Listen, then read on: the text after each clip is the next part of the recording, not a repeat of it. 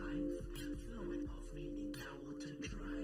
When I get bold, catch a boy, save a life. Cause drought be coming soon. And whiting running to moon and Mars. As if escape could undo scars. Like why you with me so hard? Man didn't ask to come to your yard. Like why you with me so hard? Man didn't ask to come to your yard. Is this a part of the master plan? If so, what do I bring in?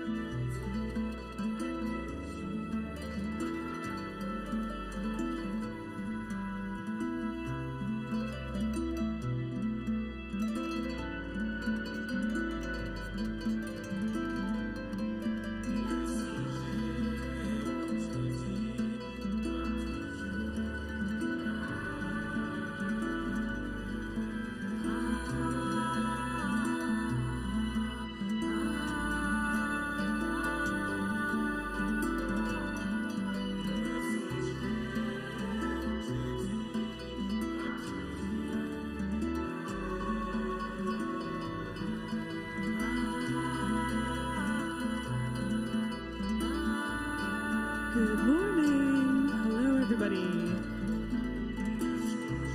Thanks for coming.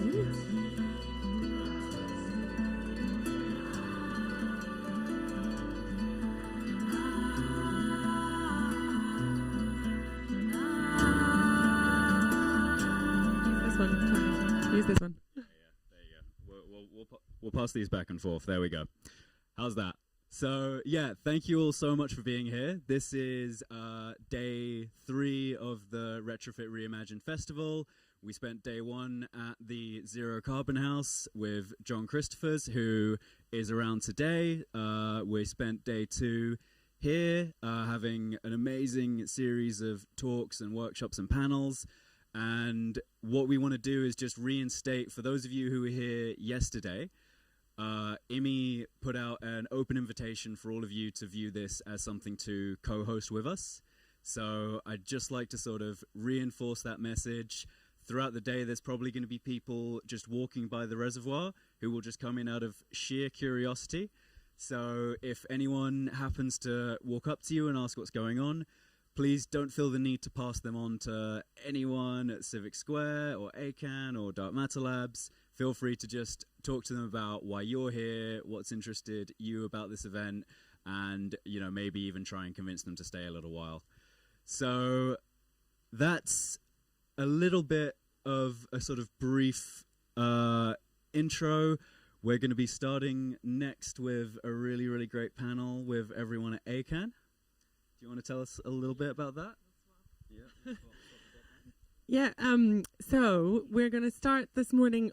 The two main bits are going to be in here this morning, and then we'll explain a little bit more about the rest of the programming and the running of the day. But we are going to kick off this morning with a panel with Sasha Josette from Breathe, and Sasha will tell you a little bit more about her work with Breathe. And we've got Rosie Murphy from ACAN, and wearing a number of other hats as well, and Rosie will explain who she is. But it's going to be a sort of a... We've decided this is going to be retrofit agony ants this morning. So there was some joy and there was some agony yesterday, but we're going to continue a little bit with that. It's going to be a pretty short, snappy session, just a half hour. And we are going to talk around issues of access to and intersectionality around retrofit. So we talked a lot yesterday about there needing to be a role for everybody in this being retrofit, this being reimagining our neighbourhoods. So if we need everybody, what do we need to do to make sure that there is space for everybody, and how do we make that happen? So you see we have a little prop here. We have a box that has some beautiful artwork of dandelions, and the dandelion is a symbol that Breathe uses their logo, and we got some kids to do some paintings of those on this box. But in this box we have some questions that we haven't read, so we're going to just pull one out at a time and spend about 5 minutes, you know, chewing down on what that brings to our minds and from our personal experiences. If there are questions that you would like around this topic to sort of be explored, or you have thoughts or reflections that you'd like to add to that, please do. We'll take the questions away with us, and we'll have a little think about what we'll do with that next. But this is a conversation that's happened outside and is continuing through this space and will be taken further. So, yeah, I don't know, do we need to do any practical things? Like, you all know from yesterday, anybody who was here, there are like toilets up in the red shed. You know that the reservoir is over there, and that's a lot of water, so enjoy it, but be careful. And yeah, coffee is in 2 places, or tea, and all of the CIVIC SQUARE team are wonderful hosts, so shout. And, well, don't shout, just smile at them and they will just gravitate towards you, because they just have this sense of who needs what. So yeah, thank you again, and we'll get started. I'm going to pass to Sasha. Hi, thank you for having me. So I'm Sasha. I'm a director of quite a new organising project called Breathe. We do community organising for climate justice.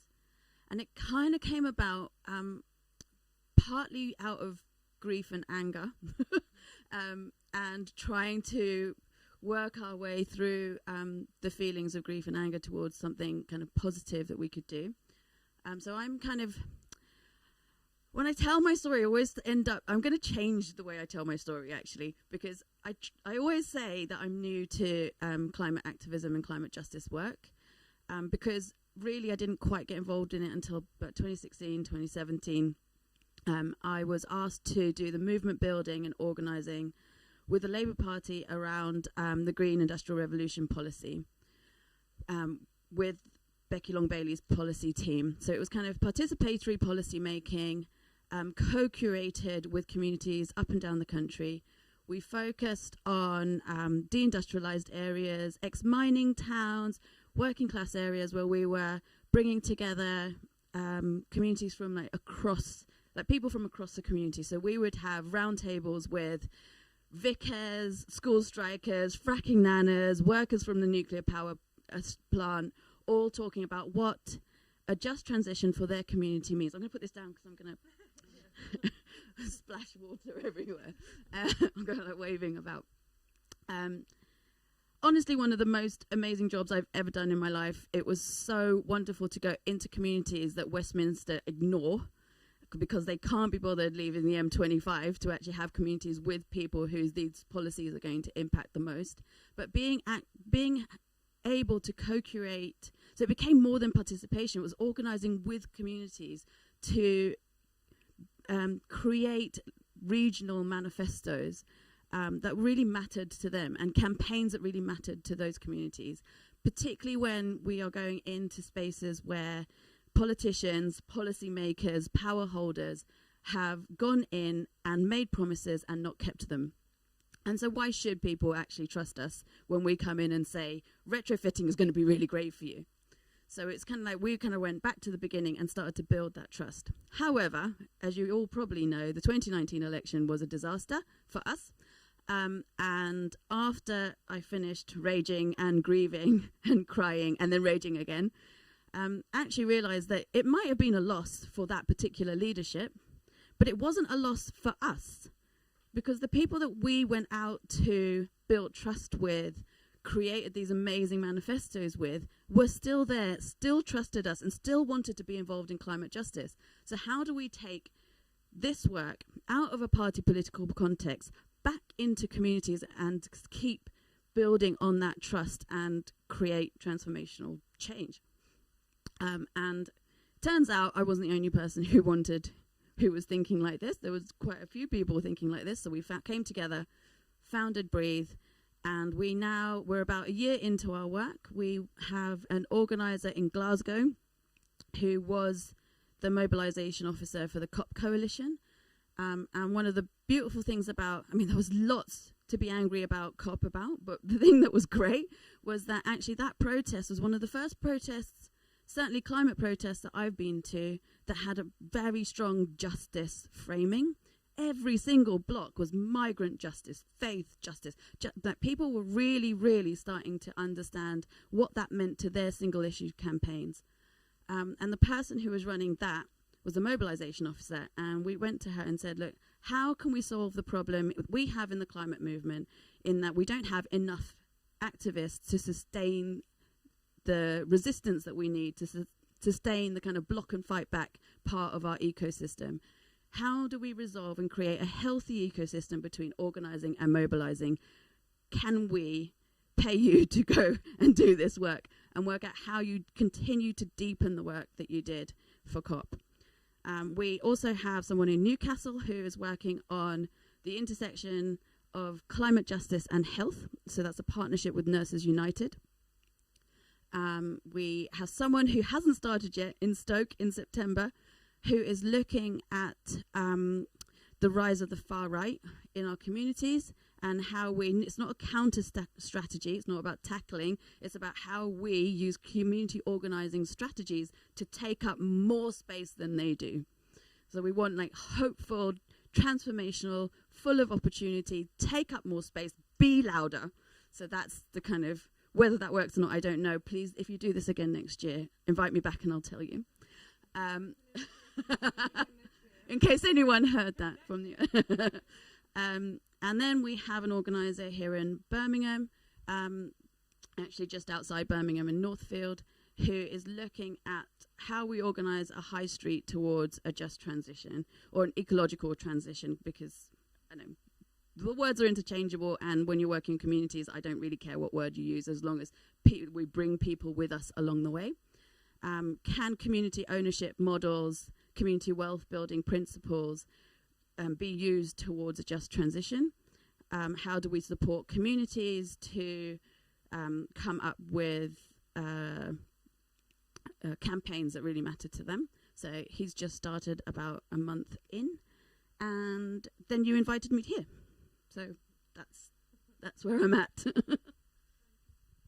Thanks very much, Sasha. Hello, everyone. So my name's Rosie Murphy. So I'm a part of ACAN, and my role within ACAN is now the Diversity and Solidarity Coordinator. So I came to do this role, and I'm going to be speaking to you today from the point of the fact that I'm relatively new within the architecture industry. I've just completed my Part 2 with on the Sustainable Architecture course at the Centre for Alternative Technology.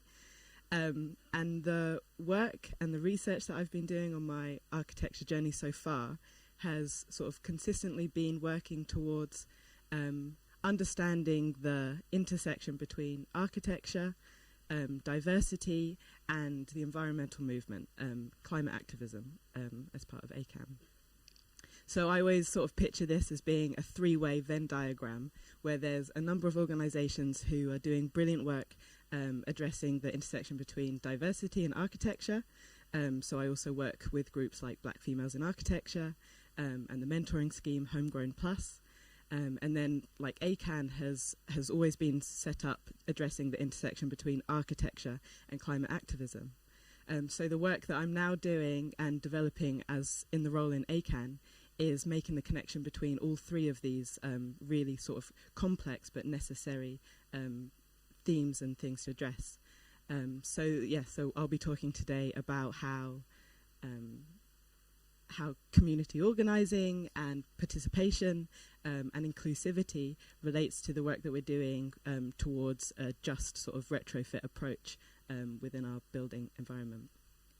So one of the other jobs that I do is with a really great social enterprise called Matt and Fiona, where we work with children and young people by doing small-scale built projects and installations, and we can ask young people how they see a way to improve the built environment, and then actually providing them the tools to be able to bring those visions to life and empower them to see their visions turn into built reality. So that's me. Thank you. So is this okay? You can hear me? So I think what we'll do. Well, you know me kind of. Maybe I'm Sarah. I'm also in the steering group of ACAN with Rosie. But honestly, I just feel a little bit more like doing a lot of listening because there's, an awful lot of knowledge and experience here to my left, which I think I would love to hear more of. But should we jump into the agony ant box? Can I just respond to, and then I have a question for Rosie. Oh, well, let's go there. Let's go that way. So, both of us have said that we're new to climate work in our introductions, but I'd like to kind of push back on ourselves and the framing, because actually I'm a political exile here, and I was here, I've been here since I was 5 years old. I come from a colony, and as far as I'm concerned, my first climate campaign was independence. So that struggle is deep, deep, deep in my bones. Even if I'm new to the climate sphere here now, the reason for that being that actually I've never felt particularly welcome in it because it is so white and middle class, and I didn't see myself mirrored there, and I didn't see my struggle in terms of independent struggle and anti-oppression really kind of prioritised within the movement. So I just wanted to reframe that a bit, and in the spirit of intersectionality, bring that into our conversation. And I also wanted to ask you, because I studied architecture, so one of the reasons why I left is because I did find it like a real, old boys network, really white. And at the time, I didn't feel like I had the emotional, psychological resources to really kind of like inhabit and navigate the world in order to do well in it. and I ended up moving on and doing something else. In your work, how do you approach white middle class architects, people, community, like coming into a space where we're trying to organise? Thanks for asking. So I think I suppose. Oh, thanks. Thank you. Is that better? Yeah. So I think my way of thinking, working, moving to within these spaces, I take it often negatively as being quite a personal responsibility, and this is something that sort of people from a lot of sort of underrepresented groups will end up feeling. So I take it as a personal responsibility to leave spaces that I see as being unequal or unjust, to work within them so that anyone coming sort of behind me, the younger generation, can find it in a better position and in a better state than what I've sort of been going through. So that's why I've always gone back to sort of my places of study and educational institutions, because as a student in these spaces, it can often like be a real space for discrimination. So I've gone back, organised mentoring schemes, done training with tutors, worked with ACAN through the ACAN education group to develop the culture within educational institutions, so that for future generations they don't have to face the same sort of negative experiences that myself and countless others have done before. So I think it's that sort of proactive approach which makes it even remotely approachable. And I think that's one of the things that I find quite positive about networks like ACAN, and which is definitely part of the conversation about retrofit, is that when it becomes a sort of a sole endeavour and a personal responsibility, it can be isolating, and that's when it's the least sustainable, is when it's done in isolation. So I find the sort of collective action and group and community organising sort of the most sustainable approach to sort of sharing responsibility, so it doesn't become sort of my task alone. Can I add a little bit to that? And I'm sitting here as a white privileged person in the space that even at that place, not being male, there was enough that I left, and I'm in the process of still leaving that system because of the difficulties that I had with it, recognising that I have not got that plus and other things around it. And I've spoken to you, Rosie, before about I also feel incredibly awkward being in this conversation, in this space, because of what I feel as a guilt, I suppose, or not having license to be part of this conversation because I haven't had it as challenging as maybe both of you have had, and I often want to not speak in these spaces because I don't think it needs my voice in it. But what we have said before is that if you have a literal platform, that maybe there are other people in the audience that might also feel awkward with their privilege. But if you have a platform and a network to put the questions through it, to just make people pause for thought for a minute, to recognise the privilege in the first instance, and then to like use it, rather than, I don't want to be here going, oh yeah, I know, like me too, it's so hard, isn't it? Because it might be, but use it for something better, create spaces for, that's why I'm so interested in the work that Rosie's bringing to ACAN, because as much as ACAN intends for it to be doing all the right things, it's coming from a place and a societal structure that has made it a type of place already that it in itself needs breaking down with those sort of questions and answers. So I feel very uncomfortable here, but also willing to be uncomfortable and work through the discomfort and not have the right language, and I will get things wrong and say wrong things, but would like to learn how to do that better. And then I would like to take some of the burden of the work away, because yesterday when Kwejo was here talking about what he's doing so much work. He shouldn't have to do it. he shouldn't have to. He should be able to finish his degree. He should be able to go and follow the line of work that he wants to do. He shouldn't have to do it, and he's having to do it. And he asked everybody yesterday what, we asked, what would you want for everybody else to do? And he's like, well, keep talking about it. Don't let this become normal, and carry the conversation. And I think it's our responsibility to see that difficulty and use our privilege to take the burden where we can. I think so. I just sort of don't really know how to word that any better, but yeah. I think it was beautifully worded. And also, like, we're humans and we're messy and we get shit wrong. Sorry for my language, but it's okay to kind of like work through this stuff and feel awkward and keep growing, because we have emotions and it's a really messy world and the world is on fire. So there's no judgment here. We did this last week. I was in Hungary for a European Community Organisers Network summer camp, all on climate justice, all for like climate organisers from around Europe. And the first session we did, I haven't done anything like this before, but it was a really beautiful way of very quickly understanding the climate crisis, climate justice, and privilege. And the facilitator did this beautiful drawing of a wave. And the wave was coming towards the shore, and there were all the frontline communities. And she asked the whole room, so like, where do you stand if this was a spectrum and this room was the wave and the frontline communities? Where would you place yourself along this, like physically? So we all had to get up, and there were some of us on the front line, and then like all across the room. And then she asked us to like close your eyes and like just do your, like, really embody how that feels. And those of us that were in the front line were just like, or just like, hold the line, hold the line, hold the line. Like, we were very kind of visceral.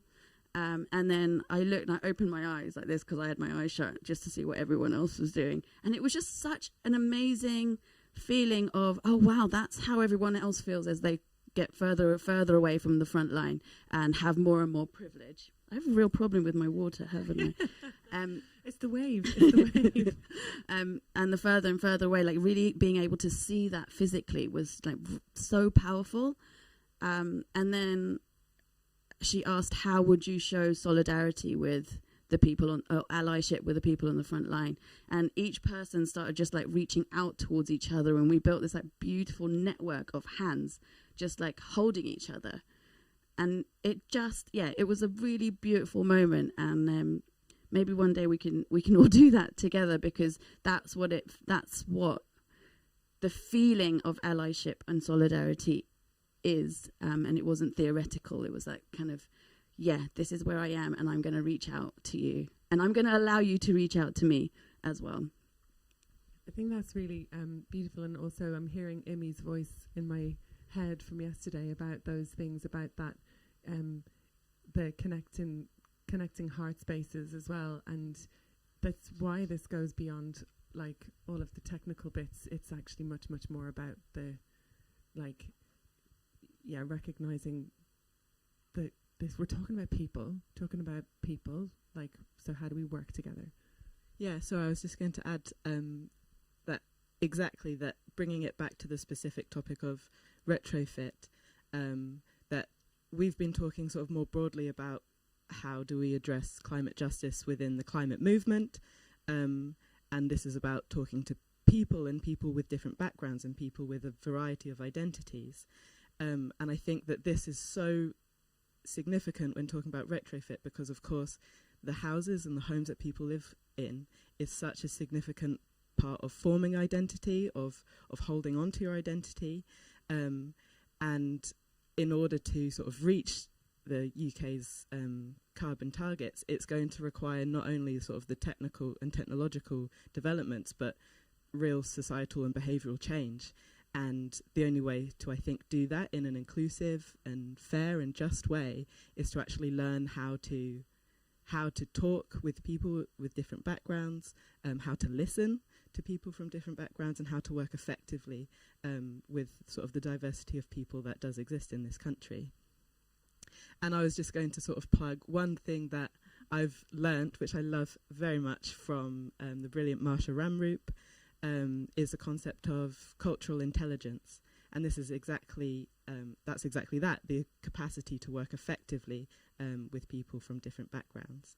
So I'm just going to read out, she describes it really well, better than I probably could. So she says, if diversity, which is the mix of visible and invisible difference, if diversity is the richness of the landscape and inclusion is the road traversing through it, moving toward the land of equity, then cultural intelligence is the best, most roadworthy vehicle to get you there. So this is basically an established framework which everyone can look into if anyone's wondering how to get started in this conversation of how do I sort of effectively listen to people that are different from me. I would really encourage you to look into cultural intelligence. It lays out 4 really clear steps and is a sort of a really accessible way of questioning yourself, questioning the work that you do, and moving towards sort of a more equitable process.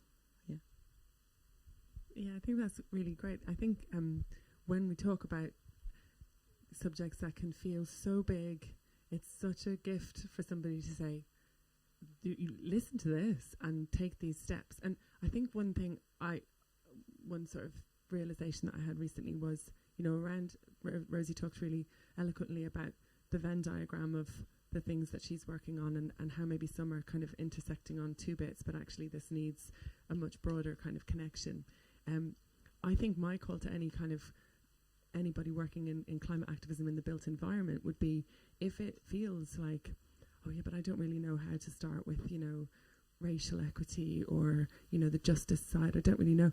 There's all those reports that you read about, like from the IPCC, or all the reports from all the organisations who've made great work around retrofit this and energy efficiency, that there is just as much great literature out there about racial justice in this space as well. And so we could do with putting the same amount of energy that we do into that kind of research into this kind of research, because they're fundamentally connected and part of the same thing. Like leaving it out, like not embracing that as part of this is actually going to do us down. It's going to take so much longer if we don't have that cultural intelligence. So for me, certainly in the work that I'll be doing with ACAN, moving on, having learned from what Rosie's already brought us, is that taking that vigor of reading all the stuff around this climate activism and the built environment into the cultural intelligence side of it as well. And it can only exponentially grow the progress that we can make in that inclusive space, I think. So we will do that and encourage anybody to share their learnings in that space with us as well, so we can broaden that discussion. I think on a practical level, like what you're going, like if I said to myself or to others, go into this particular area and start having a conversation about retrofitting, how do you start? And because that's kind of like the first step, right? After you finish reading the book and doing your research, you're going into a community, you're talking to people. How do we make that first contact? And I'm just going to share, I think, like one of the most important things, I think, for designers and architects as well as community organisers, is that we share our stories, and we invite people to share theirs. And so I'm going to share a little something about why retrofitting, even though it sounds like a really technical term, is really important to me. So I said earlier that I was 5 or 6 when I arrived in England, and it was December. And one of my earliest childhood memories is coming down the stairs. When you're really little, the stairs coming off the plane is just like... and the first thing that hit me was this bitter cold. It was so cold. I feel like I still carry the trauma of how cold it was to this day. I definitely do. And I remember going to my aunt and uncle's house. They lived in Walthamstow, and it was still cold. And the rooms were cold. And then my mum and I finally got a place of our own in East London. And we had a room in a shared house, in someone's house. So there were always landlords around, and they kept the heating down for bills, I suppose. There was always mold on we were poor. And it was cold. My childhood was cold. So yeah, this issue really matters to people. maybe if you lead with retrofitting, you might lose interest. But if you connect to people's stories, to perhaps people's trauma without being extractive, to kind of share your story about why it's important to you, you start building that connection and trust. And I absolutely guarantee you every single person has some kind of connection to wanting to be warm and living in a warm house and having struggled through that. And your kind of retrofitting revolution starts there. Share your stories. Thank you for sharing. I think on just sort of continuing that, I think that my story and my sort of connection to the topic of retrofit is sort of happening live, as I don't see myself as being an expert on the sort of technical side of developing retrofit, because I've never been in a situation where I can use this knowledge in my own sort of housing situation. I rent property. The idea of owning a house where I can make sort of these decisions for myself seems extremely distant and impossible. So I've never been able to apply these things to sort of my own living environment. And so I think in that instance, I could potentially be one of those people that feels excluded from this whole conversation, because I've got no sort of input onto what happens in my home. But it's exactly that realization that means like I am a part of this conversation, because for so long renters and young people do get excluded from these sort of decision-making aspects. That's just going to get worse, right? Because we have a cost of living crisis and an energy fuel crisis, and all the people who are feeling like the hit, it's just going to get worse and worse over the next few years. So I think there's a real opportunity right now to be organising and building campaigns and support for all the... I haven't been here for the last few days, but I'm presuming from all the ideas that have come out of the last few days.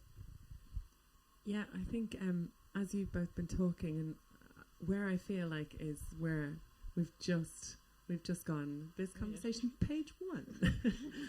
And there's like 6,000 pages to go of just how it, but on stories of connections. I feel like we want to hear more about that, because I think that's what will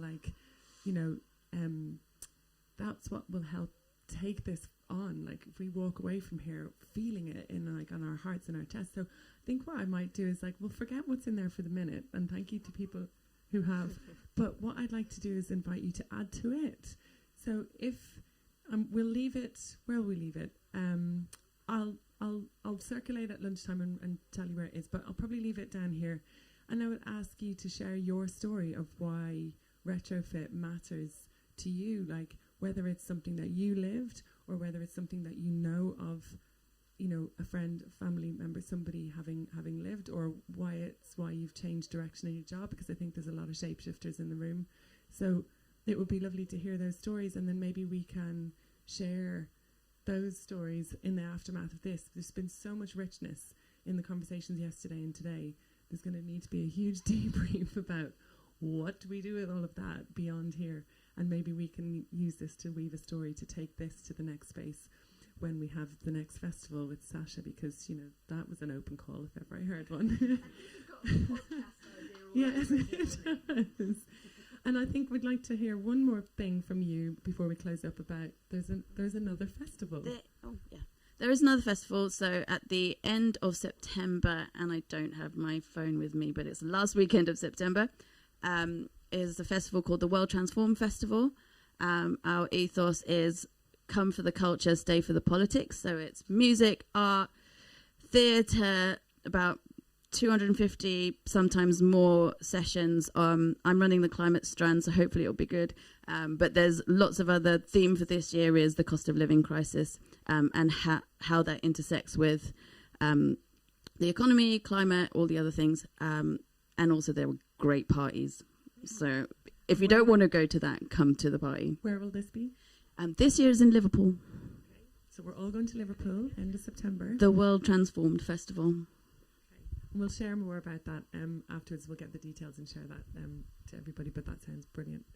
Thank you both so much for what is barely scratching the surface on something. And I really appreciate you sharing your stories. Thank you. Thanks for having us. Thank you very much. So now, Charlie and I stayed up really late last night trying to rework the schedule a bit. So this is what we're working from today. But we understand it, so that's useful. We are now going to have a panel. You can stretch your legs. If you were here yesterday, there was an IMI 5 minutes and there was an Indie 5 minutes. IMI's 5 minutes is like 5 minutes, no more. Indies was take a half hour, go stroll around. So if you want to just stretch your legs, or if you're happy to just sit there, we're going to do changeover. We've got a panel now with Hattie Hartman from the AJ. She's going to chair. And we've got 3 really wonderful organisations who are going to talk about... Well, I'm not going to tell you what they're going to talk about because actually I don't know. They've been talking amongst themselves. So yeah, please come and have a seat.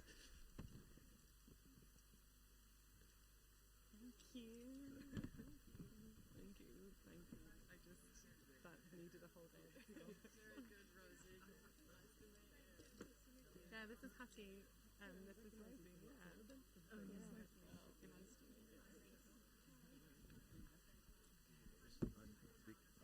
absolutely hounded by people from work not accepting boundaries. I mean, other people today, and I've been telling them all I'm on the kind of leave that can't be interrupted. I missed the name of the first speaker, and I wanted to... Sasha Josette. Yeah, from Breathe, B-R-E-A-T. Yeah, well, it will. There is a web link which has all of those things. You need a printed one. Maybe the CIVIC SQUARE team might have had... But what was the organisation that she's from? Oh, she's from... Breathe, yeah. Sasha.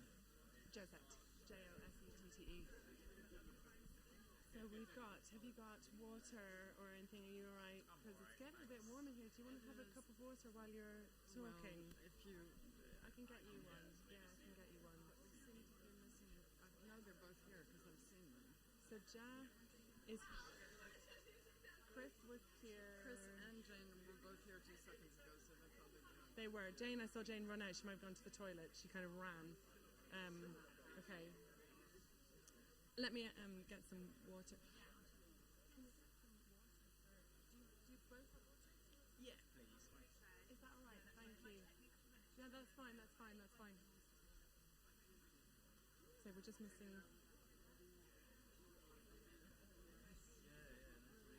You're right? Yeah, I know, but like, needs so much more space, I think, and more... I just really wanted Rosie to talk, because she's got...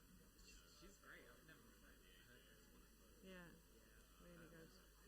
I think, yeah, I mean, even just as a framing for the rest of the day, it's a really nice way to start. Yeah, and I mean, it's obviously, particularly a one that, like, isn't easy to get to. Have a seat. Have a seat. Well, yeah, we could do... Yeah, sit in there. I was going to do boy, girl, maybe. Okay. How about that? You jump in there. Whose notes are Then... they might be Chris's. I said you two swap that way, so you sit next to Hattie, and Jane, you sit here. Let's spread you out a bit. Okay, we're just looking for... Where's Chris? Is he here? Oh, I don't want to do that.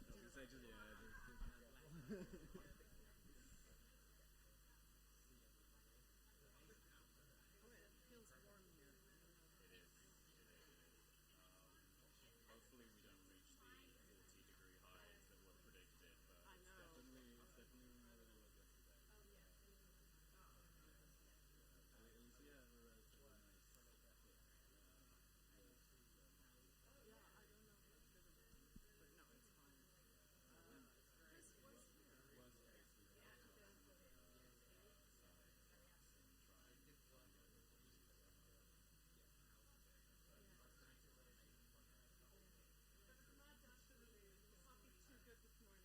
relatively nice. He's here. He's coming somewhere.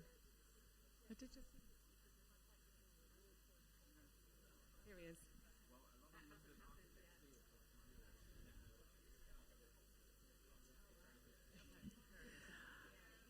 Okay, folks, we're going to move on and try and keep Emmy's schedule a little bit better.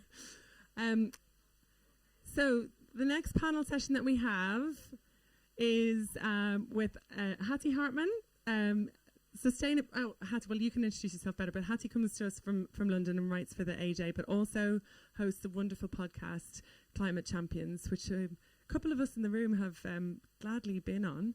And there's a huge amount of work that Hattie's looking into around retrofit and domestic retrofit at the moment. So catch her back catalogue with that. We then have Jack Richards from Additional Studio.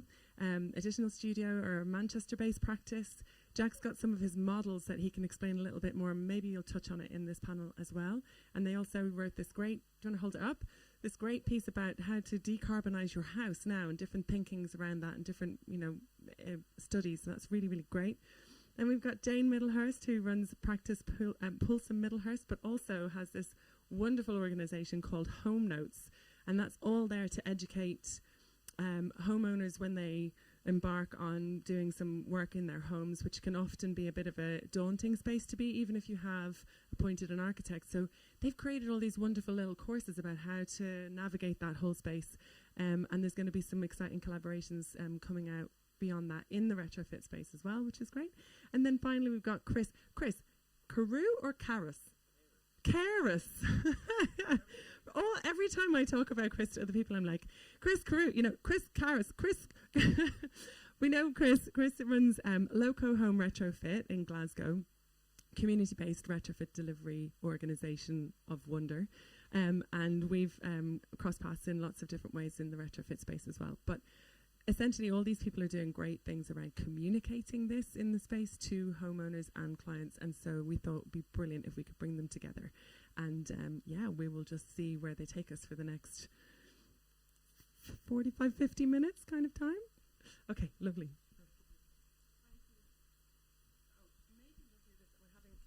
We'll give you that one. And I'm not sure why this one isn't working. Hello, everyone. It's so wonderful to be here. And now, Sarah, you've done the introduction. Sorry. Which is fantastic. So I just wanted to say that yesterday I arrived at lunchtime, but the way this discussion is really broadening the reach of retrofit and the conversation around retrofit, including the kind of honesty of discussion that we just had in the last session, I think is so important, and we just need to broaden that. But I wanted to get, before we start, I wanted to get a little bit of a sense of who we've got here in the room. So I'm wondering how many people would call themselves community organisers, if you just put your hand up. Okay, quite a few. Chris, you're not putting your hand up. Oh, yeah. How many architects or former architects? Quite a lot, actually. Engineers? A few. And who else? Greeners, urban greeners, any urban greeners? I think that's such an important kind of world that often gets left out of this discussion and just as important in retrofit. Yeah, okay, none. All right, well, lots of architects. Well, that's very relevant to the panel we've got now, and I'm really looking forward to it. So, let's see. Let me just get myself together. I wanted to say one other thing on this topic of retrofit. Yesterday morning, I was at my yoga studio in London before I caught the train, and I saw one of the teachers I know whom I often chat to because her son is an architect. And I said, I'm going to this retrofit festival in Birmingham. And she said, what?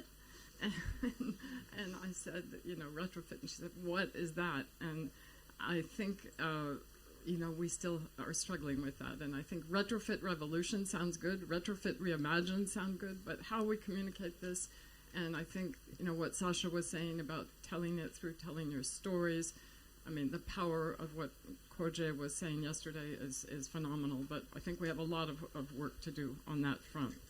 And I really like the other theme that came out yesterday is Emmy's message that there's a role for everyone in this. And I think for myself, I've heard a number of people here say they kind of have come to this space recently in the last 2 or 3 years as climate emergency has ramped up. And I've been writing in this space for maybe 15 years now. And for so long, I felt like I was a lone voice talking to a wall, and I had to fight for every inch of space, and no one was listening. And it's fantastic to see this kind of surge of awareness. And I remember going to the first ACAN meeting, and it's like, why do we need another group? And I was wrong on that one. But actually, in my list of who's here, are there local people who just want to find out more about what this whole thing is? I think that's, I really applaud the work of CIVIC SQUARE and what you're doing. So, I also just wanted to mention one thing that we've been working on at the Architects Journal, which many of you will know, and this is masterminded by my colleague Will Hurst, is a Retro First campaign. And I think that this has really, the premise of the Retro First campaign is that before any building is demolished, you really need to scrutinize, can it be reused, and if not, how much of it can be reused, and if it's going to be demolished, what happens to everything that's torn down, where does it go, how much of it can be avoided not to go to landfill. And I think this has really put this issue squarely in front of not just the profession, the architecture, the design professions, but the industry. It's been picked up in the broadsheets, and it's really gotten traction. The biggest win so far is that Marks and Spencer Oxford Street Edwardian store was proposed for demolition, with a kind of anodyne 10-story building going up that targeting BREEAM Outstanding, and that has been called in for review by Michael Gove, and who knows now, he's got other things to think about what will happen. But the fact that it got to this point and we were able to stop that demolition and have that project reviewed is a huge, huge win. So that is the power of what can be done when you get out there and fight for something. So now we're here to talk about domestic retrofit, and this is the thorniest topic of all. I was talking to Chris earlier, and he said he thought this was kind of a technical topic when he launched into it, and he found out, no, this is a social topic. This is an everything topic, because as you said earlier, I think, Rosie, it touches people's lives and their homes. And I've been delving into this a little bit recently on my podcast, so the first person I wanted to interview was Sarah. I think Sarah deserves a huge round of applause for everything she's done to make today happen. And the second person I spoke to was John Christophers, who's been on this journey for so long and welcomed us all to his home last night. I think another round of applause. The current episode is with Jack, so if you want to hear more from Jack after today, you can have a listen. So we've given our little panel a title, Emerging Retrofit Practices, because these are kind of ways of going about it. And we've got three people coming at this from really different angles. Chris in Glasgow, Jack in Manchester, and Jane, I would say, mostly on Instagram. Yeah. And each speaker is going to talk for 6 to 8 minutes, tell you a bit what they're up to. And then we're going to take questions from you. I hope you'll have lots of questions, and I've got a killer question in reserve. So first we're going to hear from Chris, and he is trying to jumpstart this in Glasgow almost single-handedly, a bit what People Powered Retrofit is doing in Manchester. He's working small, he's working local. One thing I have to tell you about Chris is that he completely retrained about 4 years ago. His background is in engineering, but he's been in manufacturing. He's been, I think you told me, selling toothpaste. Okay.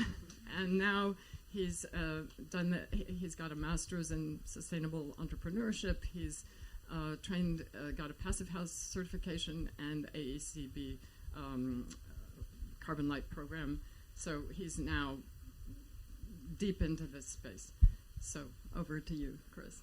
Thank you very much. So Local Home Retrofit, we put ourselves forward as a community intermediary for retrofit. And we're very much inspired by the work of Carbon Co-op in Manchester, and the key idea is to try and stimulate both the market and the supply chain, and those two things have to be done together, because the first barrier home owners or households run into once you've marched them up the hill and they've got the money and the plan and everything organised, they can't find someone to do the work. So these two things need to come together, and that's the kind of the core of what we're trying to do. So this afternoon I'm on a panel if you want to hear more about how the organisation developed, but I'll just talk more about what we're doing and the experience of dealing with households and how that's going. So there's three. Yeah, but just a little bit on that. Just it was a career change. It was trying to find a greater purpose for. That sounds grandiose, but like my mum says, I'm having a bit of a midlife crisis. Maybe she's right. But I hit my 40s and I'm sick of my job and felt like I wanted to do something more useful. So how can I get into climate action? Went to do the masters, found a niche which really addresses my interests in community development, because I have 10 years background as a community councillor in Glasgow, and how can we use social approaches like that to address deep climate intractable problems. And home decarbonisation is, I think, the most difficult on a social level, on pretty much any level really.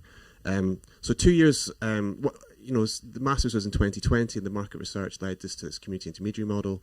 A year of working up the courage to get started, and then about a year ago we incorporated as a community interest company, so an asset locked non-profit, but also we had Co-ops UK write the Articles of Association, so we're incorporated with the international cooperative principles baked in. So we're a membership organisation and we're a multi-stakeholder co-op, so that means, or multi-sided co-op.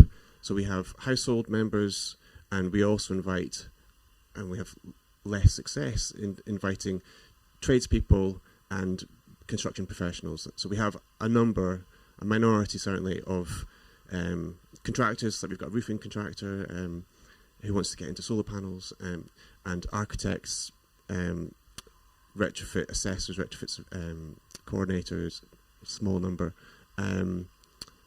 chartered surveyors and so on. So we're co-op, and there's three things that we're doing.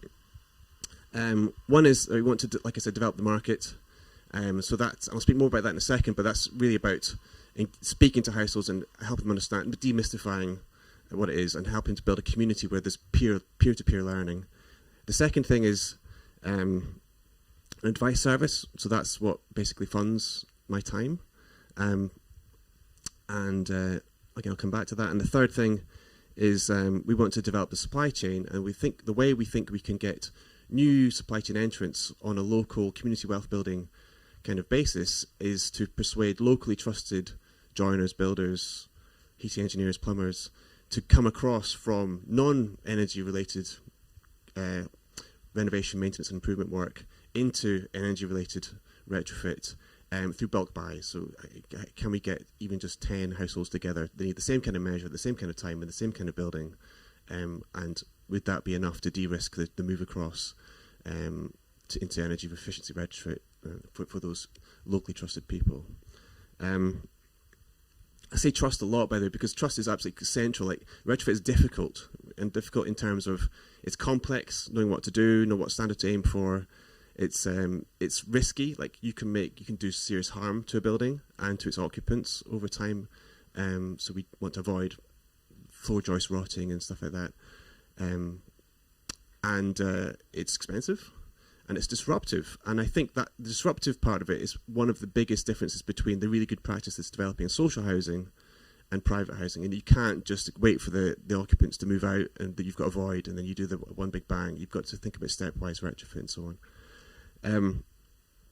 So talking more about, going back to the, like what we call the market development, which sounds like a very businessy term, but essentially me and my co-founder are trying to create new work for ourselves, better work, which is better use of our time and our skills, and which addresses our social concerns about, we can think about non-profits, and co-ops are really important because the alternative economic models is for profit and perpetual growth, and those are exactly the things that got us into this mess.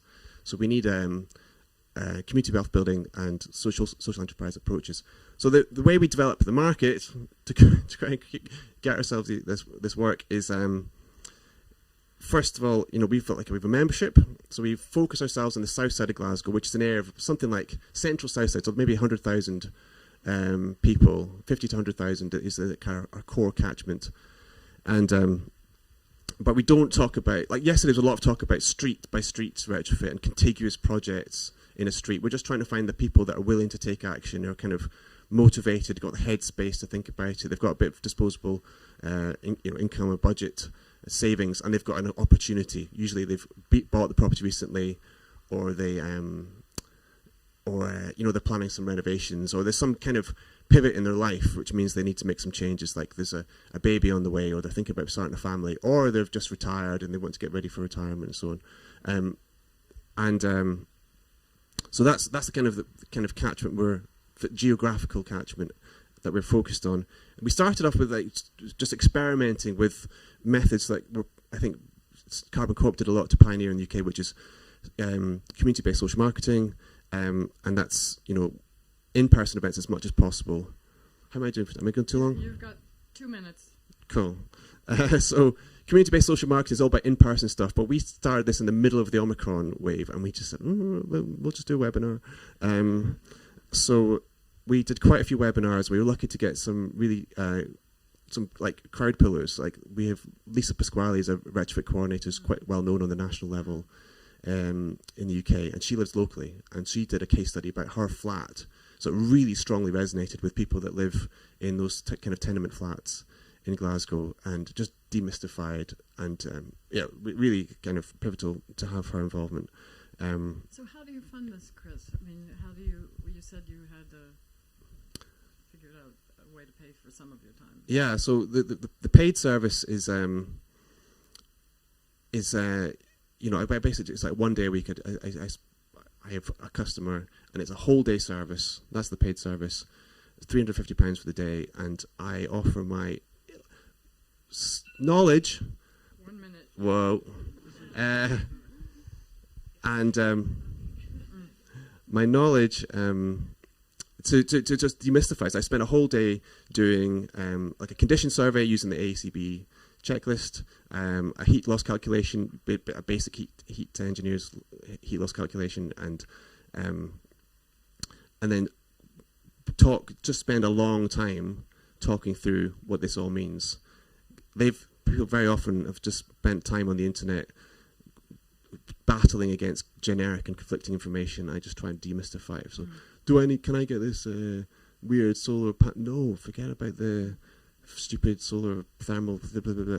Just the options here are X, Y, Z, and realistically, considering what the local authority is saying, and this is what you should be thinking about. This is what's going to make the best use of your budget that you've said you have, and so on. So that's the paid service. But mostly over the last 2 years, it's been savings. I'm in a position of privilege, and I've used that privilege to fund this new endeavour, and try to create an employment point for myself, and then soon I hope for other people. Fantastic. Well, now we're going to hear from Jane, and I think one thing that's common to this panel, and it was very interesting because I think Dark Matter Labs framed this yesterday, and I hadn't really seen it framed quite this way in the many, many discussions about retrofit, is the kind of able to pay category of people. And I think, as architects working in this space, you're most likely to be dealing with those who are able to pay, and even in the work Chris is doing, you're saying you need people who have a bit of budget and a bit of headspace to think about it. But Jane has tapped into this market in a huge way. She has almost 12,000 followers on Instagram who want to do something to their homes and figure out how to do it, and I think you're pivoting now to look more into the low carbon angle. So tell us about your work.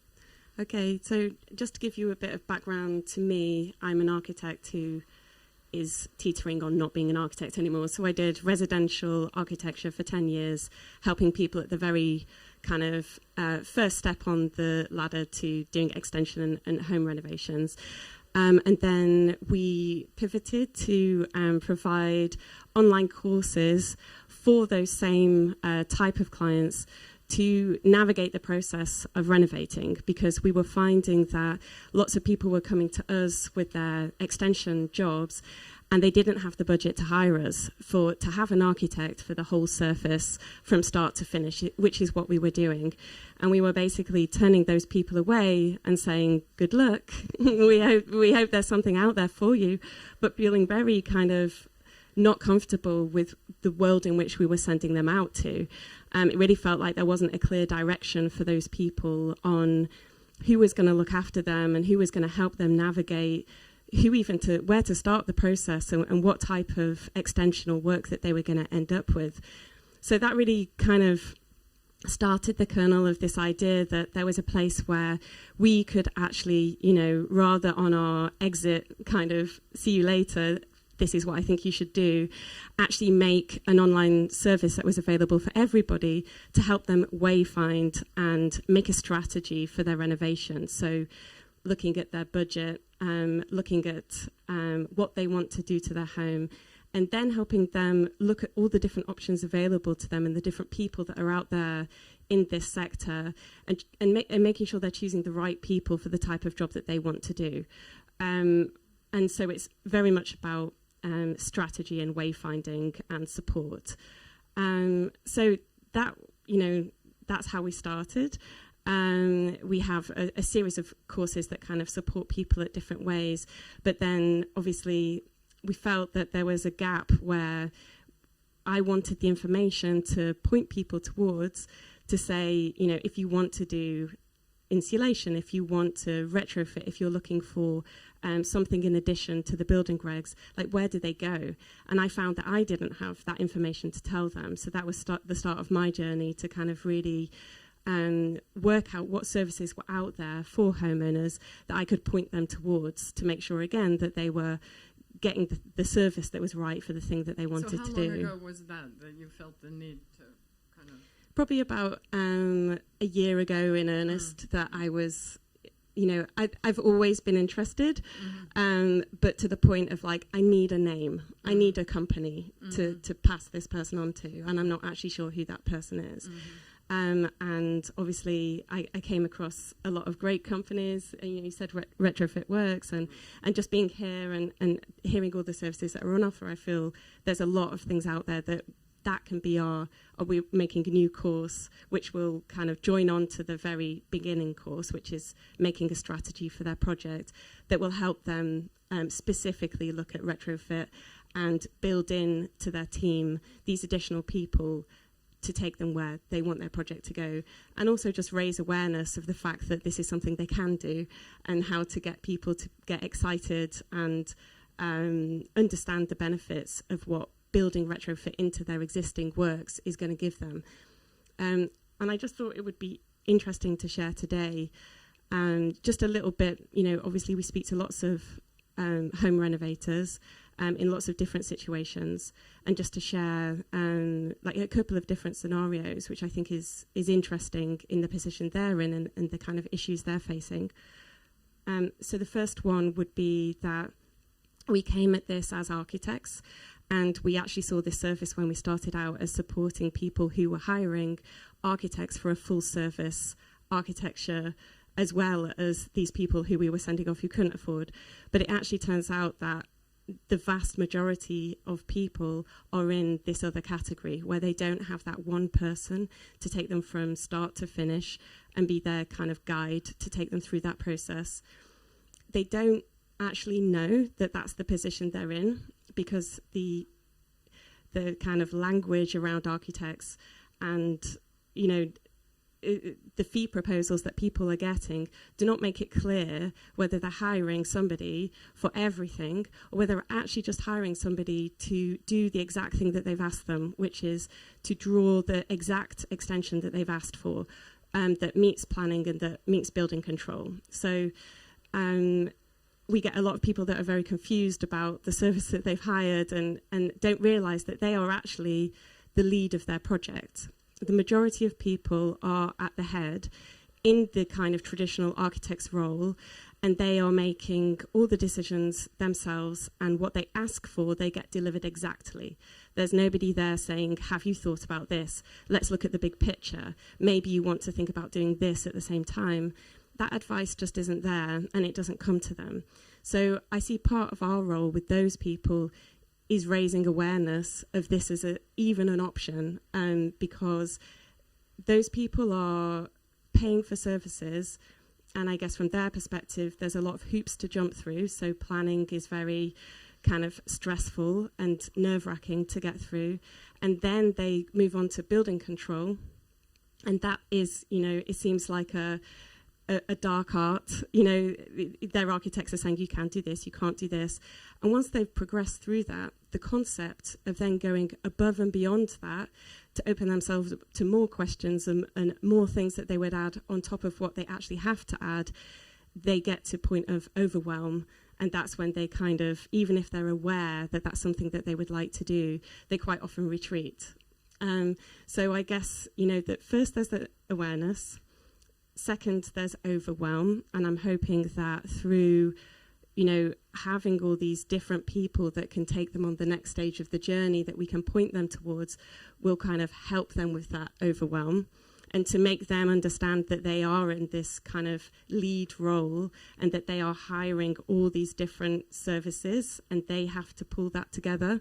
So just because their architect has given them this drawing, that architect is not capable or in a position to oversee somebody who's offering retrofit coordination, for example.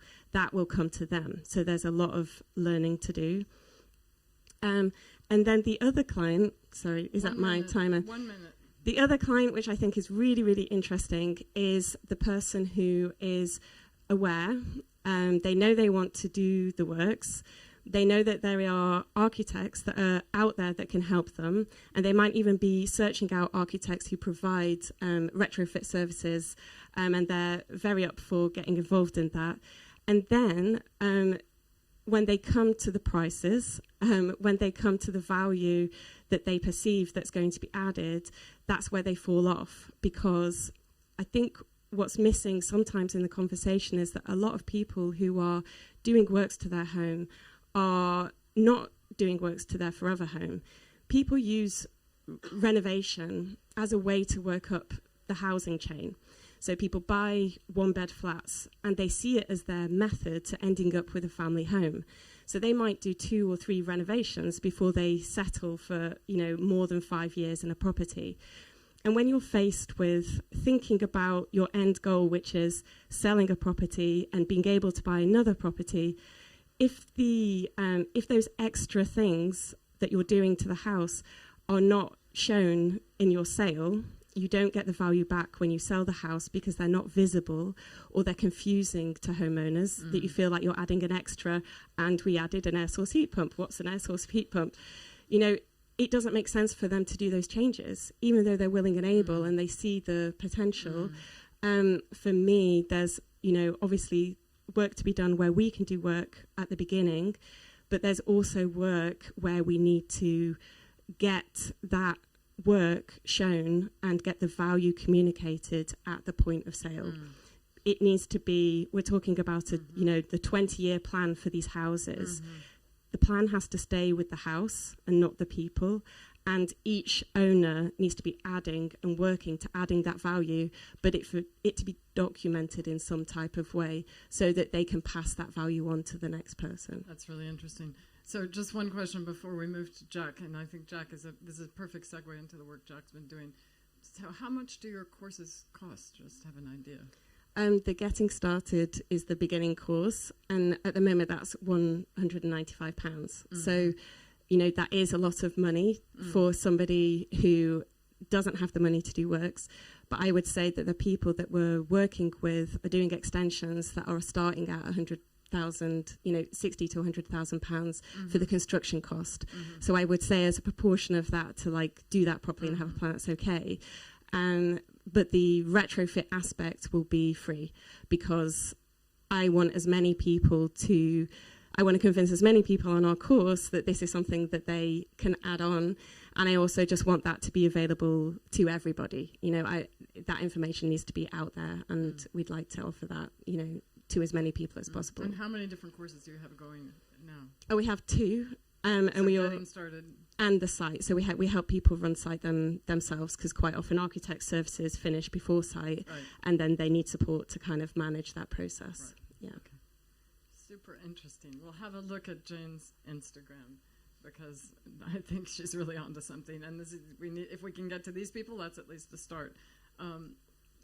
Jack, you're very much in the same space, but you've taken it in a different, kind of more bespoke direction. So, yes. So, I'm optimistically what's known in the profession as a young architect, and if you're sort of dissatisfied with the status quo and your circumstances allow, as a young architect, you tend to try and set up by yourself, and that's what we did 3 years ago, to try and do things differently. And then on doing that, you get to design people's kitchen extensions for 10 years.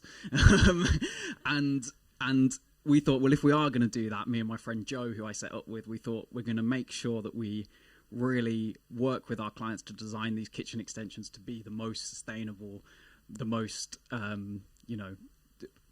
really, really, really good for with our small bit of agency, we try and do things well.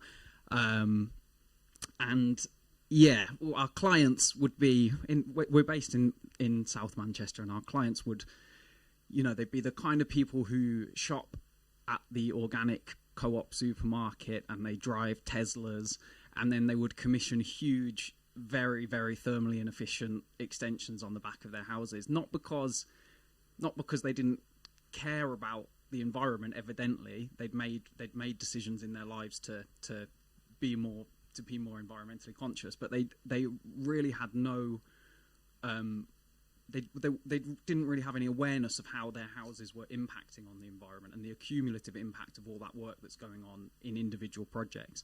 So we found that we were really struggling. We were. I mean, Joe, my business partner, is more argumentative than me, and she was very willing to get into arguments with clients to try and persuade them that they needed to undertake retrofit works rather than putting in huge bifold doors over the back of the house, or it was unwise to put in a wood burning stove if you live on a road with a primary school on it, for example.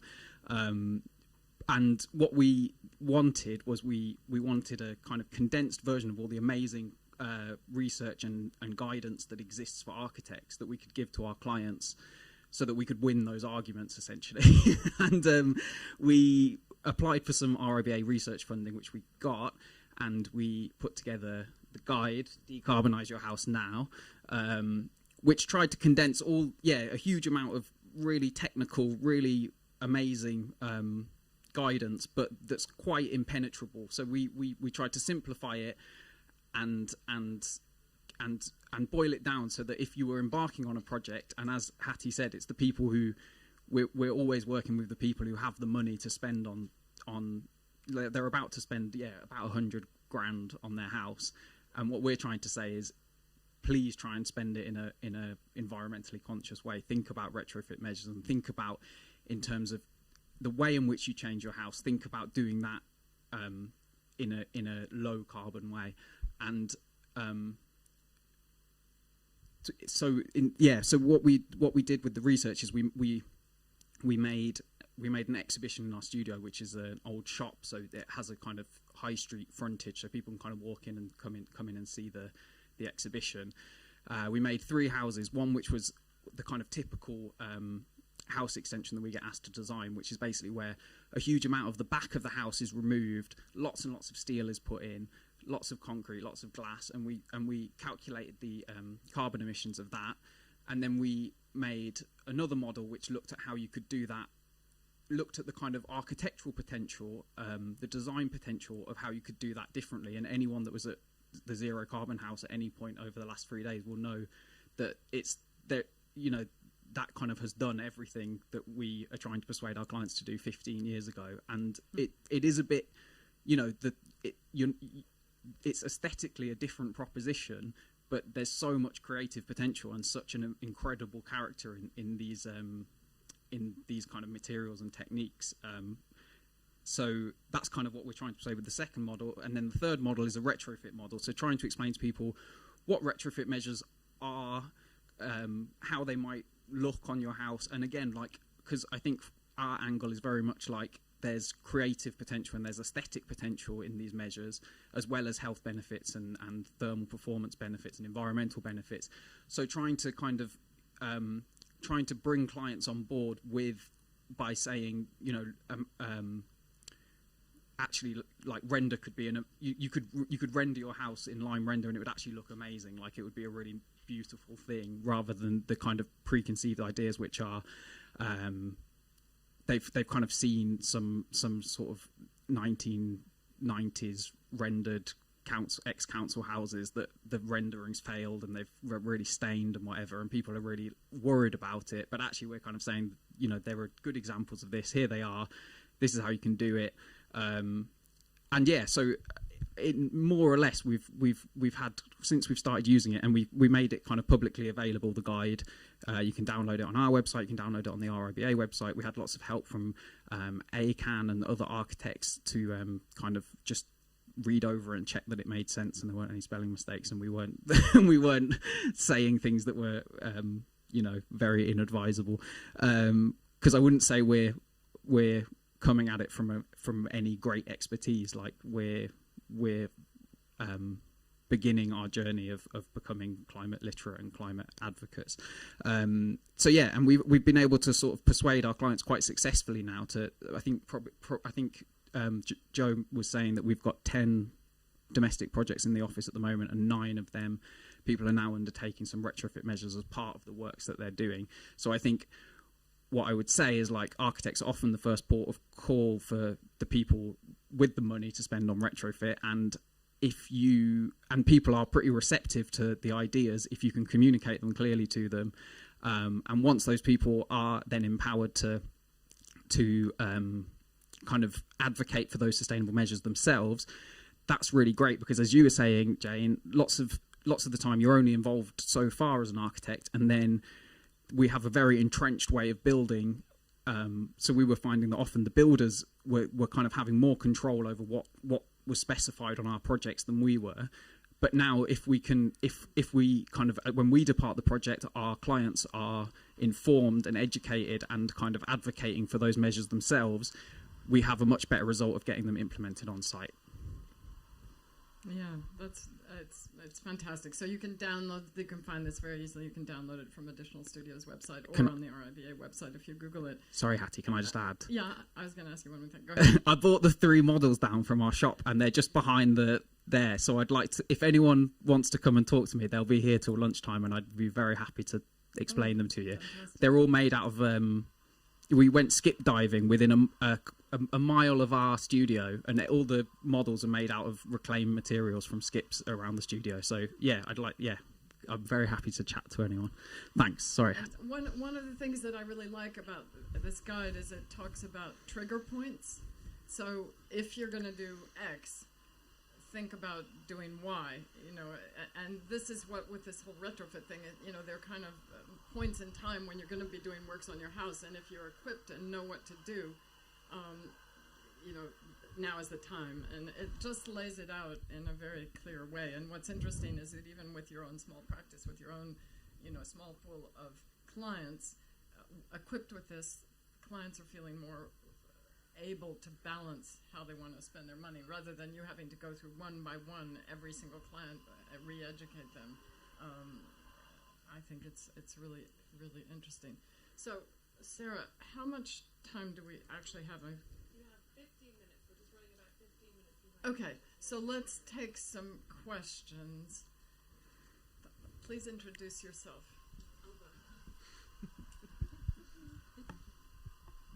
My name is Tim Weller from Hale Zone.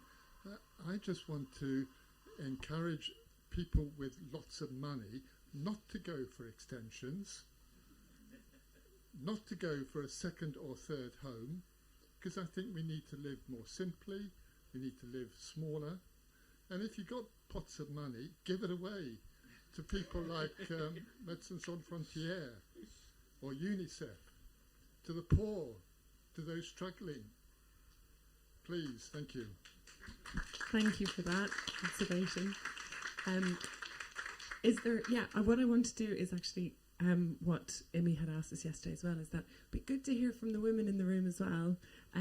So do step in if you feel. Oh yeah, here we go. Am I allowed to pass this past the microphone, or is that gonna? Let's see. Okay. Introduce yourself. Introduce you. I'm Nidhi, and I'm Vice Chair of AECB, which is Association of Environment Conscious Building, and I have been a board member at AECB for 10 years. I also work for Retrofit Action for Tomorrow in London and RAFT, which was started by Harry Paticus. You'll hear from me later on my work. So, I mean, the reason I raised my hand up was because we keep talking about whether retrofit is the right word or not, or whether we should be using retrofit. And I think that retrofit has to become not retrofit, it is architecture reimagined, because it has to become part of architecture, it has to become part of the profession, it has to become part of the education. It's not an add-on anymore, you know. It's like if we are going to decarbonize our world, we have to have an architecture reimagined. Thank you. Thank you. I will say one thing on that front. I think the schools are starting to get this, and it has to start there. But yeah, I mean, and yeah, we use schools as a launch pad. Yeah. I'm going to go to Sasha, and then I'll come to you, Paul. Paul, right? Two things. I think, I'm sorry, I don't know your name, the one that said about not. I think there is something in there about like some kind of pay it forward strategy with people who have loads of money to do this. I don't see why, if it costs like £185 to do your course, for example, and someone has a lot of money, they could pay for someone who doesn't, perhaps. So I think there's actually something there. And I'd really like to ask you all if there's any organising happening with the builders, building and construction industry, because I'd be really keen to hear more about that. Thank you. Chris, do you want to speak to that? You're in tradespeople, working with tradespeople. Oh, sure. Yeah. So taking the builders question, yeah. So like okay, random thoughts. We think community wealth building and taking an approach that brings in small, like micro traders, like micro enterprises, sole traders, is really important for two reasons. One, there's just not enough big companies. In fact, more reasons than two. Second, big national companies going street by street doesn't address the huge trust issue about taking disruptive, invasive measures in your home. And did I say there's just not enough people? Like, we just need everyone. So we're really keen on trying to find ways for local builders to get involved. It's just there's just huge hurdles for them to get the accreditations, the training, the risk involved for them on pricing these jobs that they've never done before. It's just super difficult. Do you want to, do we take each question in turn, or do you want me to touch the other ones? Or? Well, I was going to ask Jane, do you think there's could stand on legs the idea of, you know, someone paying for a course for, you know, having like is it Tom's shoes? You every pair you buy, you know, one. I mean, yeah, that's a really great idea. Yeah, it really is. Yeah, I think there is. It's funny that every project, however big, is over budget. Yeah, which is just, you know, it's just it's a sad fact that what everybody wants to do, they can't afford what they want to do. And I do think it is about, you know, I think that thing about not extending, and I know you've spoken about this, Jack, as well. Like, we often talk to people when their budget doesn't match what they want to do. It is a process of reevaluating the whys. Like, why do you want to, you know, that's part of the brief making process. Like, why do you want this? Is there another solution? You know, is there something you can do that's actually within your budget? I think we rarely come across people that don't feel like they're scraping together money to do something to their house, which I guess is the thing that is a slight barrier to that, because they've already, you know, that it's kind of, maybe when they get to the end of the process, that would be a good time to pay it forward, you know, that they can pass on, you know, something, you know, after they've been through the process. I think at the beginning, they're just being told, you don't have enough money again and again, and that would be an interesting thing, but it would be interesting to know where in the process we can kind of get that pay it forward option. Yeah, I think it's a great idea, because I think everybody needs a strategy, and so many people who can't afford that still need a strategy and still need to understand. Yeah. More questions from the floor? Hi, Paul Tester, Hem Architects. It wasn't really a question, it was more of an observation following from Jane's point about the fact that they're going to make the retrofit information or retrofit course free. Having been sort of in the low energy retrofit space for quite a while now, I came into it not particularly knowledgeable or skilled, and it's such a generous space. Jack and I were talking about this earlier. We share as much as we possibly can on our various platforms for free, because that's the way that I learnt. I haven't paid for very much training in this, but everybody in low energy, low carbon is so generous, and we as an industry need this to become normal and not, we could say we're carving out our niche at the moment, we want to protect that, but if we protect that niche, we're going against what we're trying to do, I suppose. So that was just my observation. I just add to that. I think that's really fair point. There's a lot of knowledge share going on, and I think there's an arm being reached out into where that knowledge needs to go through that conduit of Jane and the work that she's doing. But actually, a little later on, there's going to be a skills panel, and they'll be talking a little bit more about who's doing that work and who's making that available. And there's some really exciting things happening on that. So if you're interested in the skills bit, there's more on that soon. Great. Bobby? Yep. Yes, but carrying on from what Paul just said there about, and it's just interesting there in the panel you were talking about aesthetics, and as I guess we weren't really commenting on aesthetics kind of stuff, but it is a big part of how we see and perceive and experience built environment issues, and it is meaningful. It's part of storytelling too. And I was just wondering, like, do you think like there is, obviously with aesthetics of green architecture, it's a lot of like, putting trees on stuff, on big shiny buildings that might be energy bad for the environment, but look good. I was wondering, do you feel like from your conversations you've had with people, say contractors or clients, do they have an aesthetic understanding of what retrofit look like? Or do you think it's really changing people's perceptions of what they want? I feel like we've spoke about this a little bit as well. I think just to go back to the zero carbon house, what was so invigorating about visiting it was to see all these kind of ideas brought together in one space. That it's very sustainable architecture, but it doesn't have the kind of, it's still really like fantastic architecture. And I think there's obviously the kind of like greenwashing approach, and then there's also a very kind of I wouldn't know how to describe it, like I think I'd unfairly call it like crusty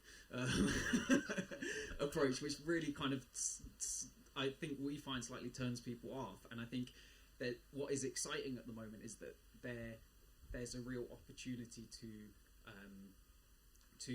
figure out what the aesthetic of like low carbon architecture will be. I mean, I think that's such a great example of it, and it doesn't have to be really kind of it doesn't I suppose in some ways it doesn't have to be that different to what we have been doing, but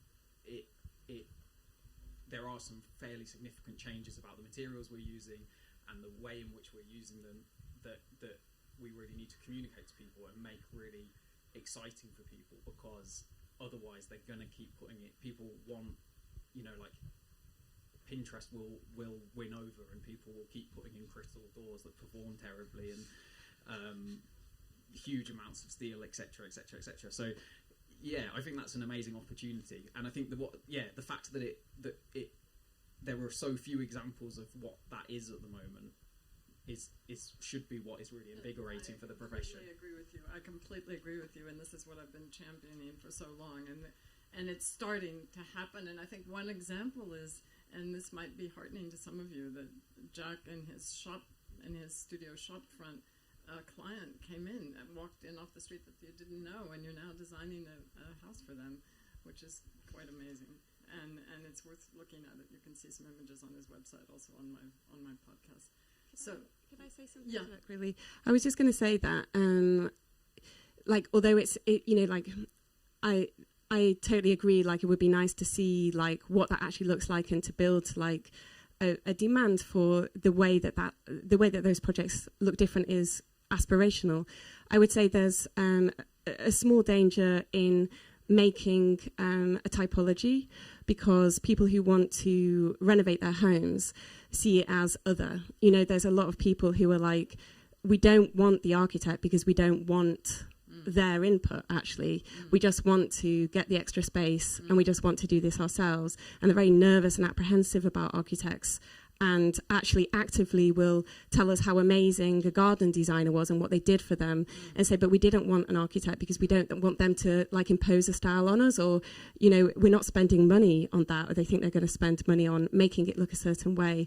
And so actually to make sure that that aesthetic is totally it's just totally different, you know, that there are so many different examples of what it is, and not to kind of hone down on an aesthetic would be really good. I agree with you about that. And unfortunately, we have a lot to overcome. Okay, so I think do I have time for one killer question? Yeah, so I wanted to ask each of you if there was one thing that could sort of jumpstart this retrofit revolution that we're talking about. Can you pinpoint something that you would like to see happen?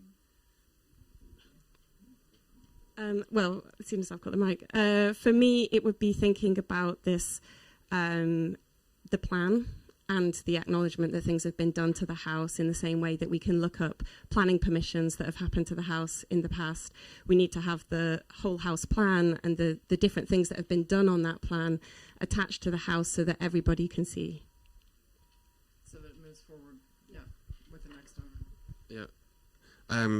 Contraries, perhaps, to what was said before, I would think putting out assets like typologies and really specific guides for specific types of homes, I think would be a big enabling factor, and making them open source. Like we need to, there's just not enough time for everyone to create it all separately. So how can we make it, and you just need to get an abundance mentality. There's 27 million homes, and just like nobody in this room is a competitor. When there's 27 million homes, like two businesses is going to be a competitor. You just need to forget that. So how can we put out assets to make these things move faster? I think if we could, turn our obsession with property in the country to our advantage, so that all programs like Homes Under the Hammer or like the Modern House website, the evil estate agent, if they were like looking at things through, everything was looking like, so the person from the ACV said, if everything was looked at through the lens of retrofit, if that's the word that gets carried forward, or that becomes the way we approach everything, rather than on Homes Under the Hammer, like flipping properties. And then if we could turn the incredible amounts of value locked in our houses, if people over the age of 55 could borrow against the huge amounts of equity they build up, I think there's a lot of people who would spend their retirement doing incredible retrofits if they could borrow that money. So, and they'd be great clients. So, great. Well, thank you, everybody. Thank Thanks. you, organizers. Thank you, panelists. Thank you so much, everybody. That was brilliant. We're going to explain a little bit more about what's happening now, because there's actually quite a lot of other little satellite happenings around here. So, Charlie. Yeah, so the distinguishing feature of today is that we have two amazing yet simultaneous programs running. So now we have People Powered Retrofit and Urbed here in the tent. And with Alex Sparrow, we have a hempcrete workshop happening just outside in the pergolas. So luckily, ACAN and CIVIC SQUARE both have an Edmonds. So you've got a Sarah Edmonds in here and a Charlie Edmonds out there. Are we related? Yeah. What do you think? Either way, you can appreciate the symmetry of the name. Either way. So yeah, I'm gonna go out to the hempcrete, and you are going to stay here. I am. And yeah, I would encourage you guys to sort of see where the weight of people lands, and maybe move accordingly. And remember that everything in this tent is being recorded, and you can watch it back later. So if you're feeling very, very comfortable in the tent, maybe just try and overcome that and come outside for a little bit, stretch your legs. and you can get first priority on all of the ice cream we have as well. So that's my bribe to get you to come with me outside. So I'm going to start leading people out now. It's true. And one more thing on that. So we've got the sort of 3 spaces. There's a main tent here. We've got this like circle, this donut of pergolas there. And then down under the trees, we have what we're calling the straw bale theatre. It's the shady spot for more intimate workshops, which will happen. We'll announce those at the next break between talks. So that, do feel it's through the gates. Don't feel like you're leaving, but we followed the shade. So you go through the gates, but you will see the straw bales and the seats that are out there for those workshop spaces. So yeah, let's just make sure that we're giving the people who've given up their time to come and talk to us, make sure we've got a nice audience for each of those. That will be lovely, very much appreciated. But the first one is by the pergolas. Follow that Edmonds, or this Edmonds, and then we'll see you right, and we might come around and organise you. So it's good. We're going to keep to it. We're going to get straight on now in here, and in here we're going to have people-powered retrofit and Urbed. It's just Urbed, and Jonathan is going to introduce them, but we'll hear from Jonathan later. Sorry, Jonathan.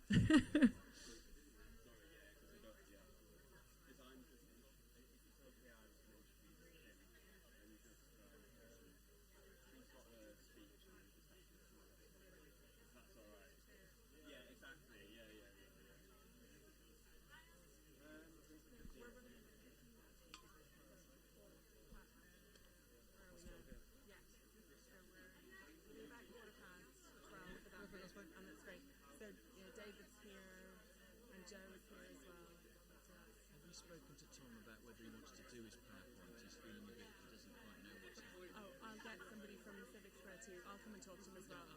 Oh no, I haven't spoken to him. I mean, if you have capacity to, but otherwise, yeah, okay. He was happy not to do the PowerPoint, did he? He didn't say that to me directly. I don't know where I've come across that, because somebody said to me he was going to be in the amphitheatre bit, but...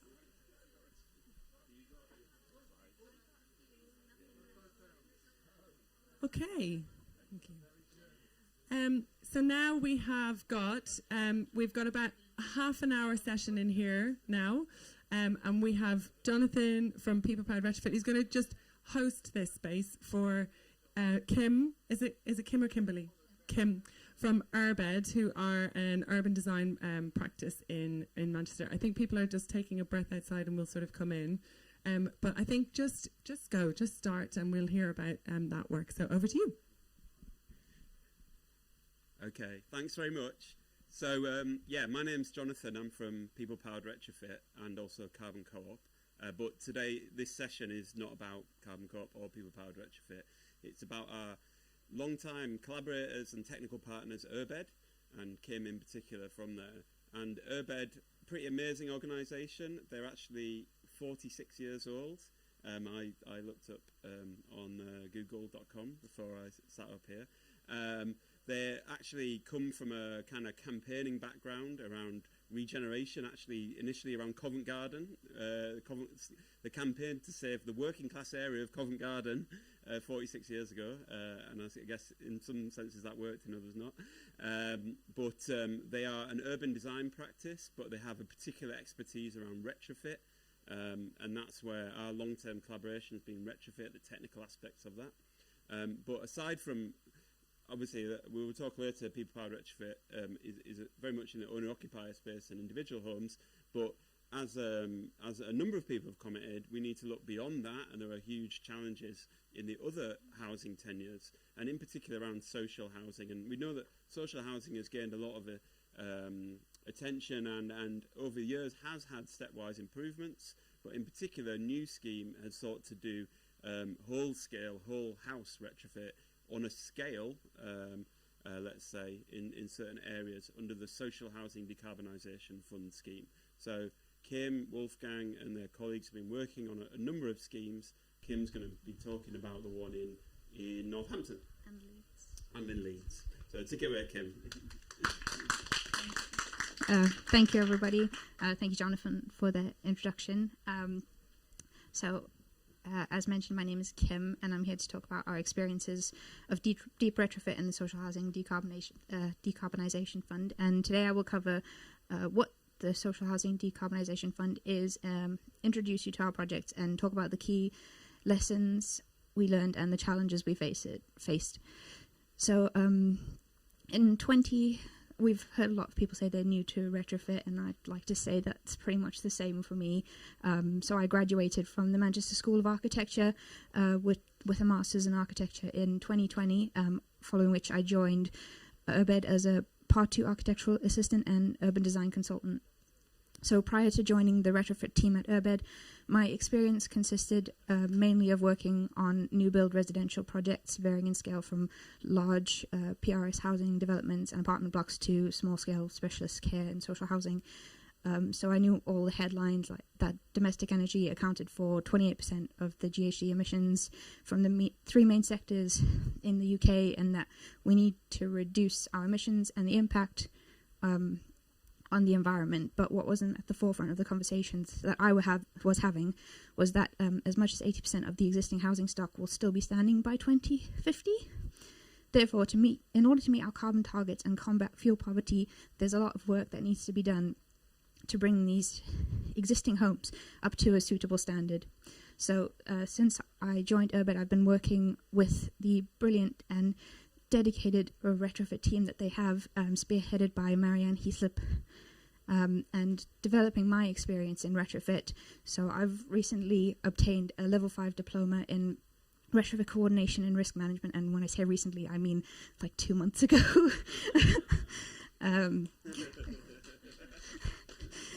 To better understand the challenges and pitfalls of domestic retrofit. So URBED, as Jonathan mentioned, has extensive experience in retrofit, undertaking projects such as home-baked CLT, the TSB retrofitting for the future, and working closely with Carbon Co-op on several projects such as the whole house retrofit assessments, home energy training, and establishing PPR, people-powered retrofit, to help individual householders retrofit their homes. But as I mentioned earlier, what I'm going to talk about is the SHDF. So URBED utilizes a whole house fabric first approach to retrofit, which means first upgrading the fabric to reduce energy demand. So by prioritizing insulation and air tightness, you can reduce the space heating demand, which accounts for the largest portion of energy usage in homes. I mean, after all, the cheapest energy is that which you don't use in the first place. So this should be done in conjunction with improvements to air tightness, improvements to ventilation to ensure comfortable and quality internal environments. So as the saying goes, build tight, ventilate right. Second would be to improve the energy efficiency of building services with lower carbon alternatives where possible, and this includes measures such as LEDs and higher efficiency boilers. And finally, installing appropriate renewable systems where possible to further reduce carbon emissions. So, oh shoot, I forgot to change the slides. And maybe we'll just move your chair slightly because I think they're projecting this way so we can see them. Sorry. No, that's not your fault. We should have been on that. Is that okay? Are you comfortable that way? Yes. That one. It should be on slide 3. Apparently it takes a second to load.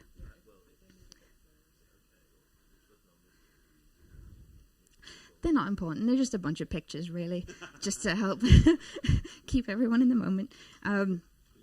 So, as I mentioned, this approach was utilized when undertaking our work on the Social Housing Decarbonisation Fund. So this funding is available to be used by local authorities, combined authorities, and registered providers of social housing to improve energy performance in their social homes.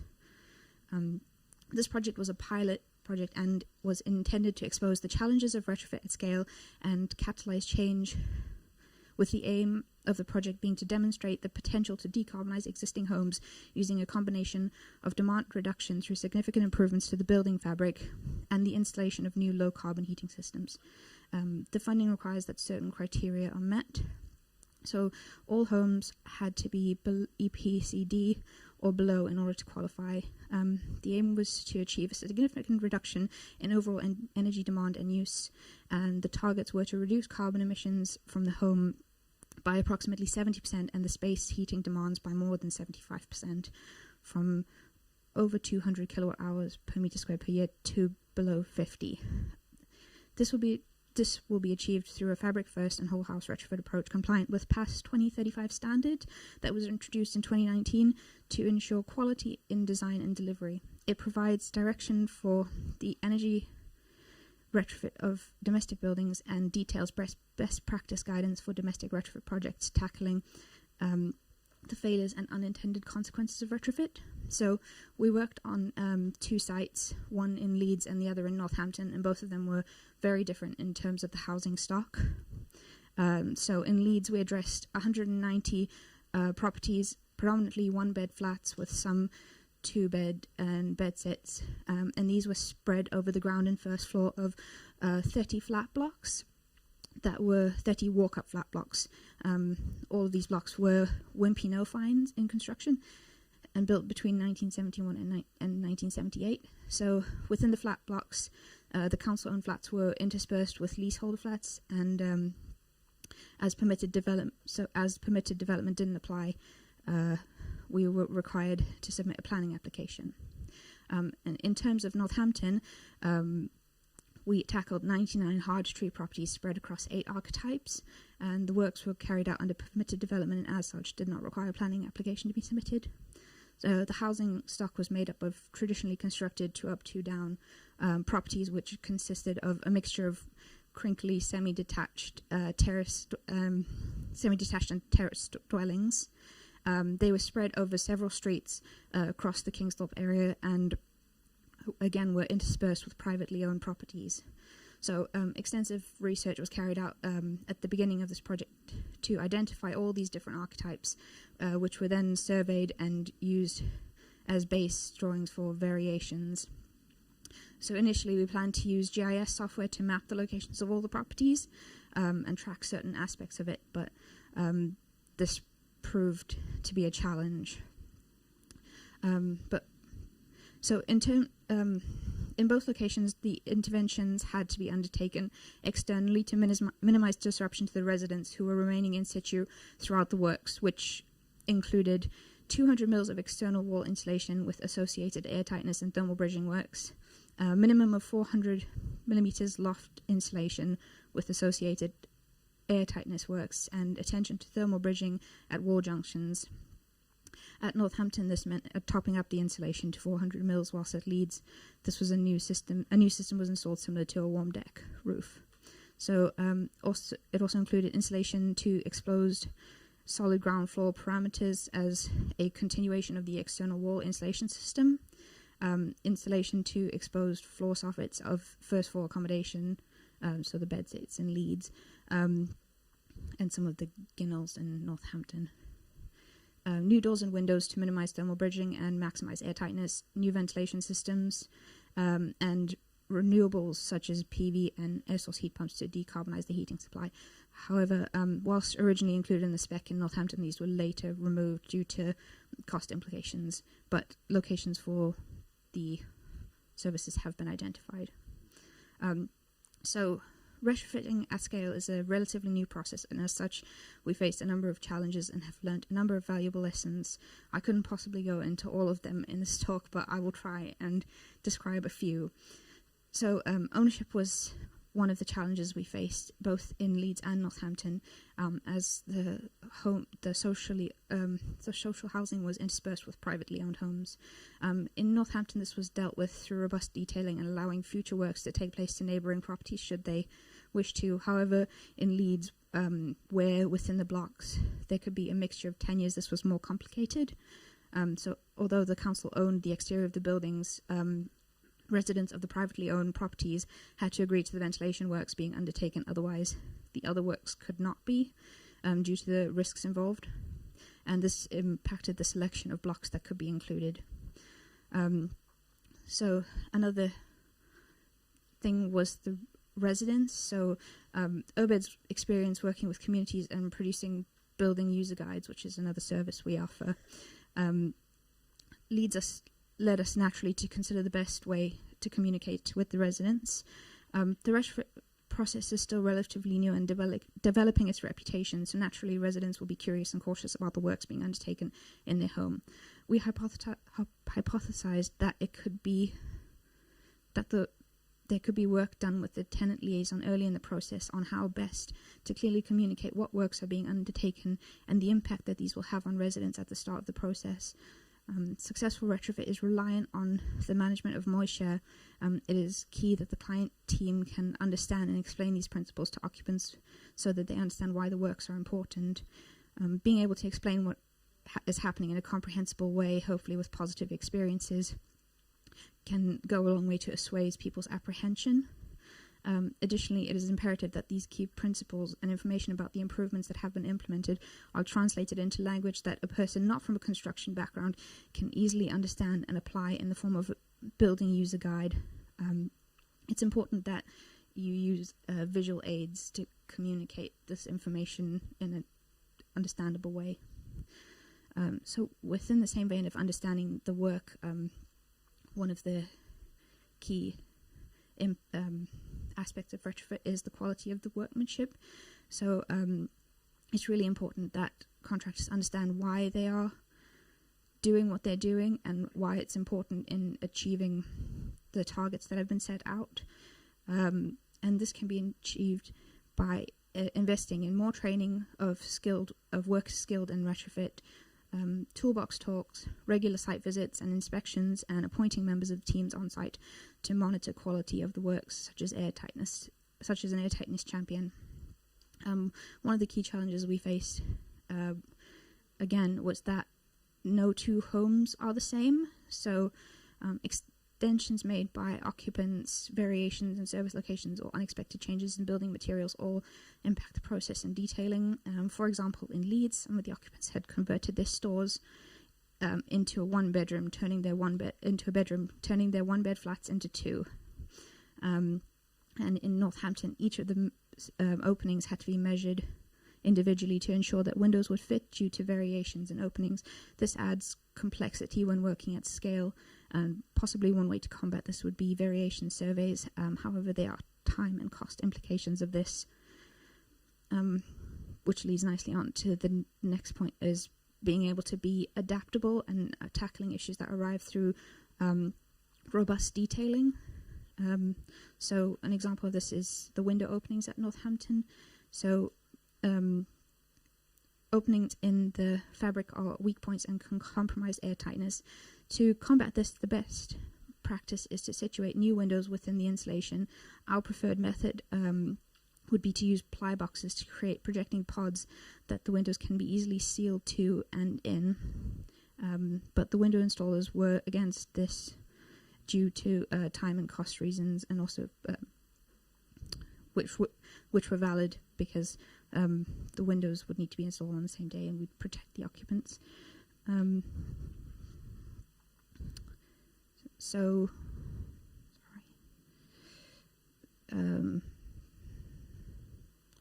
what we went with was fixing timber battens around the openings and then fixing the windows to these. This was through a process of review and experimentation. We were able, through a process of review and experimentation, we were able to achieve an acceptable outcome. Introducing liquid air tightness compound passive purple to seal the timber to the brickwork was further improved by the use of air tightness tape to seal the windows. Removing the windows exposed that the bricks at Northampton were full of holes and finger cavities. Our preferred detail agreed with the site manager was wet bonding plaster followed by a cover piece of silicone sealant. However, this was only tried for a short while before air tightness testing proved that it didn't make much of a difference. So instead we went with strips of rigid insulation to fill the gaps with PVC cover strips and sealant. So another example would be the external steps. The original design was to demolish and rebuild, but it was not always possible to do this safely in where spaces were constricted. So additionally, there was a desire to avoid doing this for aesthetic conservation reasons and for cost. So we utilized a 2D thermal analysis to develop remedial details allowing for larger architectural steps to be retained whilst adding a small amount of insulation across the threshold to reduce thermal bridges. Another good example was an innovation that came out of the Leeds project, which was the new insulated meter boxes as a result of a collaboration between us, Equines, and Building Access Products, and they sit over the existing meter boxes within the layer of insulation in order to avoid thermal bridging. So as we are coming to the end of the project, we're seeing positive results. At the last property tested post-EPC demonstrated that with the improvements, the property is now, this is in Leeds, by the way, sorry, the property is now in a negative for carbon. The estimated energy bills, including the cost increases in April, are now down to around £420 from £637, and the space heating demand has been reduced by just over 40%. Additionally, the EPC rating jumped from a D64 to the heights of an A103. In terms of Northampton, so with the price changes in April and it being the warm season, the switchy data is inconclusive, so we're waiting on the next heating season in order to get a better understanding of the achievements of the home. However, we have anecdotal positive feedback from the occupants saying that that they like the looks of the buildings, which is good news. So in conclusion, we've learnt many lessons and we will take these forward to future projects. Thank you. Thanks, Kim. I think it's so interesting because it brings together so many different aspects of the things we've been talking about over the last couple of days. Everything from like the need for like detailed design and architectural expertise, but also resident engagement, communications, plus all the trickiness with dealing with ownership and access and all this. And one of the things I was really struck when you were talking was the need for like basic problem solving, which brings together both design, which can happen like in a studio and an office, but also that needs to happen on site with multiple different kind of people involved. Has that problem solving been a large part of what you've got involved with as architects? Yeah. Essentially. How do those negotiations work? Is it there a back and forth? Do you always get your way, or? I would say that there's a fair amount of compromise. Like we try the best we can, but that there's inevitably has to be a bit of give. Yeah. Okay, we've got time for some questions. So, can I just clarify how long we have actually? Just so. We've got about 6 minutes. 6 minutes. Okay, let's take 3 questions, and then so we had a hand there, and hand there. Was it here? Yes. Is that? Oh, we can just. Yeah, I'll help you. Yeah. First, really excited to hear about the project in Northampton because we both come from Northampton and we've been talking to Northampton Partnership Homes, so I guess it is who you're working with about the social housing decarbonisation. So that's really, really interesting to know more about that. The specific question I wanted to ask is the houses look really lovely because they're white and clean and beautiful. And will they stay like that? What are they made of? What's the external insulation made of? Right. Okay, we'll take 2. Just Great 3 question. rather. Where was the second? Here we go. Hi, I'm Nigel Lloyd from ACOG Screener, and I think that was a fantastic thing that you told us about, Kim, and it's really important because I think certainly in ACOG Screen we have half of our accommodation is in council houses, and if we can get good ways of sorting it out, then we're halfway there to sorting out UK. And that's really exciting what you're doing, and please can we meet afterwards. But just a practical thought, it's not really a question. I think if you can have exemplar houses showing what people actually are living in, that works really well. We bought an ex-council house and we have next to us 6 council flats, and I now have agreement from all those 6 council flats that if we can get the funding and the Birmingham City Council to do something about it, they're all very keen to do it. And the second thing is that one can perhaps create a video going round a home and talking to the people in the home as a way of getting engagement. It doesn't just need to be persuading them. Great, yeah. And then we had one. Sorry, yeah. And I think just stealing the mic for a minute. It's brilliant because actually you were so deep in technical knowledge and the problem-solving bits, but every part of it was peppered with and the people. And I think that's the stuff that's coming back through as well, where it's like about the communication and solving for the people for their homes. So like, absolutely commend you for that. Thanks very much. Hi, my name's James. I'm from Bricks and Architecture, and yeah, it was a really great presentation, seeing all the work you've done. I think was a couple of things you said. You mentioned in a quick sentence that the buildings were wimpy no fines and sort of moved on from that as a little bit, but maybe if you could, I'd be interested to hear an explanation of like, what wimpy no fines is, and then how that may have affected and or changed your approach, because I know how drastically it might affect. If I have that on a project, if that comes up, that suddenly changes everything I do. Yeah. Okay, so the first one, what will the EWI render? What's it made of, and will it go a horrible grey colour in 2 years? So the Northamptons are a silicone-based render, and basically what we've done to try and combat that is areas that are more prone to damage, like the below external wall render has been covered in black coating, so that's like the area that's more susceptible to damage from like rainwater splashback or children playing kickabout, that sort of thing. But there will be a level of maintenance, I'd imagine, to keep it that. Yeah, I guess with all render, irrespective of what it's on top of. The question, really good question about like engagement and learning and dissemination.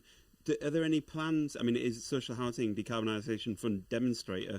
Do you know of any plans to like share the knowledge or open the homes or yeah? I'm not aware of any plans for that. I'm sorry, but I can definitely go away and have a look or ask someone and get back to you. So, is that Wolfgang? Have you got some relevant information on that? Okay, cool. Yeah, Wolfgang's Kim's colleague, and then wimpy no fines. Yeah, I sort of nodded like I knew what that was, but do you want to explain what that is? So I've heard it described as like a concrete aero bubble type. It's like the makeup of an aero bubble chocolate, but with concrete. So it's filled with little gaps. But would it be classed as a non-traditional building type?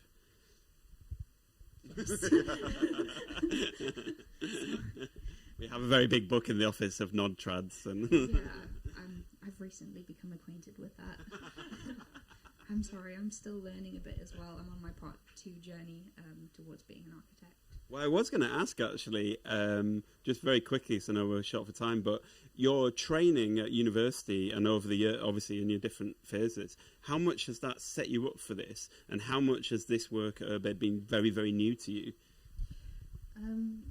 So in university, I didn't really experience any retrofit, but in my first practice, we did a little bit of refurbishment on social homes, but again, no retrofit.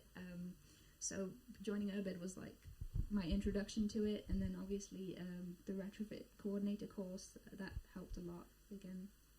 Yeah, it's really interesting that you've done that, because I think the retrofit coordinator course, so level 5 accredited training, and many people see that as kind of contractor side or maybe intermediary, but it's really interesting that you've done that as an architect and it's been useful to you. Yeah. I think there's so many questions now, I think, and it's been the first time that we've dropped into like the real sort of technicality bit of how we deliver this stuff. So I wonder, given that there was like, oh, can we talk to you about that because we're in that place, and oh, I'd love to know more. I wonder if there's an opportunity maybe to continue this conversation around sort of lunch and learn bits, because there is going to be some more of that, and I'm going to explain what's happening next now, because we are out of time for this bit. Wolfgang, I'm sorry. Thank you, Kim. Thank you so much for sharing that wealth of knowledge. So what I'd like to just explain is what's happening next for the rest of the day, so everybody has a sort of a clear picture of that, because it is a bit fluid. What we're going to do is have a panel in here now around the skills bit, and I'll introduce that in a second. There's going to be another sort of more workshop bit, and it is people-powered retrofit and carbon co-op now, okay? And that's going to be in our straw bale theatre. So go down through the gates if you want to sit in the shade, and it's going to be a little bit more. Well, do you want to say just a quick minute about what that is? We're going to be looking at two different approaches to retrofit. One is the kind of owner-occupier, bespoke, people-powered retrofit model that we've been, we're now running in Greater Manchester, and I'll go into how that works and how we work with clients. The second one, my colleague Sophie, who's there from Carbon Co-op, Carbon Co-op are doing an area-based scheme, so multi-tenure in a very different kind of low-income area, and that's like a different approach to achieving kind of essentially the same ends, but utilising some of the knowledge that's come from the Social Housing Decarbonisation Fund. So like a shared procurement model, we're using that as a training opportunity and also some interesting finance stuff. So you'll hear both of those from me and from Sophie, one about the very bespoke owner-occupier, another about the area-based approach. Yeah, so that one's going to be down there, as you say, through there. But there's also going to be across, we'll stop for lunch about 1:05, and it will be another delicious feast that we had provided for us yesterday. We're also going to do a lunch and learn with Limecrete. So it'll be another sort of workshop-based bit that will happen around the pergola spaces. And then after lunch at 2:00, we're going to have sort of some more in-conversation pieces in the tent here, but we're also going to have a natural materials panel, most likely around the ACAN natural materials stall out in the pergola circle. And then down in our lovely Straw Bale Theatre, we'll have a panel with Tom Woolley, who is very knowledgeable about building materials and has written a book. And so he will be hosting a sort of a more in-depth space down there around that. So that will be after lunch in the Straw Bale Theatre. And in here after lunch, we will have sort of a more conversational piece about people who have been trying to build their community models of retrofit delivery. And then we'll move into our closing talks from some really, really inspirational speakers. So yeah, so for now, if you want to talk more about skills, we're going to take that panel in here, or it's going to be a people-powered retrofit and Carbon Co-op session under the trees. So give you a minute to make your selection, and we'll go and gather a few more people from outside to come in here. Thank you. Well done, Sarah. I've loosened Tom up a bit.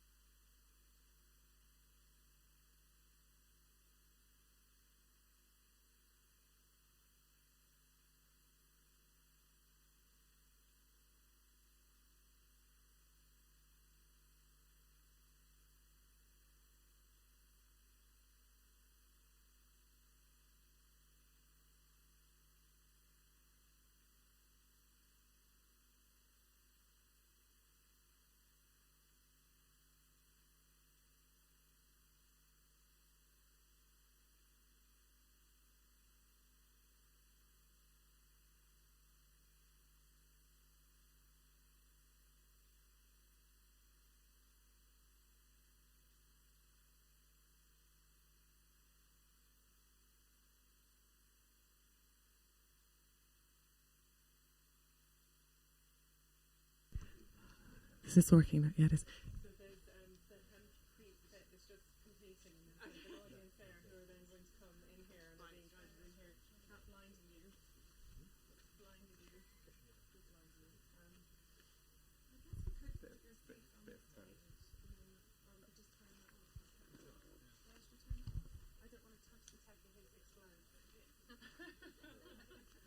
Definitely not what I want to do. I'm sure there's. Well, let's ask Matilda because she will probably know what to do with it. It's a small number of people. Why don't we move the people? Well, they're all coming in now from the hempcrete bit, which is finishing, so they're going to come in. And we're just. This is when you're moving people around, you lose.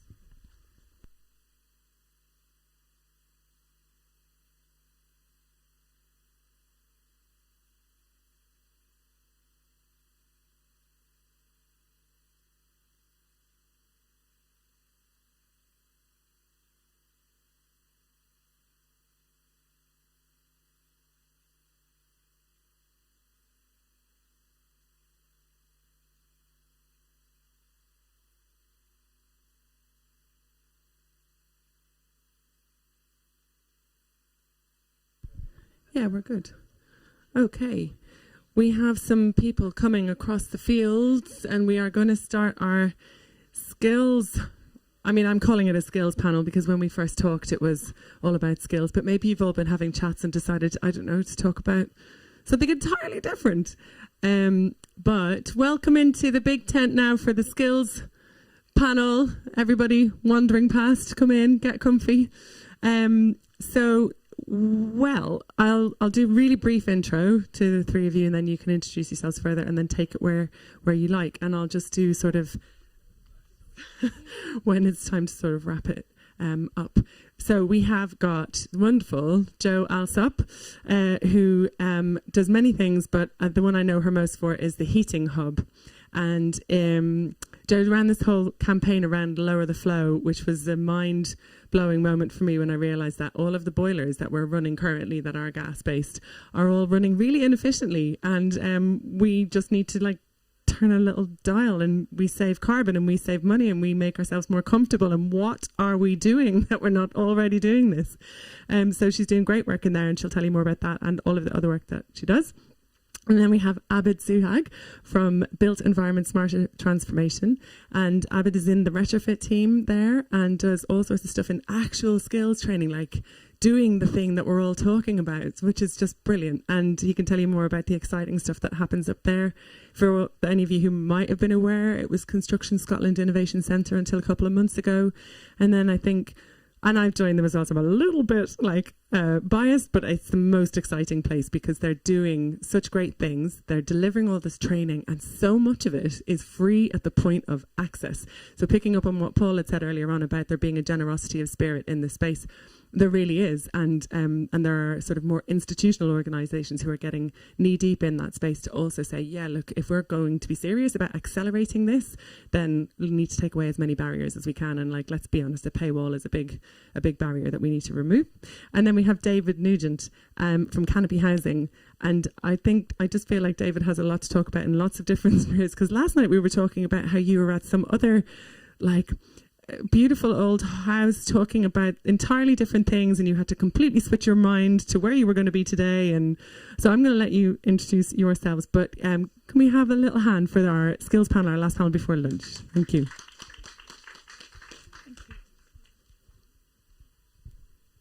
So I think we got as far as agreeing we're going to give a sort of 5 or 6 minute presentation to start with and then see where it goes. And forgive me, I do have to work from notes. I feel like I always have a lot to deliver in terms of content and I don't want to drift from it. So my background is I'm a chartered surveyor. I run the Heating Hub and we provide impartial and expert advice to households to decarbonise their homes. Our particular focus, as Sarah said, is looking at existing gas boiler efficiency and road mapping households to a low carbon heating system where they're perhaps not ready to move to a heat pump straight away. We also review multiple technologies. I think Chris mentioned earlier, people come with quite insane ideas about what they think they need, and it's sort of stripping back and find a sensible approach, but also that bird's eye view of impartiality, what is right here, and before engaging suppliers. And all that advice can be converted into action. So I think there's always a barrier around getting the good advice, but then who do you find to do it and trust to do it to the standard that you want? So we've sort of created that next step within our business. 50% of our business is really maintaining a network of installers that are really technically competent. And it grew out of a heating installation business that I ran with my ex-husband. Didn't think I'd find myself in boilers necessarily, but I ran that with my husband. And one of the most successful things about it, I mean, I enjoy writing, was the website. I used to blog about boilers and heating, and I guess there was a void for good information. So it got very popular. We were just a local business. We were suddenly getting this national audience of people coming to us and looking on the website. So very, very short story, long story short, is that we decided to set up a standalone business, or I did. Oh, let me just... sorry. So concurrently to that, I was carrying on researching, and I continued to research and blog, and this led to some Twitter conversations, and that led to some training, and the discovery that condensing gas boilers massively underperform on their A-rated label efficiency, and that's entirely hidden from everyone, including 99% of gas installers. I took this back to my business partner Caroline, and it was really our sort of joint sense of indignation and injustice that drove us to set up a business that provides customers with impartial advice that they can action. As it was clear to us that households and the planet are long-standing victims of a self-serving industry, and this was long before the cost of living crisis kind of got thrown into the mix. So I actually want to use the majority of my my sort of introduction just to set out the context of condensing gas boilers and where they failed, as it's almost always news to everybody I speak to. So heating accounts for about 31% of household emissions and a fifth of nitrous oxide emissions. So it affects both our health and the planet. And so we have to decarbonise heat, we know that. And we can do that by changing to a heat pump or another low carbon heat source. We can do it through demand reductions, retrofit, we've talked about here. But the less talked about we can do through reducing energy waste. And what I mean by energy waste is condensing gas boilers are A-rated boilers. They've been mandatory for 17 years. We've probably all got one, but they're not A-rated out of the box. They actually have a variable efficiency, and studies have found most to be C to E rated in the home.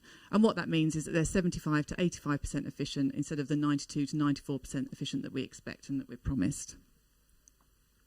So this is a direct result of 5 factors that I've kind of fathomed out.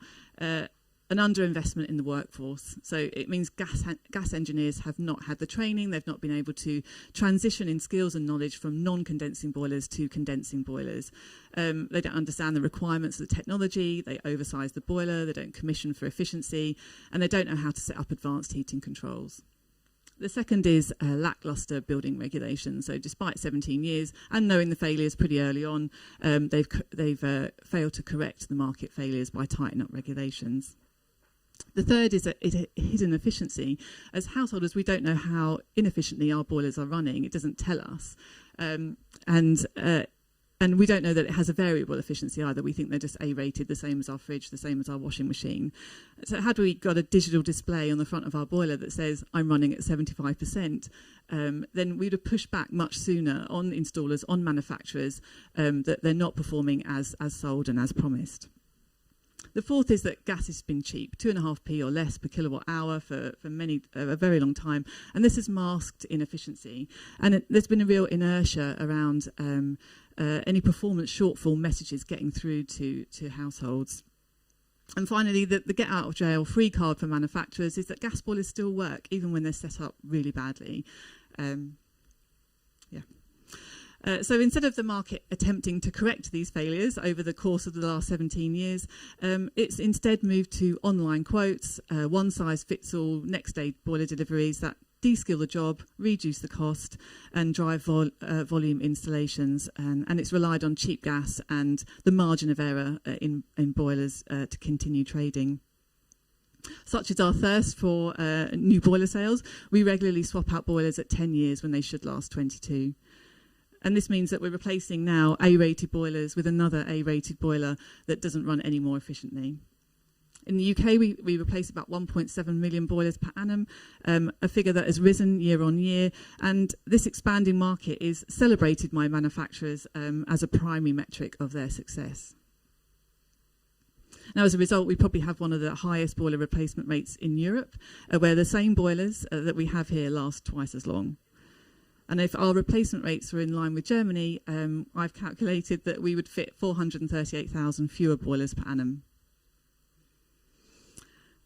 So there's a sense across the industry that we've already kind of turned our back on fossil fuel heating, and maybe amongst households as well, as they certainly look to the next volume product, which will be heat pumps, as they have an opportunity then to sell another product into our homes all over again. And in doing so, though, we risk sweeping under the carpet the market failures in delivery, and we spend the next 13 years until they're banned replacing our boilers and wasting lots of gas in the same way. So in our business, we advocate a different approach. So rather than recoil in disgust from gas boilers or deny there's anything wrong, we view them as a series of opportunities that we can help households get the benefit from. So the first step is to set up condensing gas boilers correctly with the right heating controls, and so wring that 10 to 20% of untapped efficiency out of the existing boiler. And this needs to be combined with a transfer of knowledge to the homeowner, but also to the installer, because 99% of gas boilers don't appreciate it either, that gas boilers are low temperature systems, and they only reach their real efficiency potential when they're operating at low temperatures. And the real tragedy is really, had we been fitting them as low temperature systems for the last 17 years, had we been upsizing radiators at natural points of replacement, we would have a housing stock ready for heat pumps today. So the second opportunity with correct setup is to test the radiators for low temperature, low heat pump readiness. With some insulation added to our housing stock over the last 2 decades, heat losses have come down. So we think that flow temperatures could come down for heating, and we tend to oversize radiators based on guesswork anyway, so that we think there's some margin there. So if your house with the right heating temperature regime can run at 50 to 55 degree flow temperatures, actually it's quite close to being ready for a heat pump without too much alteration. And the third opportunity is to keep that gas boiler going until the household is ready to fit a heat pump, even if that is 5 to 10 years away. And so we avoid the embodied carbon of an interim gas boiler replacement.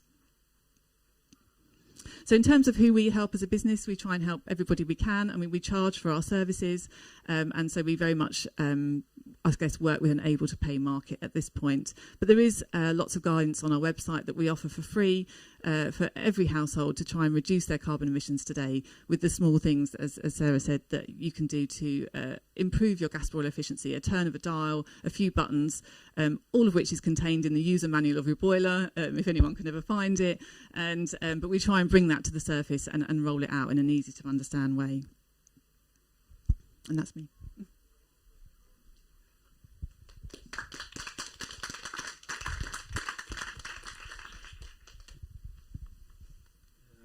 Hello, my name is Abid. I work for Built Environment Smart Transformation, formerly known as Construction Scotland Innovation Centre in Glasgow. I've recently started working there 4 months ago. I work for the Retrofit team. My background was I studied architectural engineering and project management at Harry-Watt University. Prior to that, my experiences I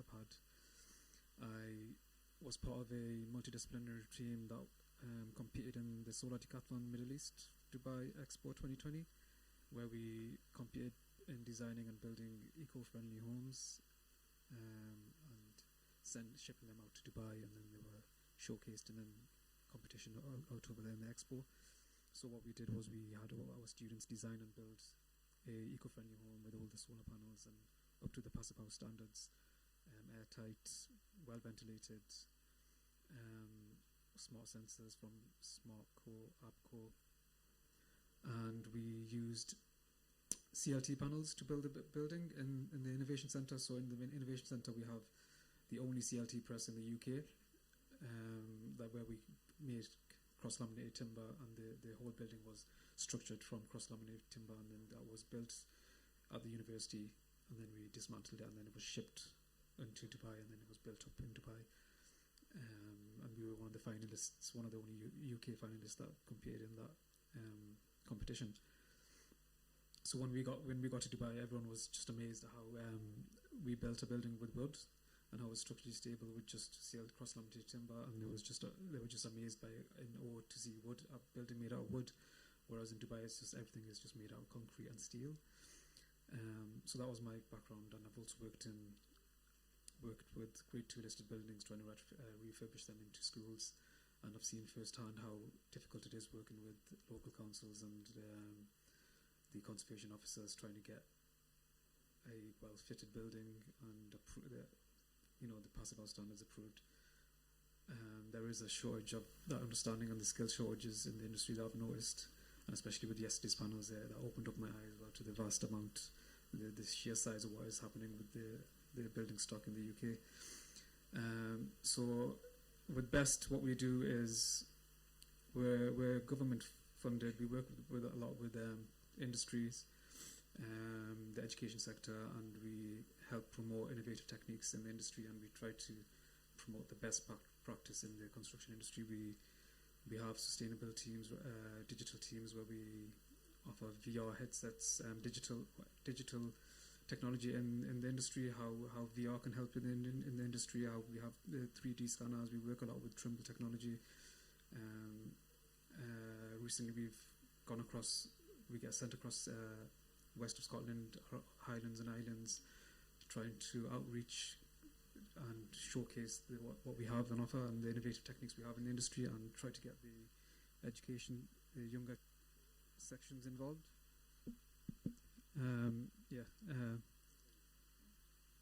So what we did was we went out and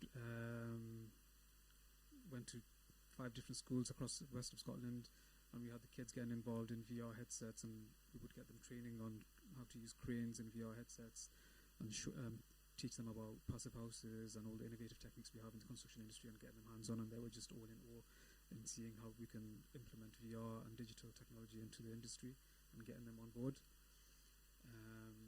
And so back at the factory, what we do is regarding to retrofitting, we host training sessions where we upskill people who are facing redundancies or looking for jobs, all free of charge, funded by the Scottish Funding Council. As long as you meet certain criteria, I think you've got to be over the age of 25, a Scottish resident, and anyone can apply and come along to one of the training sessions we have at the factory. It's like a practical session where we have mobile rigs in the factory, and we show them techniques of how to tape passive houses, how to apply the membranes.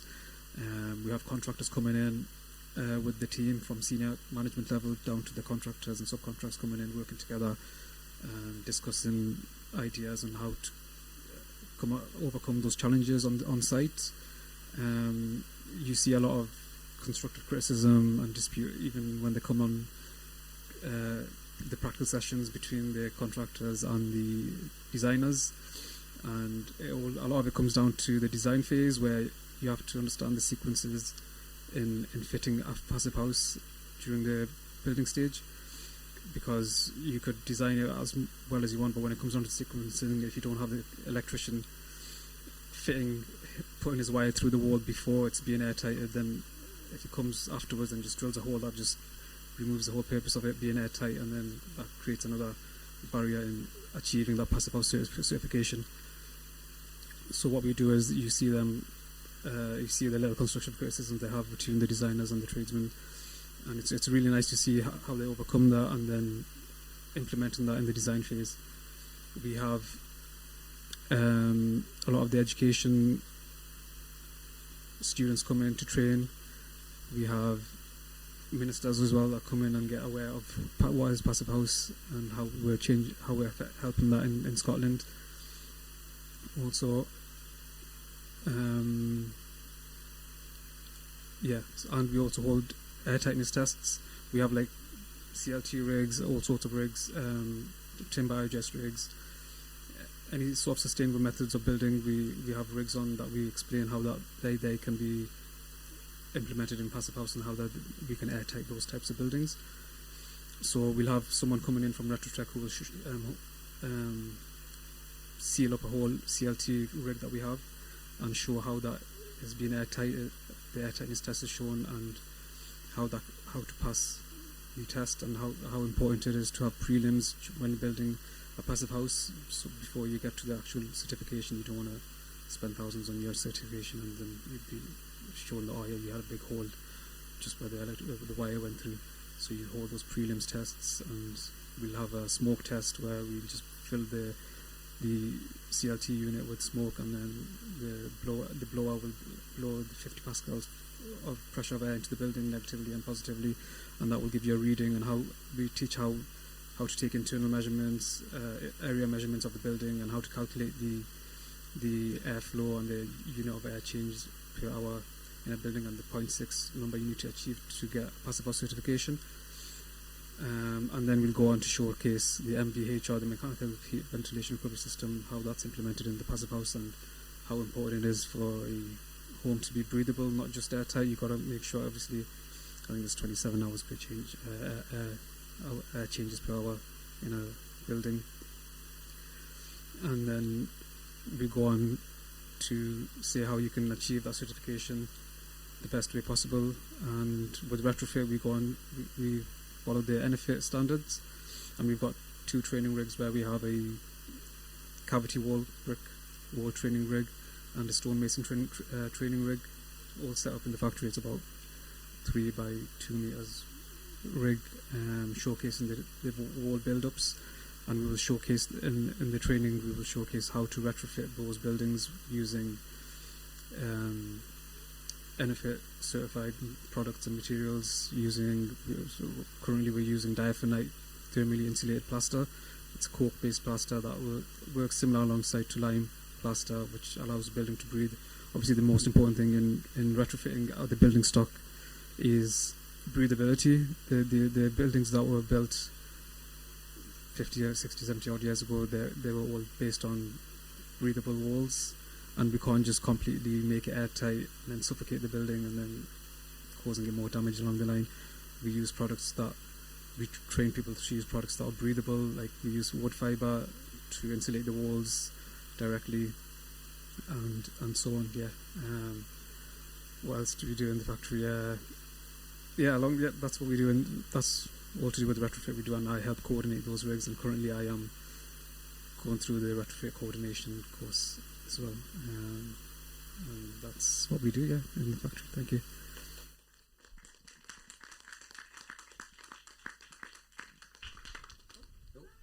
I nearly went over the water there. Shall I take, or do you want me in stereo? Is this one still working? Good. Hi. I'm David Nugent. I'm Chief Executive at Canopy Housing in Leeds. I originally trained as an architect, but left that trade donkeys years ago, back in the 90s, and moved into housing after briefly setting up a student co-op. Whilst in my career in housing, I went back to study at CAT in Machynlleth, and then 5 years ago took over at Canopy Housing. So what does Canopy do? Well, Canopy retrofit long-term empty homes with teams of local volunteers, one of whom is usually homeless or in severe housing need, and they get to move in on the completion. It takes about 6 months to retrofit a property. The self-helper isn't there from day one. We're not that cruel. We're not going to take somebody who's homeless and say, come and work on your house for 6 months. They come in the last sort of 3 weeks or so. All of the properties that we retrofit, we own in some way or other. So the first 50 properties that we had were leased mainly from the City Council on peppercorn rents. So when they had the single regeneration budgets back in the 1990s, it was like, well, this property's empty, what are you doing with it? Nobody's living in it. Can we retrofit it? And then we'll get the money back by renting it out later on to people from your housing list.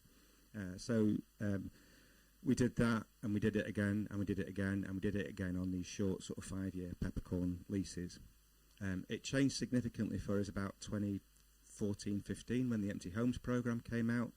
So we had central government funding that allowed us to purchase and retrofit the properties. So we started owning properties then. That ran for a year or two. And then Leeds City Council stepped into the breach. So they recycle the money that they get from selling right to buy council houses, and they now give us 30% grants towards the purchase and retrofit of the properties that we work with. Our current programme's based on about, people in London are just going to go, what? 100 it's based on about £110,000 for the purchase and retrofit of a property. That doesn't go very far in Leeds anymore. It did do when we first got the funding, but it's all got a little bit slow through COVID, so we're running the current programme a bit short and negotiating for some more money and a bigger share out of them. We also work with organisations like Land Aid, who are looking to end youth homelessness, with Nationwide Foundation, with loads and loads of supermarkets. They sort of Land Aid and Nationwide give us decent grants, maybe sort of £15,000 per property.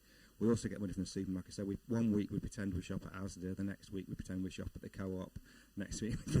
So they all give us money, and that gives us about another £15,000 to £20,000 towards it. The rest of it we borrow. So that's how we do it. So practically, the way that we do it, and we work with the volunteers, we have site workers, properties workers, that sort of first and foremost are people. You know, it's a lot easier to get somebody who's empathetic and sympathetic and can work with people and train them in the construction skills and get them to work in that way than it is to take somebody from a construction background and say, hey, be empathetic with everybody, kind of thing, because it's just it's the people that matter in the first instance, kind of thing. And they work with our volunteers. So the volunteers that we have, all sorts of different backgrounds. So as you would expect, we get young people that want to go into construction and want to know what it's like to work on a site. So they're going through basic practicalities of just being safe on there and stuff like that, and then learn how to work with the materials that we work with. We also get a small number of people that are getting back from the construction industry, so people that have worked on a site, physically maybe can't do that sort of 4 or 5 days a week anymore, so they'll come along 1 day a week and pass on the skills that they've learned and keep an eye on people. We get what you might consider our local saints, so people that sort of like live locally in the area and just want to see the house at the end of the road looking good again. They want to feel good about having retrofit a beautiful house for a homeless person to move into. And we get people that are really skilled. We get quite a few refugees by word of mouth. You know, we just had an Algerian structural engineer working on our retrofits. We've moved them on into employment, and they're laying floors for NG. It's bonkers. It's like a fully trained structural engineer. But anyway, she's happy, so that's good. So I think we see ourselves, whilst we are a landlord, we have to pay our mortgage after, you know, our mortgage in the end. Primarily, we would see ourselves as a training and volunteering organisation, doing sustainable retrofit, tackling climate change and fuel poverty, acting as a bit of a social worker, employment support, all those kind of things come really before the landlord function. The sort of standards we work to, well, initially when we set up in the 90s, before I arrived, been there for 5 years kind of thing, but early on it was purely just making the properties lettable. So it was like, okay, we'll repair it, we'll put a new kitchen in, we'll do whatever. Within 3 or 4 years, they were starting to do sort of super insulation, so masses and masses of kingspan on the inside and stuff like that. And then sort of I arrived with my CAT training and obviously came back going, ooh, sustainable natural materials kind of thing. So we've transitioned. So sort of over the last sort of few years, we now sort of do everything with wood fibre board, with lime plaster, with sheep's wool. We're starting to use hemp as well in the construction. So what we're doing really is trying to mainstream the use of these materials, because the industry is still kind of wanting to go back to fossil fuel based product kind of thing, and we're saying, well, look at the embodied carbon, look how good this is for the actual building itself, you know, it's more natural as the building, look how breathable it is. hey, housing association with all your tenants living with black mould, come and see one of our properties and see what they're like, kind of thing. So we are trying to sort of mainstream it, and so that people get used to, you know, cutting pieces of wood fibre board on an angle, or handling lime, which is a little bit caustic and things like that, or trying to get, well, you're not really going to get a very sharp finish with lime, but, you know, making it look nice with a nice sort of curved corner, or dressing the window openings with timber and things like that kind of thing to make them beautiful again. So that's the way that we operate. That's the sort of materials we've started working with. And at the moment, the main thing we're looking to try and do, we're trying to get some money from the energy redress scheme. So they recycle when the energy suppliers have been fined, they recycle the money and turn it into grants. And so we are looking to get some money from them to employ a retrofit coordinator. We're quite folky in the way that we work, kind of thing. You know, architecture a lot more technical than when I did it years ago, kind of thing. You know what I mean? So we'd like to be able to document what we do a bit more clearly, and we want to try and produce a canopy guide to retrofit that covers the people side of things, the volunteering, how do you work with people, alongside something like the Bristolian Guide to Solid Wall Insulation, but with natural materials and stuff like that kind of thing. So that's where we aim to go, and to diversify our stock, because while retrofit's core to what we do, and retrofit's core to what the UK should be doing, you know, even if government built 300,000 homes a year like they always say they will and they don't, and they never do, 90% of us are going to be in the same houses in 2030. By 2050, 75% of us are still going to be in the houses that are here now, kind of thing. So retrofit's critical, but we do recognise that our Victorian terraces and back-to-backs are maybe not going to be that popular in 20, 30 years' time. So we're looking at sort of more innovative projects, perhaps working with heritage as well and stuff like that kind of thing. So yeah, that's us. About 5. Yeah, no, that's great. Thank you. We've got some time for questions, but I wondered, as I was listening to all of the things that you were talking about and reflecting about your very, very different paths to the skills that you're actively working in, because you're on the ground, you're talking about like just sharing knowledge where you can, and the work that we heard from across that. But a question for all three of you would be, in your work around disseminating this information that you've been collecting and researching, you mentioned research a lot, you've mentioned, you know, doing all these different strands of work, trying to like land all of that. Where would you like to see some focus or support from, you know, broader within the industry and outside of that? Where would you like to see a bit more energy and intensity from your perspective to help accelerate that? I think accelerate is probably a concept you're familiar with, Abid, given that it's accelerate to zero from Best's side. So, you know, I'll go to you, Joe, first, and then we can pass it along. But where would you like to see a more investment, just in energy terms as well, not necessarily in financial terms, although we know we need that too? Yes, well, I think the acknowledgement needs to be there, first of all, that it's failed. And I think that when we acknowledge that, and when government or training organisations can acknowledge that gas boilers are not, in my corner of the world, not running as efficiently as they should be, and acknowledge that the shortfall exists within the structure of the industry, in the sense that it hasn't equipped installers to go out and fit gas boilers as they should be, or condensing gas boilers as they should do. So that acknowledgement needs to come, and there's obviously a lot of self-interest and self-protection that are barriers there to that perhaps happening. We do work with organisations and with outside organisations such as Nesta now, who have a decarbonisation mission themselves around households, and they're very much putting their resource to how do we make that happen. And they are also an impartial organisation. They're incredibly well financed and well resourced. And so for me, I've kind of turned a little bit away from the industry. I've never shut them off, but turned a little bit away to the outside help that's available, because I don't think it's going to come within, it's going to come from without. And so my energy certainly is sort of saying, okay, you're probably not going to change, but let's go over here. And then I think there's probably some work around with the cost of living crisis, around appealing to installers who, and there are some training courses out there now, appealing to the installers of the trusted role that they play in advising households. They are really trusted, but they give the wrong advice because they haven't had the training. So there's kind of appealing to them as well to sort of circle back to some training that's maybe not gas safe. It's not, it's nothing to do with the safety. It's to do with the efficiency, and reaching out to them. And there are increasingly peer-to-peer groups. So I think there's probably some work around the government maybe acknowledging and then trying to roll that information out to structures that have developed themselves to support each other, because that support doesn't exist outside. With BEST, our aim is to reach net zero by 2045 in Scotland, and we help the government try and achieve that by working collaboratively with industry and the education sector. And we do get a lot of help from the minister, Scottish ministers. I think it's James Hepburn in Glasgow that's heavily involved with us.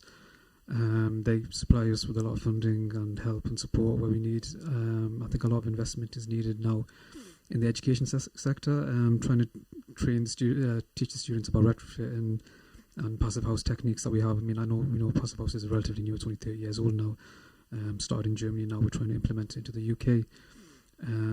However, what we do is we are trying to get that outreach into the universities in Scotland. We are supplying them with materials to host passive house practicals in the universities and train the students and get them aware of what retrofit is and build them up to date for the future careers, because we know how important this will be in the future now. Also, we've had days where we've got backlogs of passive house practicals, people trying to book them in. We're running out of space. We need more training providers and more training centres to help achieve this retrofit target we need to achieve. There's been days in the factory where we've had contractors come in the day before their build to get trained on practical, to get trained on how to fit passive house in the site. But yeah, that's what's been happening in the industry. But it's good they've been coming in, they've been getting the training, because we have a lot of public work that's going on in Scotland where a lot of schools, hospitals are now being designed to be passive house, and they're trying to help combat that fuel poverty we have in Scotland. With the Scottish government being fabulous, I think, getting involved and trying to achieve passive house techniques in a lot of the public work, especially. But yeah. I think for us it'd be retrofit, apprenticeships and trainees. I think funding those. We've just taken on 2 of our volunteers on 12-month traineeships to train them up to be a full sort of properties worker, and we can take them on at the end of that, and we will definitely take one on. But it would also be nice to be able to move them on to other organisations and take on 2 more, and keeping this process going of taking people on, kind of thing, so we can train people when they arrive. And recognising, I suppose, retrofit as a trade in itself, kind of thing, is something that can that merits an apprenticeship going behind it, plus all the other stuff: green homes grant, social housing, decarbonisation fund, all that sort of stuff that we need to actually do the retrofit and fund the retrofit of the early properties that we did just to a basic standard, really. But yeah. We've got 5 minutes or so before we break for lunch. Is there any questions in the audience for? Yeah, we've got one down here. Oh, hello, thank you. I'm just coming from I'm Takir. I'm just coming from a position from just an ordinary person, and the first thought that would come to my mind is, if somebody came, would be, I need a new boiler, and I wouldn't think about, I need to, become more, become more efficiency. So, I'm relying on, as you guys said, on the trust of, these engineers which are coming in there, which I hope I've got more expertise than me. But also, my question is slightly different, is in terms of the circular economy, you're seeing a lot of, for example, what happens to those old boilers, and, should we also be looking at, like materials and parts and things like that, like the supply chain is so important as well. So what can we do to make sure that we're also reusing the kind of materials that we, rather than throwing it away? Thank you. That's, I mean, it's a really important part of it, isn't it? The circularity in that. Does anybody want to, seeing as we were talking about boilers? Yeah, I mean, I think the starting point for me is to repair before replace. So if you have an A-rated boiler, it has good parts availability, and one of the things we check actually when someone comes to us for one-to-one advice is we look at the heat loss and we look at parts availability on that boiler and also its efficiency potential. So I think for most people, as you so beautifully put, you don't know there's another option. You're just trusting the word of the installer that comes around and says, you know, needs a new boiler, and that boiler might be 7 or 10 years old. So I think for us, it's about getting the alternative message out there that there's a viable alternative, and that's keeping a boiler, making it more efficient, and repairing it as repairs come up, and that will still be cheaper than replacing 3 boilers over the lifespan of a single boiler. I mean, in terms of how they're broken down and scrapped, I don't know. I think there is a lifetime embodied carbon cost. So I think if you go beyond it, I don't know much about that bit, to be honest. Yes, I think for me it's just keeping it going until you fit a new technology.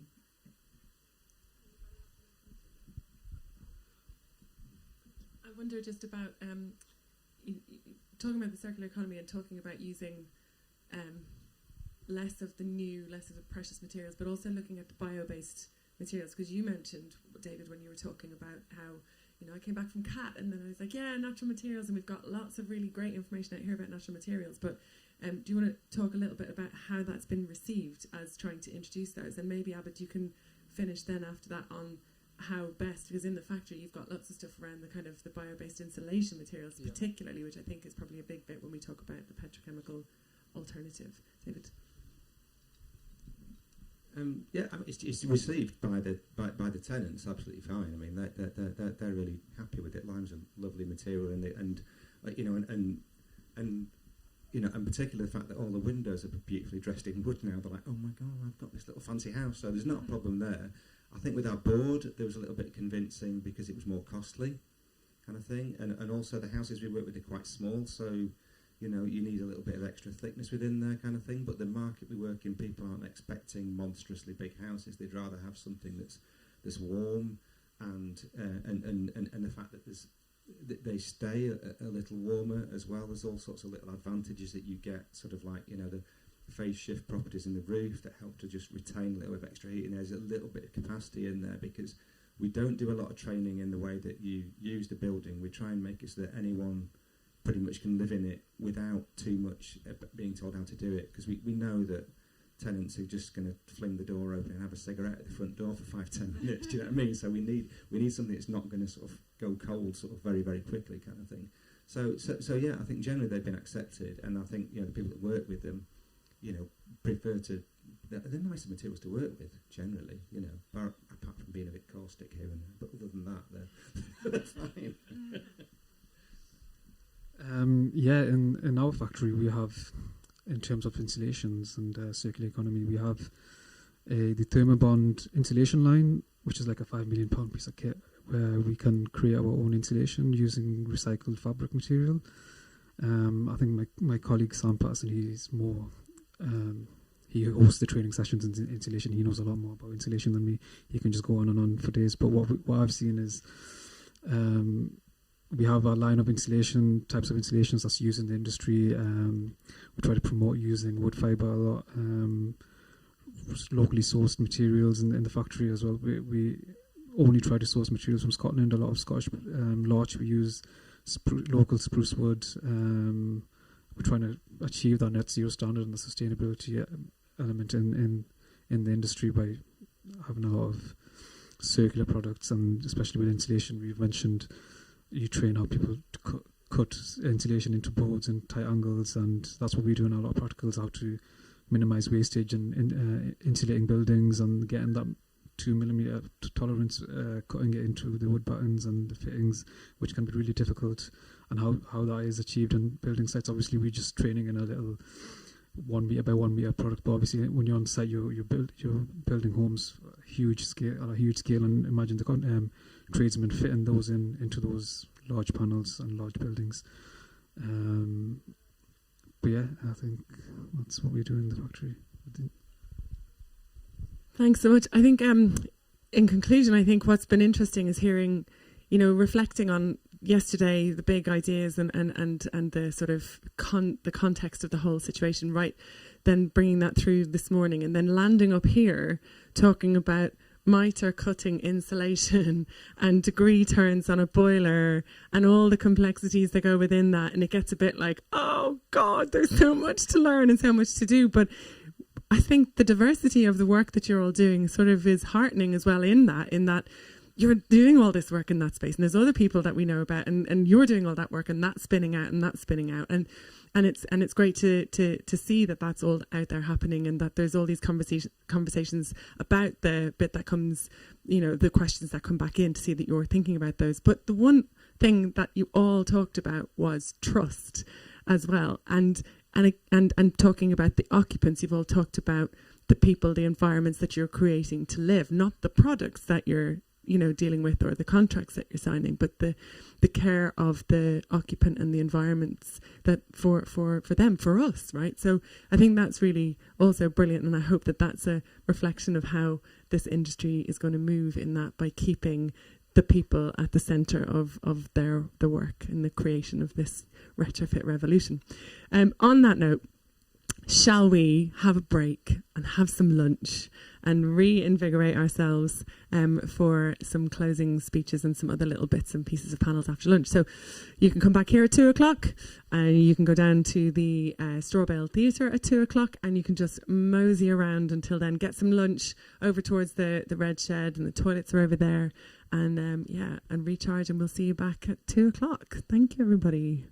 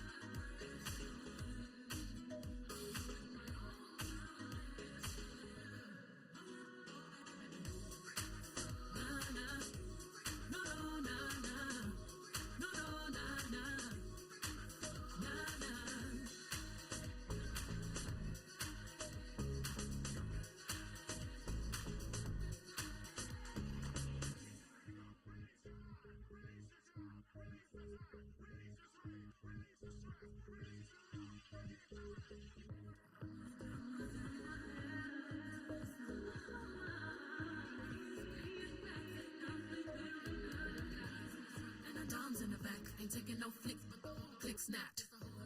In the house, in your mouth, good and night. Back outside,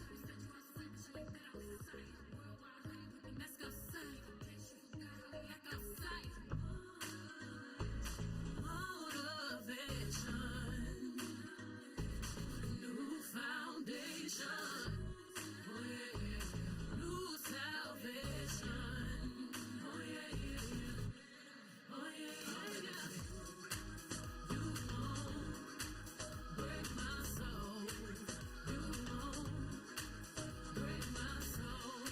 Everybody, everybody, everybody.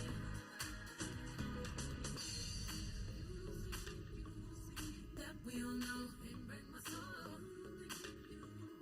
That love ain't yours ain't break my soul. That we all know ain't break my soul. Justify love. Round in circles, round in circles.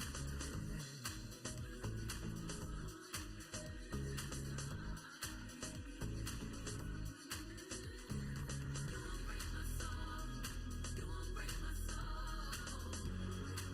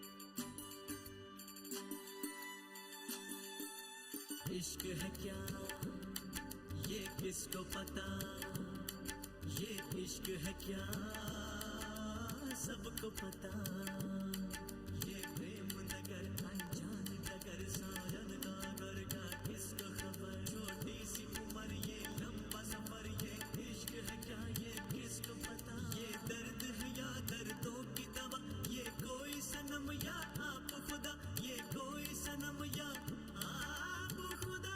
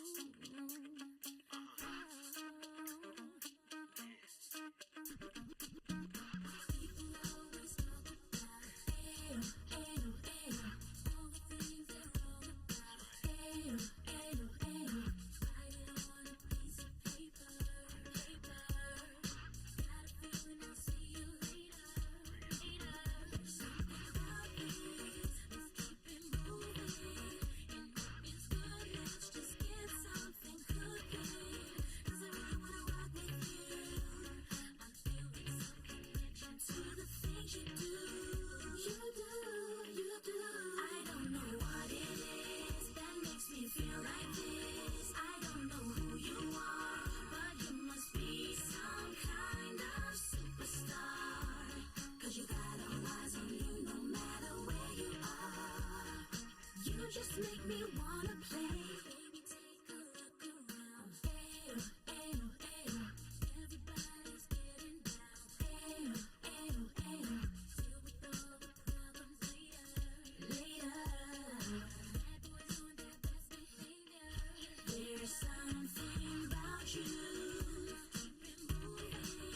And if it's good, let's just get something cooking. 'Cause I really wanna rock with you. To the things you do. I don't know what it is that makes me feel like this. I don't know who you are, but you must be some kind of superstar. 'Cause you got all eyes on you no matter where you are. You just make me wanna play. I like the way you're moving. Ayo, ayo, ayo. I just get into the groove and then you just make me wanna play. If you just put pen to paper. Ayo, ayo, ayo. Got that feeling, I'll see you later. Ayo, ayo, ayo. Move. Yeah, we get a little closer. You rock it just like you're supposed to. Hey, you say, you just make me wanna play.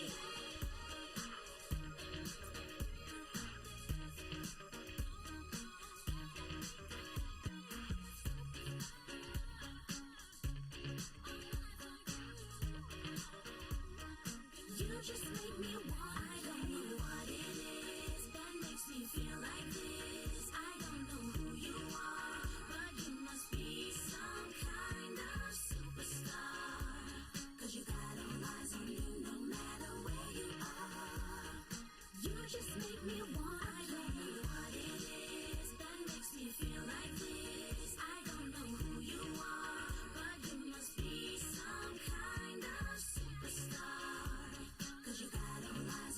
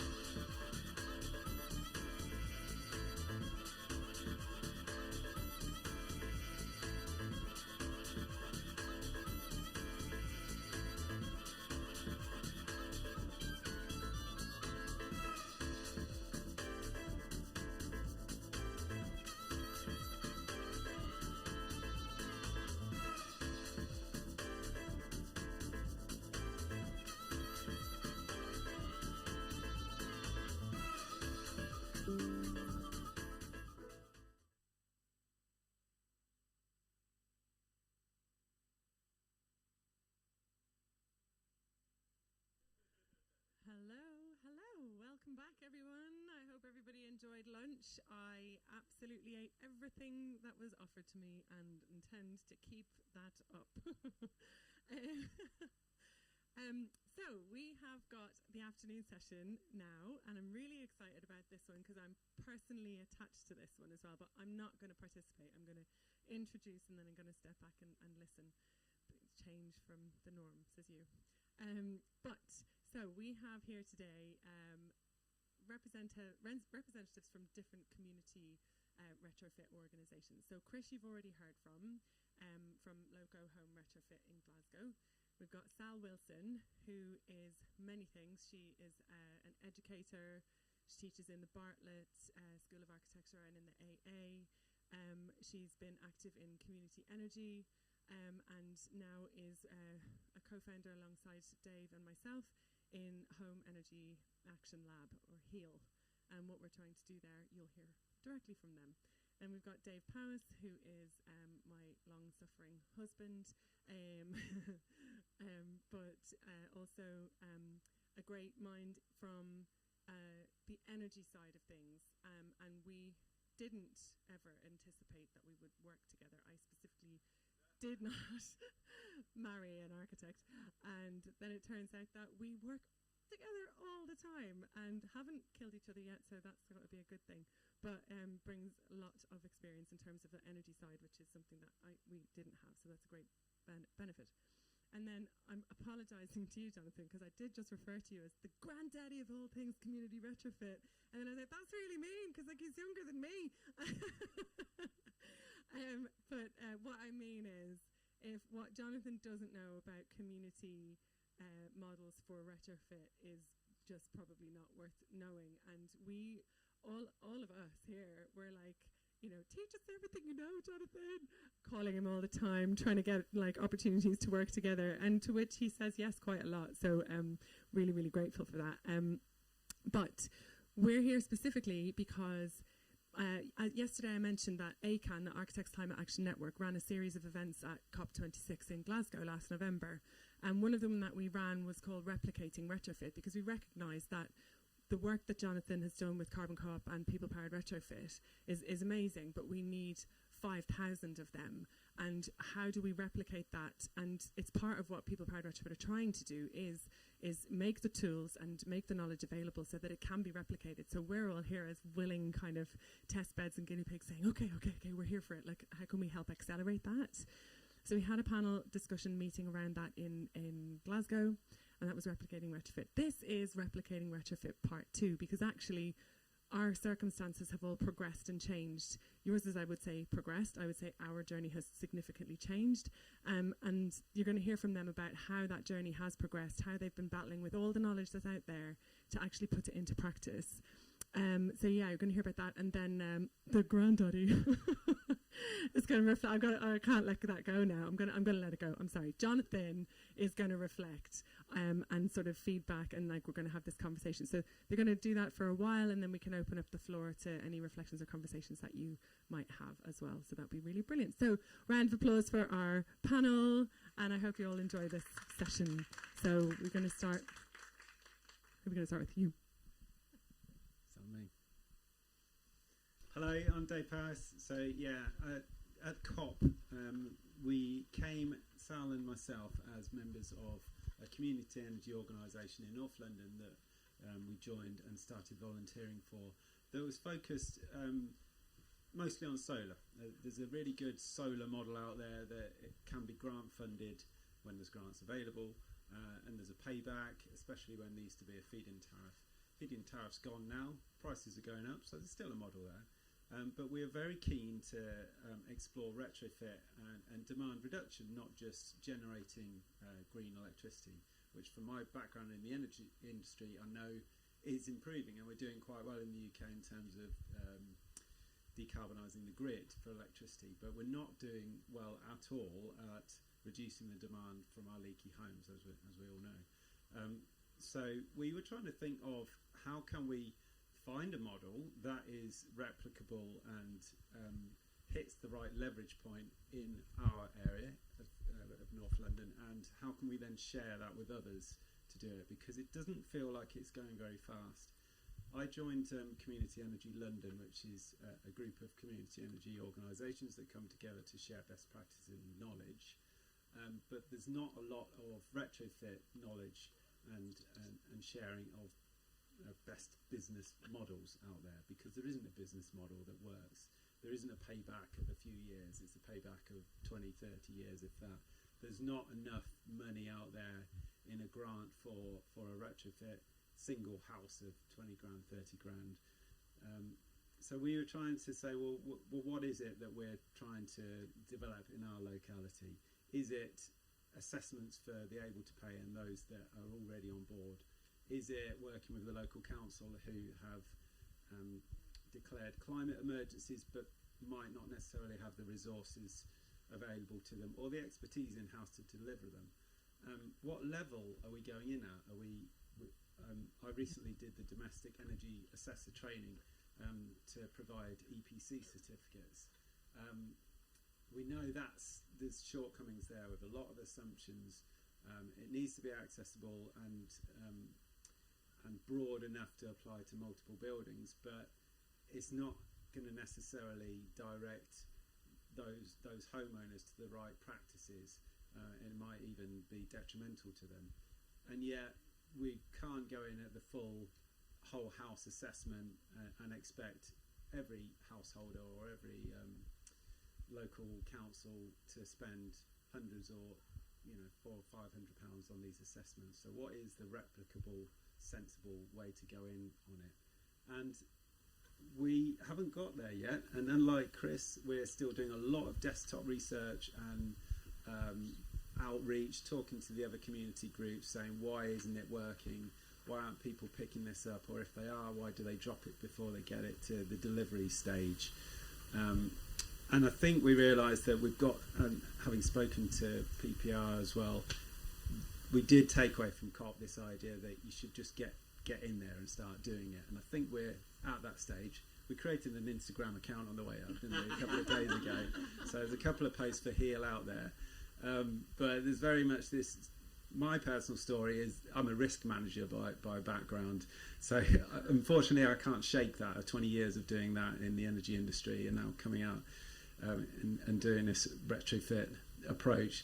But I think we do need to put our feet in, and I've got other people on board, Sal and Sarah, that are more keen to do that than me and my risk management background. So is that enough of a background for Heal? Shall I pass it on to Chris again? Yeah. Or Sal? Sal, do you want to build on what Dave said? Maybe I'll do a part two. Am I holding the mic close enough? So just to kind of zoom out maybe, and Dave unfortunately didn't manage to make it here yesterday, but I was here and wanted to just kind of first of all say a massive, again, thank you to CIVIC SQUARE and to Sarah and to ACAN and to John. It's just been such an incredible meeting of the minds, and we've done a lot of sitting around at their kitchen table, drinking coffee and talking, a lot of sitting at my kitchen table and drinking coffee and talking, and very inspiring conversations, moments of total despondency, but we keep kind of scooping each other up and keeping going, and it's just the magic of being in this space with so many other people doing this work, and also sort of justifying what I think you can already tell from what Dave said has been a struggle. How we want to get this going now, we want to accelerate it, we want it to move faster, bigger, but we're not trained yet. And I felt very glad to hear Chris this morning say he'd spent a year before he actually took the leap, because we actually had looked at him and thought, but he just jumped and just did it just like that. So I think Calvin from Dark Matter Labs yesterday called it transitioning together, and I feel like it's this big massive moment of change on every level, on every in every part of life. So to sort of frame it in the Dark Matter Labs language of the dark matter, the dream matter that Imi spoke so beautifully about in the podcast with Sarah, and then the everyday matter, I'd say what we've been doing since COP is kind of wading through a lot of the dark matter.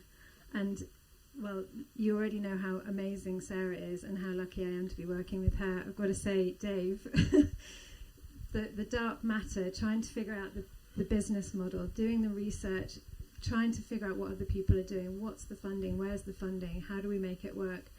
With me, that's a load of scrappy notes in thousands of notebooks, and I think writing, and that's just how my brain works. Dave captures everything, and it's just not to be underestimated how amazing that is, because we've got a framework, and we know that if we have an idea or we find something but we don't have time to look into it, we've got a way to go back in and find it and dig back into that kind of difficult, sticky, dark matter stuff.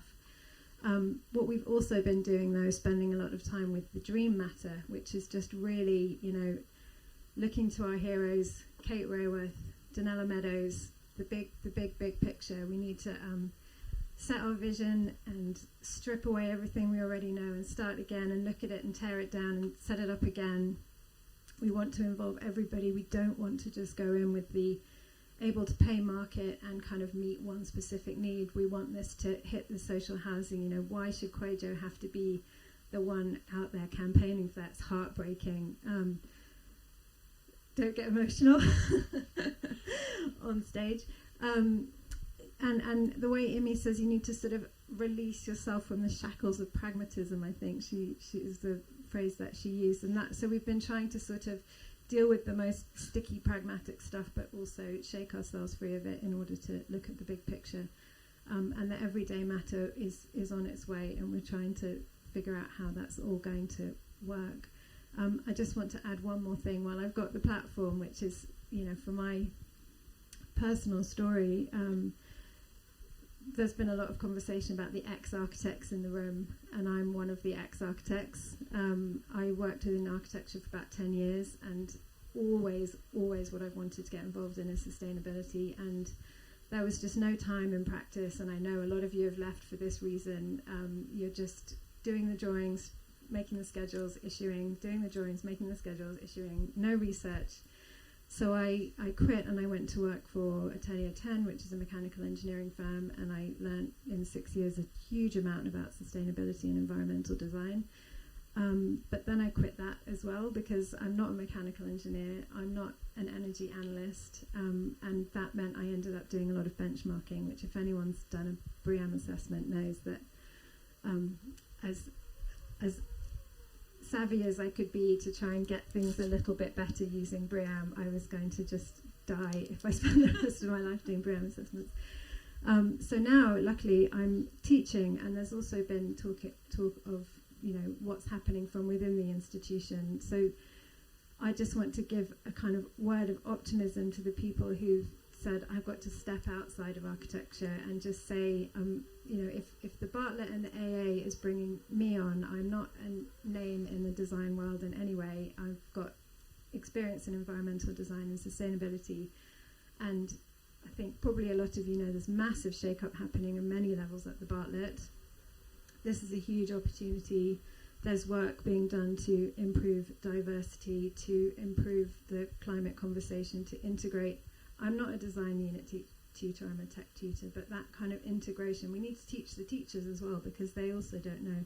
So I know it's not what we're here to talk about specifically, but I just wanted to throw in a little, we need to work from inside architecture and outside architecture, and what ACAN is doing is phenomenal, because it's sort of pushing at the seams of architecture from the inside and the outside, which is fantastic.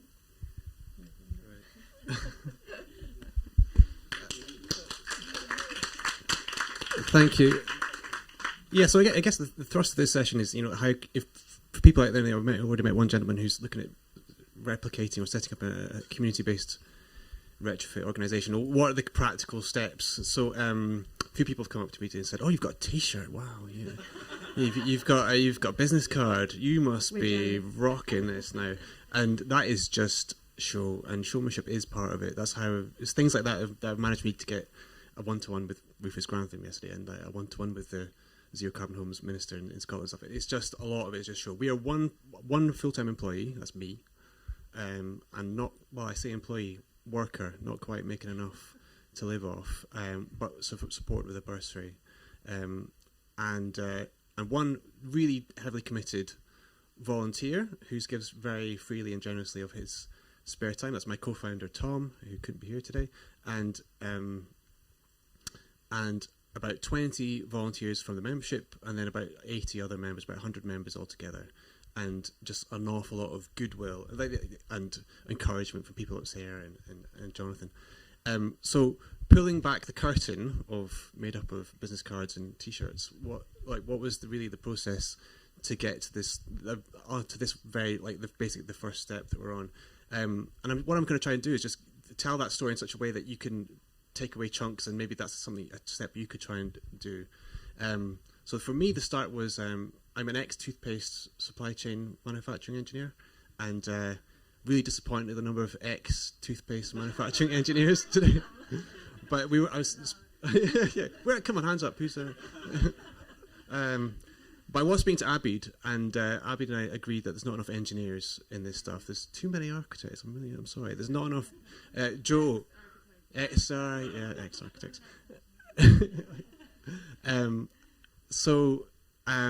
I knew I wanted to get into more personal work. I went back to university to give my confidence that I could just have enough technical expertise to sort of attack a niche, and that led me to housing and decarbonisation as the niche. My dissertation was all about just creating a space for me to go and explore this in depth, and perhaps a little immodestly, I would suggest the literature review section of my dissertation is a good place where it's gathered together all the sort of community built models for retrofit, and all the good literature about how to understand private households, because they're different to social housing and so on, in that you have to find the window of opportunity to speak to households. You have to figure out the mechanisms of trust that work with private households, the difference between interpersonal trust versus professional trust, and so on. So that would be my first thing. Just Google it, Chris Kerris, business models retrofit, Strathclyde University. And ignore what I read, but what I wrote, but look at the literature stuff. And then just to expand a bit more on the story to get to this stage, there was a conference in Glasgow. Right, 2020 is when I did the dissertation, and that's like the world changed in 2020. And one of the very thin silver linings of the tragedy of the pandemic and lockdown was lots of stuff moved online, and became more accessible. So I was able to go. Carbon Co-op did a lot of stuff online, and that's where I really started to understand that model and I forgot where I was going with that.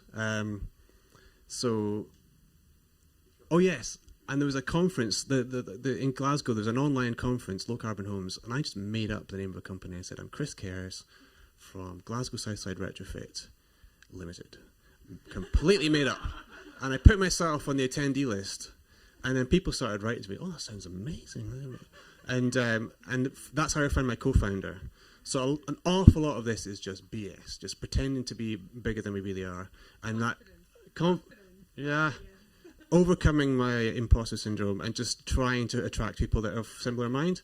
And that's how I found Tom, who works in community energy, Tom Knuckles. And turns out we live in the same area. We've got the same kind of social goals in terms of we need to have a new system that replaces for-profit, perpetual growth, mechanisms of business, and got going from there. And we spent a year.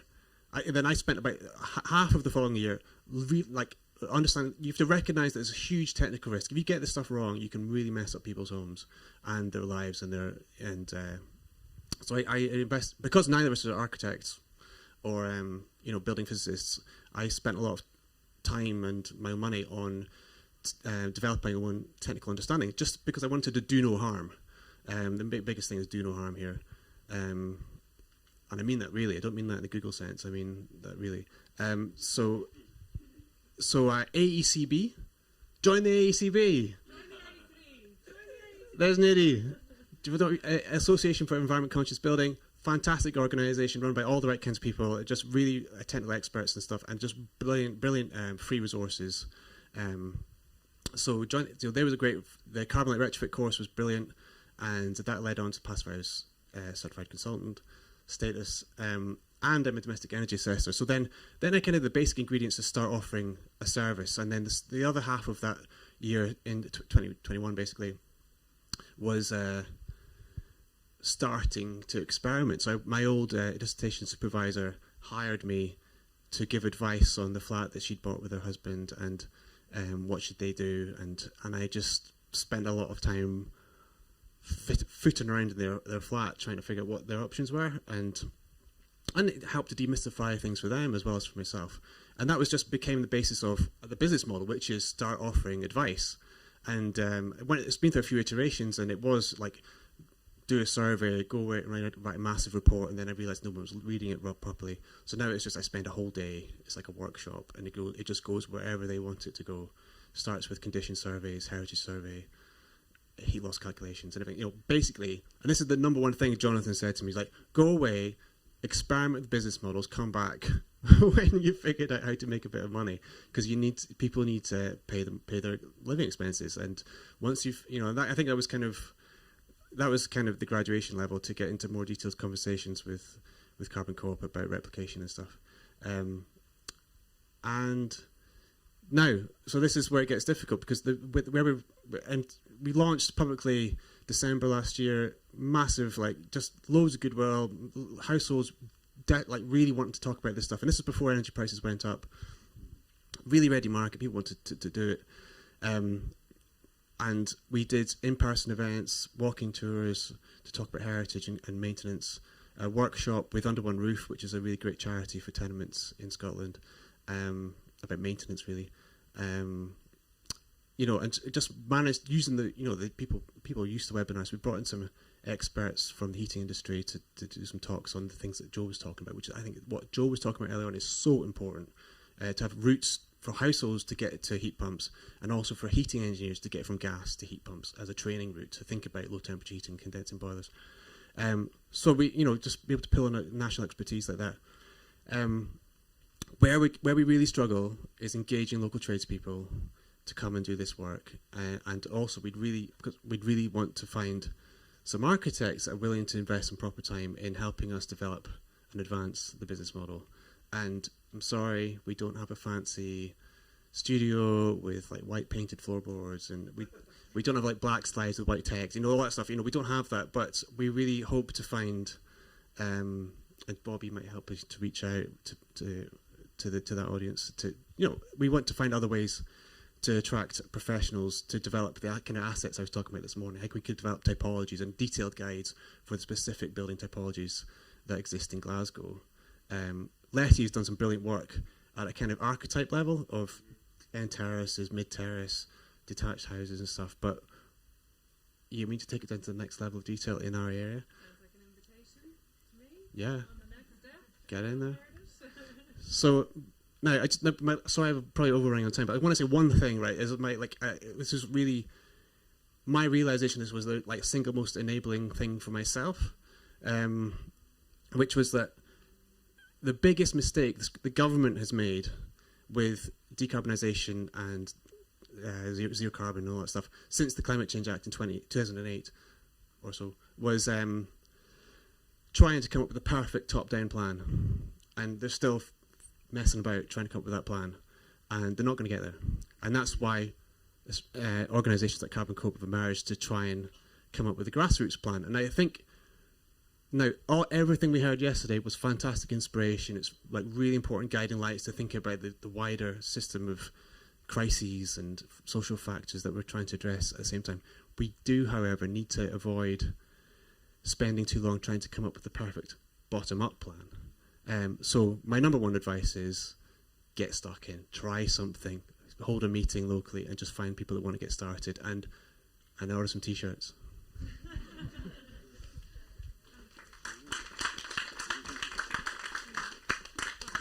That's really good advice, I think, on the t-shirts. I think, Jonathan, if you just want to reflect, and then if you all just want to have some time to discuss some of those things, and if you want to be thinking about some questions, then we'll come to the audience in a little bit. Yeah, I'll try and not ramble. I think the last thing Chris said quite resonated with me, because I think as a person and maybe as an organisation to an extent, our focus has always been on action, and I've been involved in environmental direct action movement and the cooperative movement as well, and it is an imperative to act and also to reflect, but to reflect in the context of that action.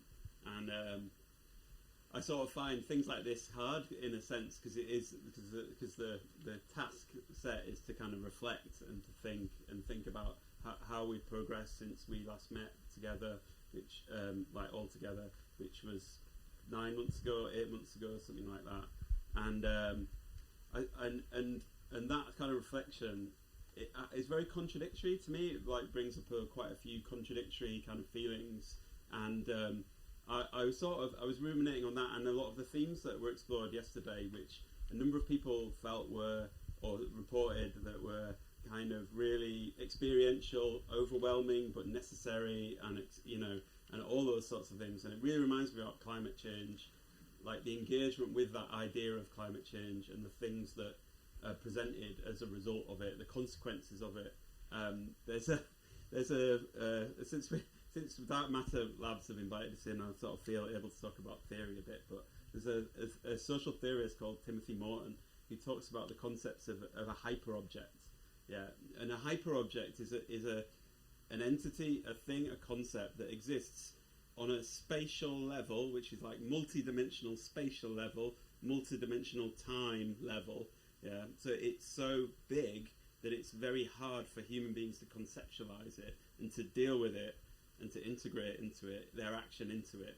And climate change is that. It's something which manifests itself in a very local way with like extreme heat, but is a global weather system effect. It's one that where what we do today kind of impacts on that, but what happened 200 years ago is already having an effect on what will happen 200 years. So it's very hard to kind of interface with this thing.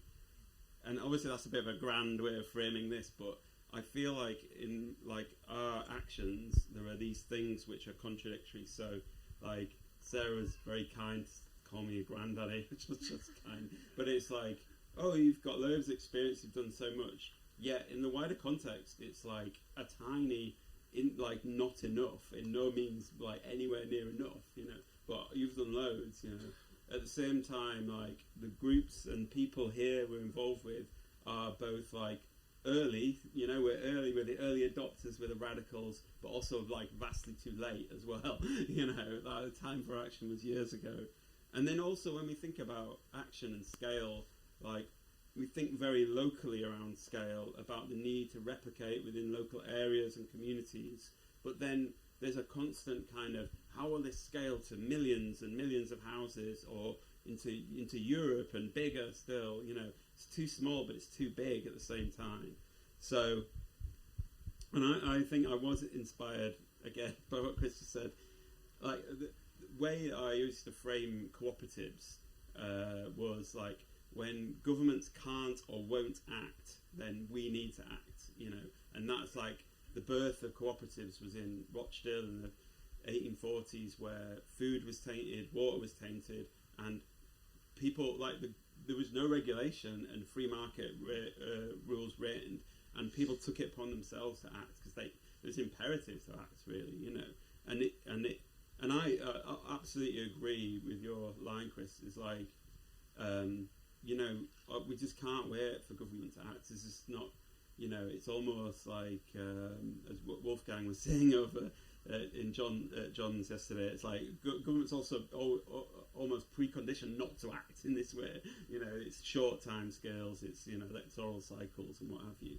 So we do need to act, and I think on reflection of those like contradictory things about, hyperobjects and such, like for me, like it's always about acting in where we have agency, which is always like the local area, the neighbourhood or the community, and rooting action within that, within people that we know and meet, and like, that's why it's so great to be invited today by CIVIC SQUARE and Dark Matter and ACAN who are involved with this, because this is a locally rooted, an institution, a community institution, and for me, that's where that kind of sort of disempowered hopelessness that where you experience when you try and conceptualize climate change, that it becomes concrete and real and like emotionally building in that local context, and so events like this where we meet as well. So that's maybe gone off a bit like high level, but I think that that experience of that's the reflection since, and we've done loads, but we've got more to do and to think about it. I think like what you're saying, Dave and Sal, is like that thing that you were saying, Sarah, like, oh, you know, you've got really experience. You've got to remember, like, I've been working in this area since 2006, you know, and I was one person in the corner of the Urbed office for like 4 years, you know. I was like getting bits of money, doing other work, you know, slogging along. You know, Marianne Heaslip, my colleague, she's been working at Urbed since 2000, you know, and like, it might feel like, oh, we're just getting nowhere, but it's like, there's a long way to go. And in that context of climate change and the imperative for action, and the fact that we're too late and too early, it's no bad thing to be like, to take your time, to reflect, think about it, to do it properly, do it right, you know, and that's, you know, Chris has been doing that and you've been doing that, and that's, you know, you should take inspiration from that.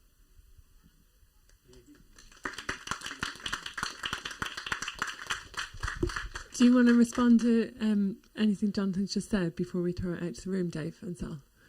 Or go somewhere else with it? The floor is yours. I'd like to talk about funding.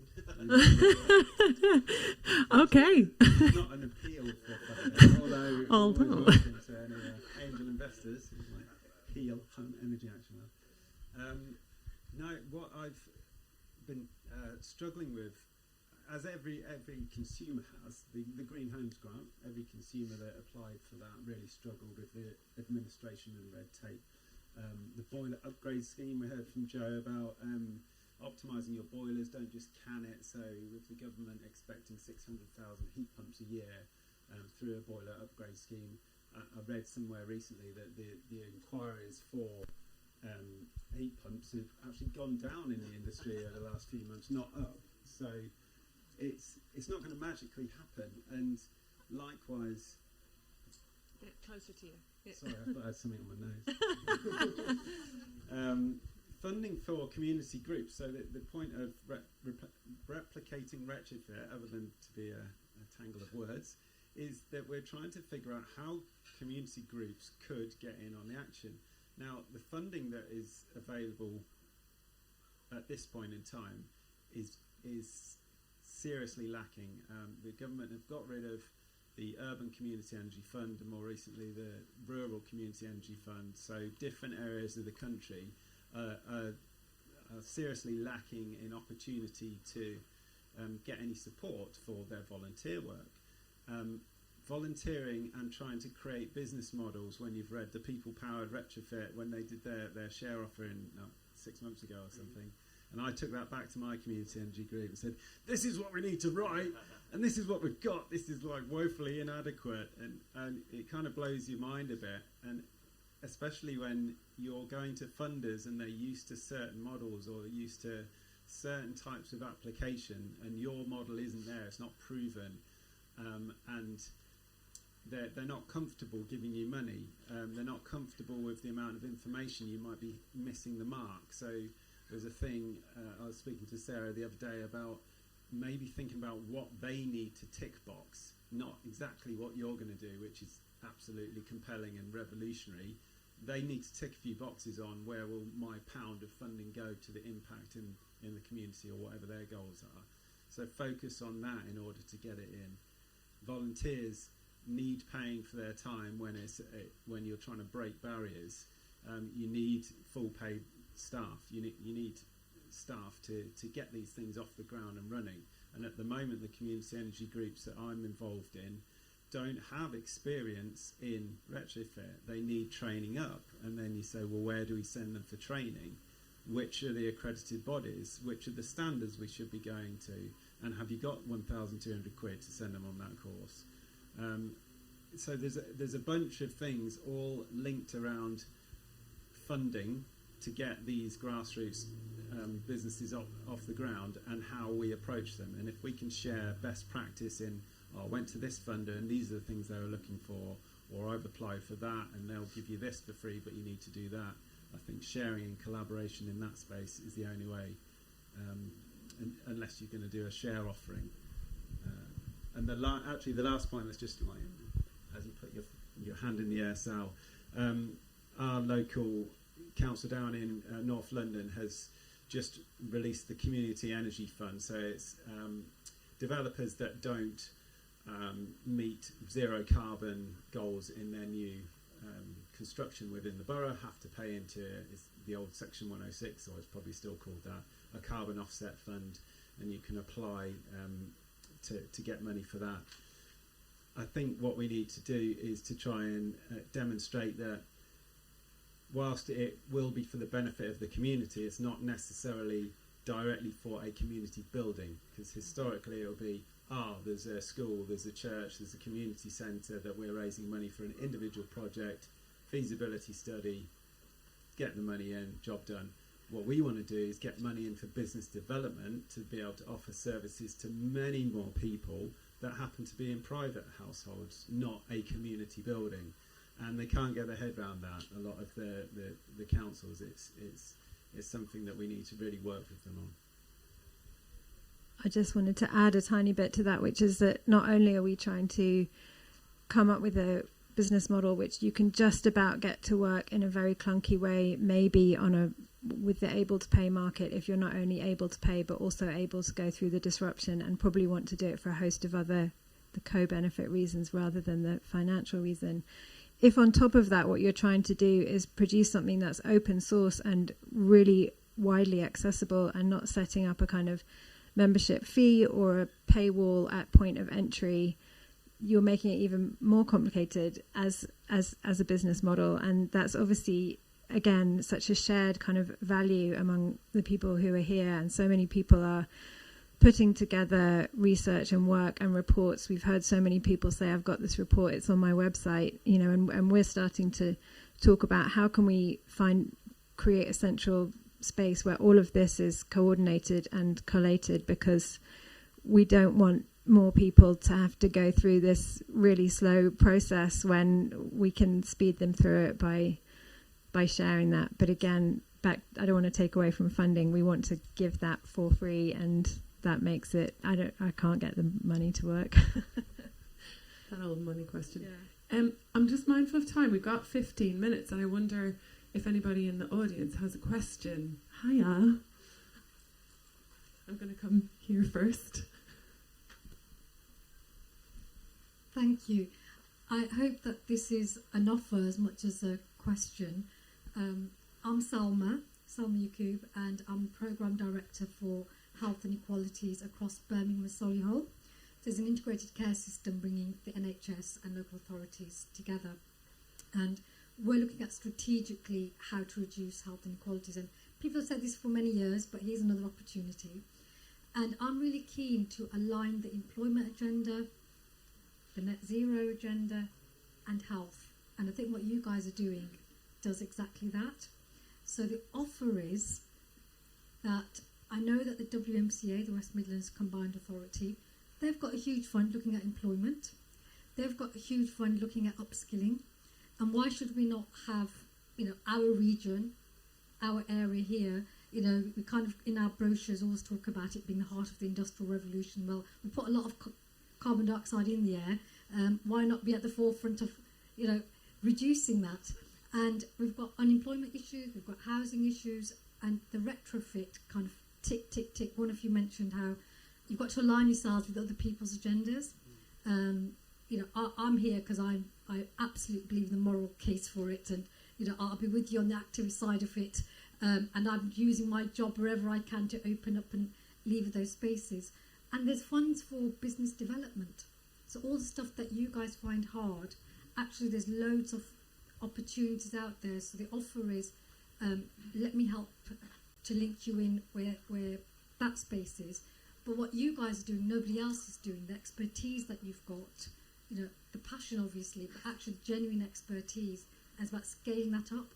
And yes, taking some risks. Whenever you do pilots, not everything is going to have the, you know, the best outcome that you'd hope for, but the learning also is valuable. And there's research funding from the health side. And now that health inequalities are becoming a more serious priority, so it's a statutory responsibility now on health organisations to reduce health inequalities. So you guys can now come and step in and say, well, we can help. So that aligning bit, I hope we can kind of further progress. So there's an opportunity with integrated care systems, and that's everywhere that, in England. So there's 42 integrated care systems bringing all local authorities and their local NHS organisations together, and they're supposed to be working with communities. So just to let you know about the opportunity there. Yes, please, can we have a round of applause for that? I have this like beating heart in my chest with just listening to you say, I have an offer. It's like this, you know, this hand is being reached out and this other hand so beautifully reached back to you. So I'm just, wow, thank you so much for that. That is brilliant. Not a question, but quite a moment. Thank you so much, Salma. Have we any other questions? I'm going to go here. Yes, so I'm Chris Martin from Footsteps. What I'm interested in is the panel's views on some of the online tools for helping people through diagnostic journeys. You know, I was looking at one this morning, for instance, on Western Power Distribution site, you know, which takes postcode, picks up EPCs. You know, the Superhomes project used to have quite a lot of information. NEF have. What's the role of these tools? Where do they come in the process in terms of trying to roll out retrofit on a much wider basis to people who probably actually calling it retrofit puts people off? But, you know, that's my question. So there's a few things there. I think, so I'm not sure people were in my session earlier, but like our analysis and the basis of the work we do is working with early adopters. These are people more likely to procure a retrofit, who want to retrofit their homes, who are facing barriers, and we can help them overcome them. Yeah. And conceptually, or in reality, there are loads of them, and they don't have any options, and they're desperate to get work done. And we absolutely need to build tools and solutions that work for the mass market. I have no truck with that, and everything we're doing is building for scale and replication and working up. But we need to be realistic about who is here now and the scale of the people that are here now and want work doing. And they are the early adopters. They have money to invest, they're desperate to do it, and they can't find anyone to offer the expertise and help. Yeah. So these are the people here now who are presenting themselves, and these are who our services in their initial iteration need to work towards. Yeah. So that's who they are and how and where they are. Online tools. Okay, so the conceptualization there is that, like, with a low investment, you can devise and deliver high quality information to a lot of people and enable them to progress and to do stuff. I think that's true in a minimal way, that online information is useful in helping people understand certain terms, certain kind of key technologies and tools.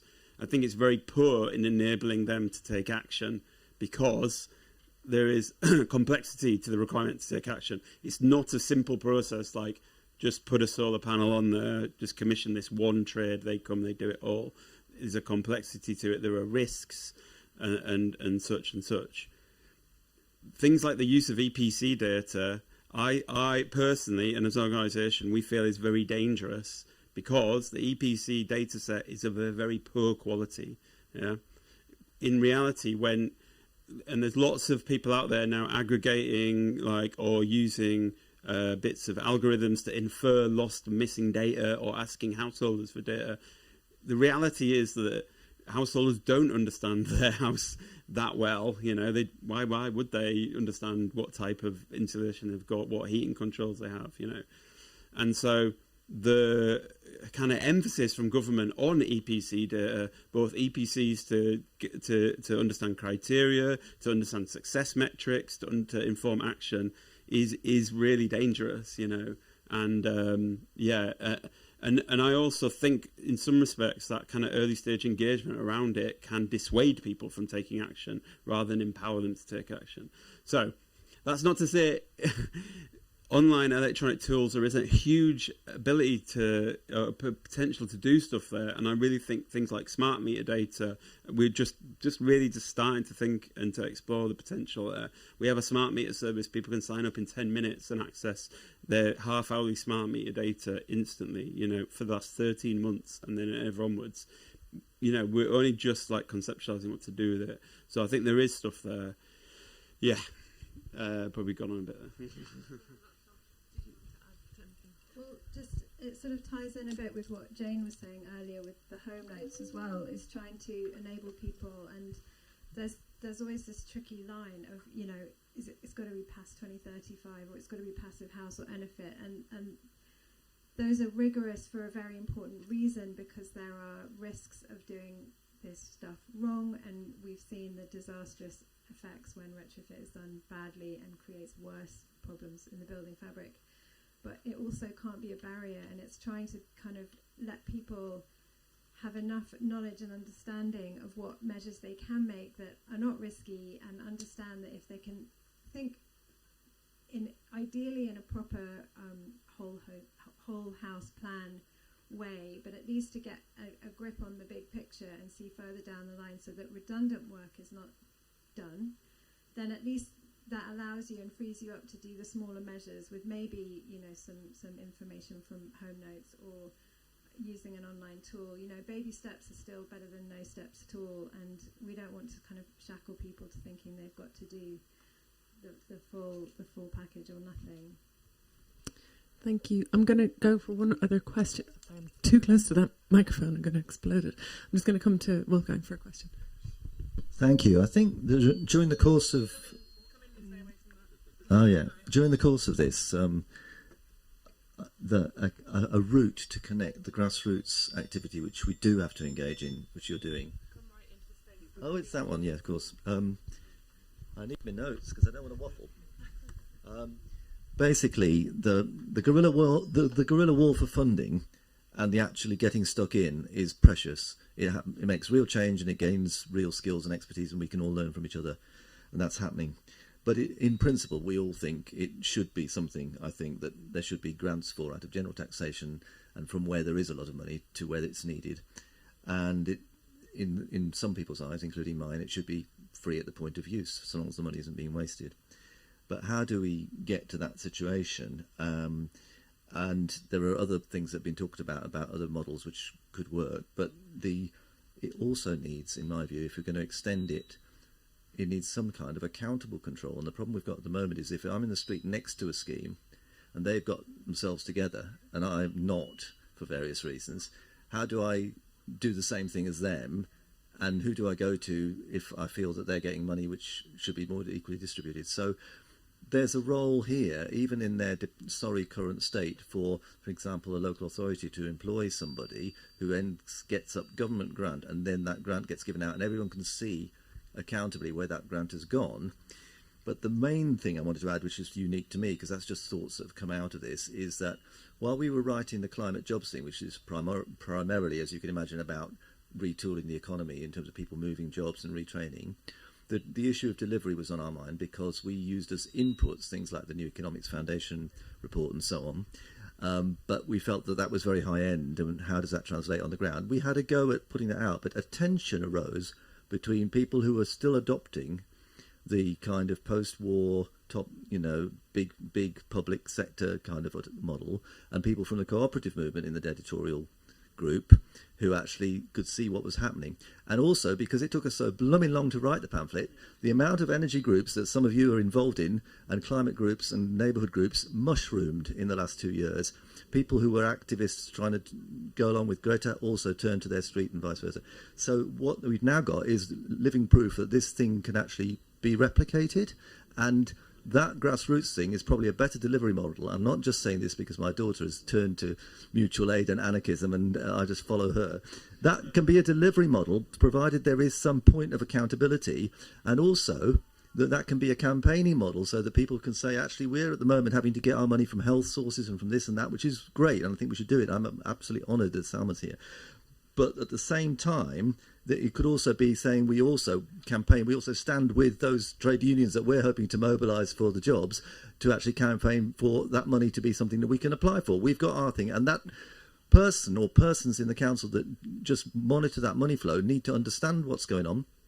They need to be flexible as well as accountable, so you don't get thrown out if you can't tick some sort of EPC box or some rubbish like that. Basically look at the real scheme, this is going to work, and then that scheme goes into the meeting, and everyone who votes at the next election or it goes to the committee can see, actually that was such and such street, yeah, that worked, or that didn't work, why didn't it work? Or if you've ever been to a local council meeting, you know that is possible. Doesn't always happen, but it's possible. Talk far too much, but I can see how this grassroots work could actually be translated into a national scheme, provided there was a point of democratic accountability. And I'm encouraging people to, alongside all the other stuff they're doing, to protest and campaign if we get anything like this together. There's a conference planned for the 17th of September to bring together, it's a working title, Just Transition Emergency Conference, but it's basically about climate jobs, but rolling that out. But that wasn't meant to be a plug, it was just a nice suggestion. Thank you for sharing that. Does anybody want to, sorry, standing in front of you, would you like to take some closing statements around anything that you still have a burning? I mean, again, I just feel like we've scratched the surface, just barely. Like, there's so much that I thought this conversation was going to be, and it's been so much more in so many different ways. But let's just pass the mic along. We'll start with you this time, Chris, for just some thoughts. Thoughts? Oh my goodness. Or you can just tell us where you got your t-shirts. T-shirts, yeah. Really happy with Bold Studio in Glasgow. Fantastic work. By the name, Local Home Retrofit, that was just like, we got sick and tired of trying to think of a name. So and whether or not to put retrofit in the name, I think it's worth, some people say you shouldn't put retrofit in the name. But I think actually, at this stage, you need to signal to government that that's what you're about. You need to signal to other people in the industry and stuff. And the people who don't know the word retrofit, they just don't use it. They just call us local homes. I was like, that's not really the name. Anyway, but right, money, just to address that point from earlier on, it's what we're struggling with. I think it's true for Hela as much as for Loco, is like we need money to invest our own development. I've got a bursary, so I need to worry about paying my own living expenses for the next year. And that gives me a bit of space to think about developing the business. But because so much of my time is spent dealing with the organisational overhead of the accounts, the website, the social media, the membership, all that kind of admin, that I don't have much time left over to actually deliver the service and develop the business, and to actually start having the social impact that we want. So we need, and like, others have said, government just doesn't understand this stuff yet. So there aren't, and third sector charitable funding doesn't get it either. So there's no funds that directly suit this stuff that I've found yet, really, beyond the Take a Punt Social Entrepreneurs Fund in Scotland. So that's where we can learn from each other how to get seed funding into developing these organisations. I'm going to do a plug for, we've got a hand waving. Too late. We'll come back to you in one second. Okay.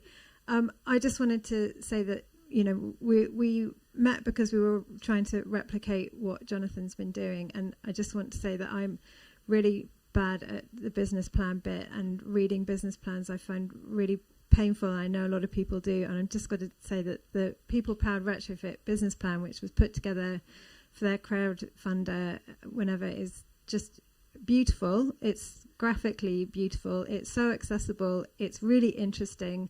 They've got their 10 plus however many years worth of research into their areas there. It's really, really inspiring. So if there are people who are sitting here thinking, how do I put something like this together, go look at that.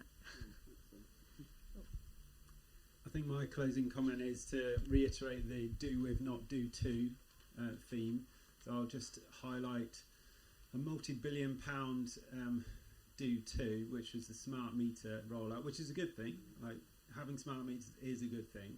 But there's a massive lack of engagement from central government in telling individuals what are they doing it for, and why are they doing it covertly via your energy supplier who puts it on your bills, and why they're free. You get a smart meter, it's free, it will help you, but I'm not bought into it. You haven't told me why I'm doing it and what am I going to get from this. same with retrofit. The awareness building and the engagement is so essential if new technology, which people will consider this as new technology, whether it's the low carbon heating or just insulation, natural material insulation. Once you get that kind of groundswell of engagement and awareness and talking to each other and seeing it from each other is so important, because it's not going to happen by just setting a target and then saying, okay, market, you go and deliver those technical solutions. It will work at a ground level when you can increase awareness and empowerment of people to do it and understand why they're doing it. Thanks, Dave. Jonathan. I got an invitation and then a reflection. The invitation, Imi, a colleague reminded me to say, we're currently recruiting for a design coordinator at People Powered Retrofit. So if there are any recovering architects or even like still practicing architects or people who've worked in architecture practice, we want to experience and want to understand what we're doing, want to get involved. We desperately need skills and expertise to grow, and that design coordinator job's open. It's on our website, retrofit.coop, hopefully on the ACAN list and what have you. The second, the reflection thing, and I think is like, how can we support each other on this journey, you know, of developing together? And I think we are part of a movement together, and we're part of a movement that supports each other, and like elements like this, days like this that, you know, Sarah and others have put on. This is the important thing. We have these personal connections, these interactions and talks and discussions. You know, that's super important for us to grow together and evolve. So, yeah, it's a big thank you for asking us here and for giving us this space. You know. Thank you so much for coming and giving us all of your time. Thank you. Big round of applause for these guys. Amazing. So we are going to have now 3 speakers, but separately. We're going to hear from Scott Macaulay of the Anthropocene Architecture School. We are going, and you know, I'll only let them introduce themselves. Suffice it to say that it's absolutely worth hearing everything that the next 3 speakers have to say. But that's been true of everyone so far, I think. Still pinching myself about the contributions that everybody has come to make, by the way. I'm just still not quite landed. Can't quite believe so many people agreed to come. So, but we are also going to hear from Alexa Ward from DEMSOC, and we are also going to hear from Nidhi Shah from RAFT, which is Retrofit Action for Tomorrow. So, which of you is first? I can't quite remember. Is it Scott? You thought Scott? There he is. Here he comes in the glorious tie-dye T-shirt of dreams. Look at that. Scott, have you got slides? You've got your slides. Look, you're well ahead of me. Okay, brilliant. So, Scott, we'll just give it to you. Over to you. Can we have a... What would we like? Change slides? Yes. Yeah. They're slow.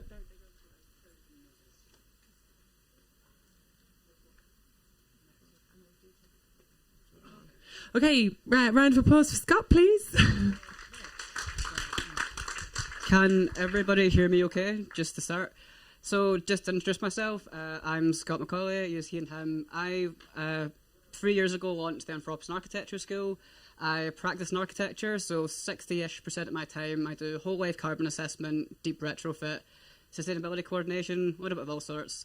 I'm a coordinator of the Architects Climate Action Network's Climate Literacy Group. So we really focus on the cultural transformation side of decarbonising and changing construction, because we know the system as this simply doesn't work. And to kind of introduce what I do, the Anthropocene Architecture School was launched as a provocation because the education as is delivered is still not responding to the climate emergency. It's not recognising what's actually happening. So to kind of introduce what my work kind of typically looks like, it began as in 2019 at the Architecture Fringe. They wanted provocations on kind of in real life, so what's happening. So this was 2019, post-2018's terrifying IPCC report. There's nothing on the programme but a climate emergency. So the provocation was that the architectural education, as delivered and has been delivered historically, is entirely obsolete in the face of climate change. So I got no kickback, I got no denial, I got agreement, I got asked, what do we do next? We know this, we've known this for a very long time. So that kind of went to the Edinburgh Fringe, so starting to kind of create spaces and make time for the public to really reflect upon what is stopping our cities responding to the climate emergency. Because this is something we don't often go to people about. We keep it in kind of in government. We expect things just to happen. But I believe sincerely that we have so much more power than we were ever taught in education. We have more power than our elected representatives like to recognise. And this somehow resulted in me being invited into architecture firms to teach them. So I teach climate literacy, so where the built environment intersects with the climate crisis, but not just in the technical sense, because as we've tried to hammer home, I think across the programme, this is not just a technical problem. I don't know where Charlie is, but he summed it up so well that if this was a technical problem, we would have fixed it. We can do everything we need to do with the built environment. And this just kind of led to some other things I'll touch upon slightly. But, oh, shite. Come on. Try it. There we go. So, in the kind of an academic sense, you can be as provocative as you want. You can write, you can do a bit of teaching, but unless people start teaching students like the world is literally on fire, nothing is going to change. So I did a call out in Scotland and got kind of 30 different organisations from the Scottish Ecological Design Association, architects, natural builders, passive house consultants, retrofit coordinators, and that is what we simply did. So we created the space for students to use what they design in university as the armature to teach them, as they should be taught in university, which is failing to be provided in the models today. So some of the kind of quotes we got back were quite great, so I've picked out my two favourites. We had one kind of second year in total awe. They had never had a tutor talk to them about sustainability in their whole education. They'd never been taught any of this stuff. And then the last one, a third year student, so someone who has had 2.5 years of higher education, learned more in 15 minutes than they had in 2.5 years with the way that we taught. So when you strip out the bullshit from architectural education and you recognise that the world is burning and we need to respond with an urgency and a radical transformation, students just get it. People understand that urgency and how prevalent that problem is. But just to kind of quantify what I do and where, so I've taught for 19 different universities, and during COP26 did quite a lot of the kind of fringe programming. So kind of for Living Futures Europe, the Australian Association of Architecture Schools, and just some of the side stuff as well. But this is just showing what it looks like when in architecture, and education especially, you're taking the climate emergency seriously, because it simply isn't. I'm one person and I've taught 5,000 people, and that's not going to change the system. So realising that was it's not kind of self-deprecating. It is simply, it's not going to change the system if we are not teaching people that our building regulations are simply not fit for purpose and are basically an environmental crime. So we have to be incredibly blunt with this. So I hope we can see the slides? Is that okay? So these are a little bit dark, but this was Scotland's first ever People's Assembly on Climate and Housing Justice. So these are two issues that are entirely intrinsically linked. They are fuel poverty interlinks with environmental justice, and the quality of homes affects people's health, well-being. It's a horrible spiral, but this has never been put together forcefully. So I created a space. We had trade unionists, we had tenants unions, architects, the public. An MSP joined the online section of it, but we just started to ask the question, what does housing policy look like when it's got climate justice, tenants' rights, a just transition at its heart and soul? And that is a question that our elected representatives are not asking themselves, which is something that we should be pushing a hell of a lot more as well. And kind of to come back to my why, so why did I theatrically and literally as a joke launch an architecture school that has now resulted in 3 years of work? So in my architectural education, I was not taught to design sustainable buildings. So when I was in my second year, I was pretty dismayed by this and wondering, how do you do this? So if you've seen Alex Sparrow outside, Man Can Take Some Responsibility, I went to do a course in hempcrete construction. I got introduced to natural building.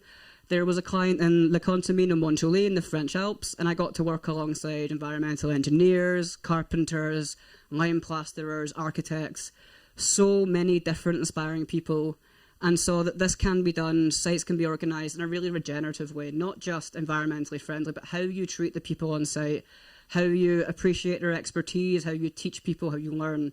and that was void from the education system. And we'll jump another one. Wow, I'm really bad at this. I guess probably going to jump a few times, maybe. Or it's frozen. There we go. So this, in turn, the two men to your middle and the right, Chris and David were... David's someone I met in the Alps who works for the two founders of Hockland Ecological Construction. So when I wasn't being taught to design sustainable buildings in the university, like my fees should have been paying for, fees, Scotland, tax money. But at the same time, on site, working with your hands, our architects, our trainee architects should be working on site. If we want a retrofit revolution, every single retrofit run by a local authority should be a learning resource, should be a classroom. Every retrofit must be a classroom. But we're not doing this yet. We are still trying to do this in the same mindset that got us into the incredible mess we are in. So down to my next why. So when I got to my final year of education, the IPCC released a report about 1.5 degrees. Stunned me. I was focusing on kind of housing as my thesis and adaptive reuse. And we saw just all around the world these things happened, and this did not affect architecture. Architecture continued blindly onwards, not so much putting its head in the sand as pouring a concrete beam around its neck at the same time. And it was heartbreaking. But we then have our government's response in the bottom right, so that's your first ever net zero debate. We've got 30 MPs, a few people asleep. They don't care. Our government is not capable of shifting that at the moment still. Please don't vote Tory. And we then had, so this last year, we had what is, you can take this latest IPCC report as just on solutions. It's saying we have the technology to do what we need to do. This is an incredible table here that I think if you're working about environment, stick it on your wall in A2. This is everywhere that the measures we can apply support the Sustainable Development Goals. This should have been on front cover of every single piece of architectural press. They didn't write about the IPCC report. Again, total denial. We are not responding with the urgency we need to. Try again. So why architects and why am I making a lot of noise for them? So I have two graphs in this presentation. This isn't a graph, it's an infographic. It kind of doesn't count, but they have really important points and anecdotes. So this is looking at the average carbon footprint of your average large project. So if you look to your medium end, that's 2,500 tons of CO2 per average medium-sized project. The average carbon footprint of a person in the UK, which is radically too high anyway, is 196 times smaller than the impact you can have on one job. So to put that into context, I'm working on 4 schools in Scotland, so that's 196 by 4, about roughly 796 something-ish times. So almost 800 times bigger an impact than my life in a year I can have if I can drive those down. Every architect needs to know just how much agency they have and to stop blaming clients and creating scapegoats on ourselves. So, but I'm probably going to get told, oh, Scott, but that's not compared to a practice. So I included the practice one. So your large practice has a carbon footprint of about 70-ish tons. That's 34 times smaller than the size of their average project. So if that practice is doing 100 projects a year, so they can have 3,400 times bigger an impact by taking this shit seriously. It's great, but we're not taught that in architecture school, and we're still not. So that's why I'm doing this. And the other graph also has a point, I promise. It's not just graphs for graph's sake. So even recently, a recent survey from Architects Climate Action Network, 76.9% of students do not feel their course is properly preparing them for future work. I think in any other type of degree, that would be massive concern. People wouldn't be paying fees. We are socialised in architecture schools just to keep going and not rock the boat too much. But at the same time, you go up and 88.5% of them want to be tested on net zero design, but feel that aesthetics are more important. So what things look like are more important in architecture schools at the moment than the fact the world's been on fire for decades and that we've had problems growing for hundreds of years. So that's where we are, just to put things bluntly. We are not getting there. It was mentioned earlier that some schools for architecture are taking it seriously, so I'll admit that some are starting to, but there's still a void of action in universities around this. But there's this incredible piece called Rethinking the Modern University, and there's one line I'm just going to quote quickly. So long as we educate young people into modern ways of thinking, we will continue to perpetuate the very civilization that's destroying the planet. So this goes for every solution that we're coming up to with this retrofit challenge. So many of them are in the same mindset that created it. It's in a mindset of artificial scarcity. So we've talked about the energy crisis a lot today. It comes up a lot, but what's not been mentioned is the energy crisis is not inevitable. So the price in energy is being raised by human choices. It is not like gravity. It's not inevitable. It's not something that just happens that no one can say anything about. Our government could do something about it, but is actively choosing to let energy companies make profit before people being warm. Until we can sit with the discomfort and knowing our political representatives and let that happen, things won't change. And that's uncomfortable and probably very unpopular. But the energy price rise is not inevitable, and it's a political choice. So, got another one. Come on. So this was a recent piece last year. Time decided to focus on how does climate change education. So I decided to take a mental health day during COVID that turned into a fortnight and ended up being interviewed by Time. And really what came out was I had this moment in architectural education. It was like the Wizard of Oz. It's like the curtain goes back and you realise nobody knows just how serious the climate crisis is, just how big the challenge of transforming society is. And when that sinks in, it's really difficult to complete a course, to sit through being taught, knowing that everything you're being taught is not recognising this. And it's not comfortable. And I fully appreciate that. From a really deep place, I appreciate that. But this is where we are. We have, 3 years to radically transform everything, not just do retrofit, transform everything. And yet we are still in that place. But in one workshop I did, so we had 200 students from 47 different institutions, and this is how they feel about the climate emergency. They had never been asked on our course, how do you feel about what's happening? So you got everything from frustration to disheartened. Some are excited, some feel unsupported, some feel hope. There's rage, and that's entirely normal. I feel a deep sense of grief recognising what is going on. But also, how do you teach this as well? So climate literacy, as me and Martin Brown defined it for Restore 2030, is really contextual to every single moment. It's practically realising where you can have a positive impact and what your activities have on exacerbating climate change.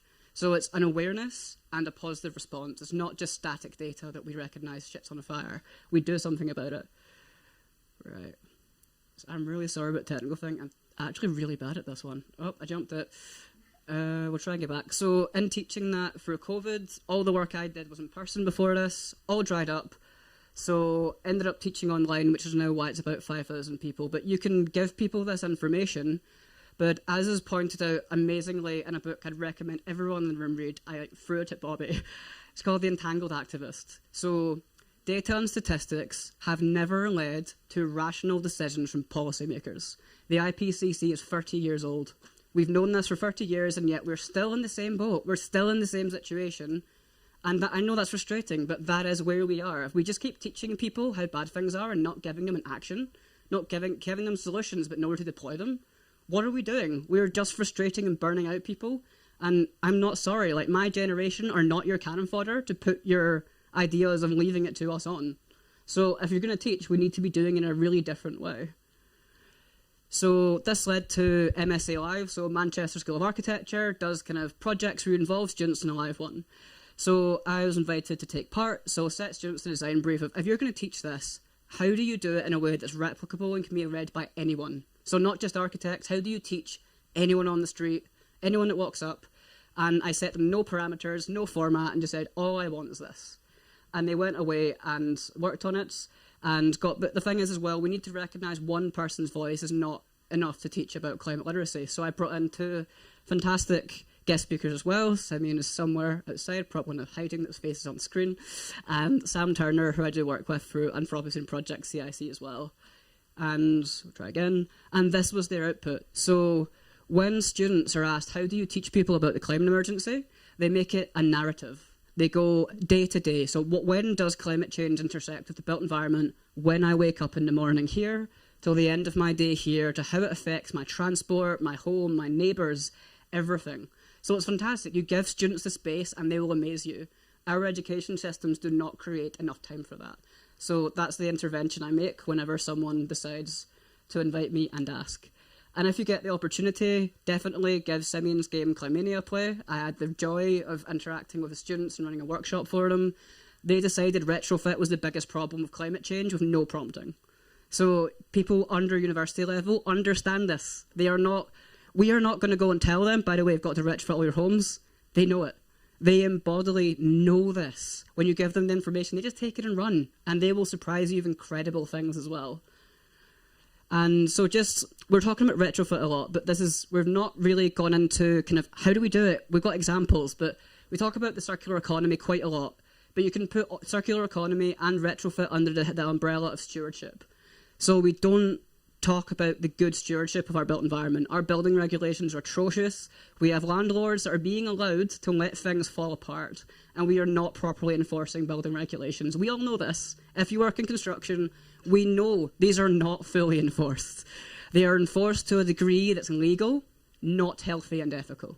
So we've got everything from designing for reconstruction, but the part that we are probably collectively working on that we are missing is the infrastructure for retrofit and reuse. We talk about reusing buildings, but where do those parts go when you're not using them? How do you transport them? Who's taking them apart? We don't have a national deconstruction company. We knock down 50,000 buildings every single year. That's 1 every 10 minutes. That is where we are today. We waste a hell of a lot of buildings. And it's absolutely wild. Come on. This is going really badly. So we can look at it this way. We've got this graph that starts on this side. We've got conventional practice. So you can also call it the legal bare minimum. And you keep going, you make it a little bit more efficient, you aim for zero, you try for sustainable, you hit the Brundtland Commission of trying to leave things better. But if you keep pushing, you go into regenerative. We can design buildings that are better for the environment, that are not intervening. We've been able to do this for centuries. But at the same time, we are not talking about it in that regard. So one favourite examples, this is the Enterprise Building, University of East Anglia. This has a 75 to 80% lower carbon footprint than equivalent building. It's designed to weather climate extremes, and it repurposes heritage things like thatch in really beautiful ways. It's a beautiful building that is incredibly energy efficient. It's not that you don't need an aesthetic, but this is what retrofit means, and a personal story from my home city which really puts it into context. This is the Woodside Flats in Glasgow. So this was a building that was going to be knocked down. So this ties back into resistance and where we need to say no and retract our consent. So this building would have been knocked down if the tenants had rolled over. They said, we want to live in our community. We do not want to be dispersed. So it stayed. But then the architect's condition was designing a way in which nobody had to be decanted. So we now have a model that's replicable to do an almost passive house level of retrofit to every tower block that's similar. This has still not been adopted. That any council could ask the architect and say, can you do it again? Nobody is. This was visited by delegates in Belgium before it was visited by anyone in London. So, but at the same time, this headline is what this retrofit means. So we're in a cost of living emergency that's being inflicted upon us. A man hasn't switched on his heating for 2 years. Imagine the amount of money that he is not worrying about. Imagine how he is not as stressed. Think of the millions of people in fuel poverty facing this incredible increasing stress. He's safeguarded from it. That's what retrofitting means. It's not just a technical problem. So graph number 2, promise to the point. So on the right hand side, I'll run across. So we've got how bad are our buildings. So to simplify this, the higher the number, the worse they are.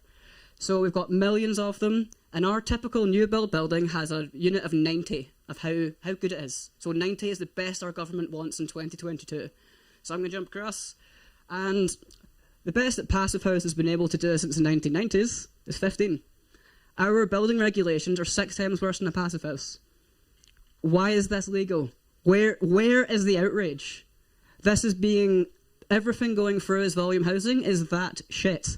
And we know it. So this is like the architectural profession has to speak up more. We should not be signing off buildings we know are 6 times worse than how they possibly could be. This is common sense. So just another point to tie in. So no matter how, Barnabas Calder makes this point incredibly well. No matter how sustainable the building you design, in a world that's unsustainable, dependent upon cheap fossil fuels, all architecture relies upon it. We have not spoken about the fact that $11 million goes into the fossil fuel industry in subsidies every minute, globally. So we've been talking about creating money from new mechanisms, from tax, from freeing up capital. We've got the money for fossil fuels, for borders, for hostile environments, and we don't have the money for retrofit. That question has to be on the table. That's where resistance comes in. So just kind of another point, architects have so much agency, and so does everyone else. So this is I'm a very visual person. This was a paragraph in a book, but it's the factors upon our decision making and where we can intervene and where we have little control. So some of the things we can do, we can't choose how people think, but what we can do is we can create new cultural, social and economic norms. We can live them immediately, we've got that choice. But we can also create the conducive environments and infrastructures. Places like this festival, we can make time to focus on this.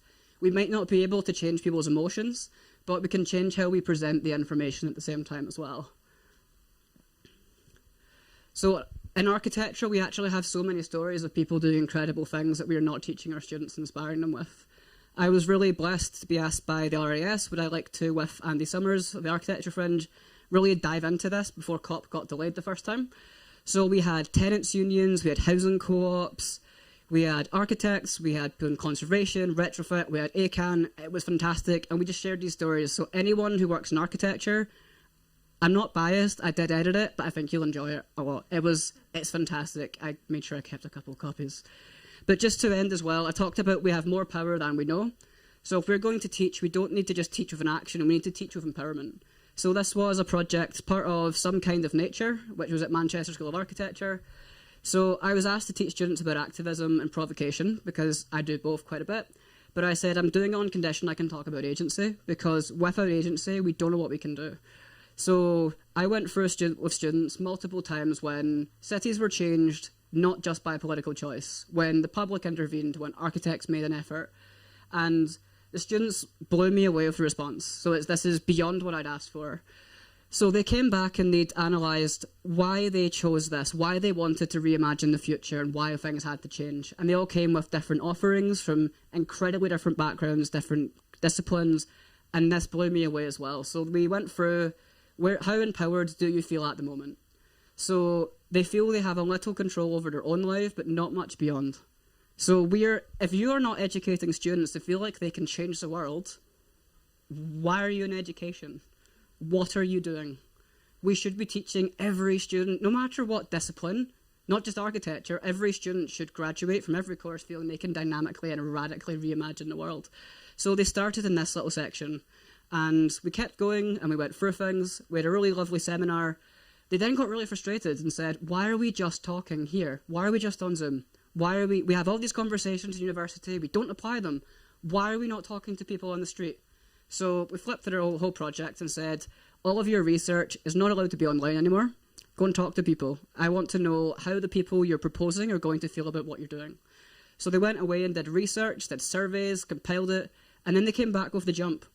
Most of them have jumped significantly. So just by questioning the agency they had and asking them to talk about it, it shifted it ridiculously. And I can share this with any school of architecture who wants to replicate it. It's been written into a template. You don't even need a facilitator. You need some text and some keen students. Most of you have them. But just as a kind of closing point before an invitation, Rob Hopkins puts this incredibly well in his book, From What Is to What If. But one of the fundamental challenges is that we need to be able to imagine possible, feasible, delightful versions of the future before we create them. And not dystopias, but where things turned out okay. So what I would like to do as an invitation before passing on or throwing the floor, whatever Sarah lets me do, I want every single person here to close their eyes for 2 minutes and imagine what the future looks like to you when you wake up and what your morning walk looks like in 2025. If every single possible thing you know we need to do happens, how does that feel? Is that enticing? Is that delightful? What has changed? What can you see? What can you hear? So we're going to take 2 minutes. I'm going to stop monologuing. And then after that, I'd like you to turn to someone that you don't know in the room, and I want you to explain that to them. And then after that, raise your hand if there's something you feel has not been given space yet. What are the elephants in the room? Have we spoken enough about tenants' rights? Have we spoken enough about... I heard trade unions mentioned. I was so happy because I was about to jump about that a lot as well. What's missing? So First, the invitation is to imagine the future and share it with a stranger. Pick someone you've not spoken to. And then after that, if there's something you feel that we've not given time to, I would like you to raise your hand and raise that.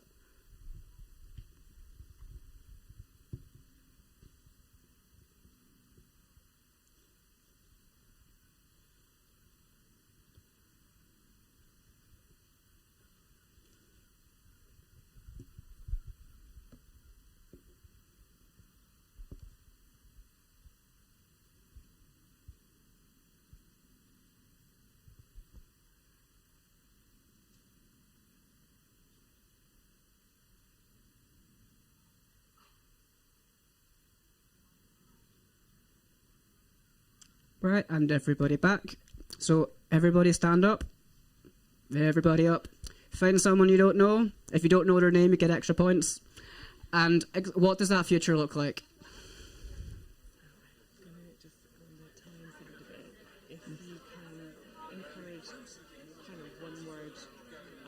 One word? Yeah. Because then we've got Alexa coming up. And I think what I'd like to do is, in the same way that you invited more comments on that, if you want to extend the invitation into like the virtual space to Yeah. feedback as well would be great. Okay. Actually, I'm sorry I didn't know that you were going to do that at the end, because actually I think this is brilliant. I immediately closed my eyes and knew that my morning walk would just be way more green. Like that was it. It was empowering. So I had personally collecting stories came up to me and asked what my feelings were, so I was thinking about it, and this was my jumping point. But I was just kind of like, things that the way the architectural training has been in some things, I felt how despondent and it was so this system thinking, or tenants' rights or renters hadn't come up, and 80% of the local resident renting. And it's like, it's just not here.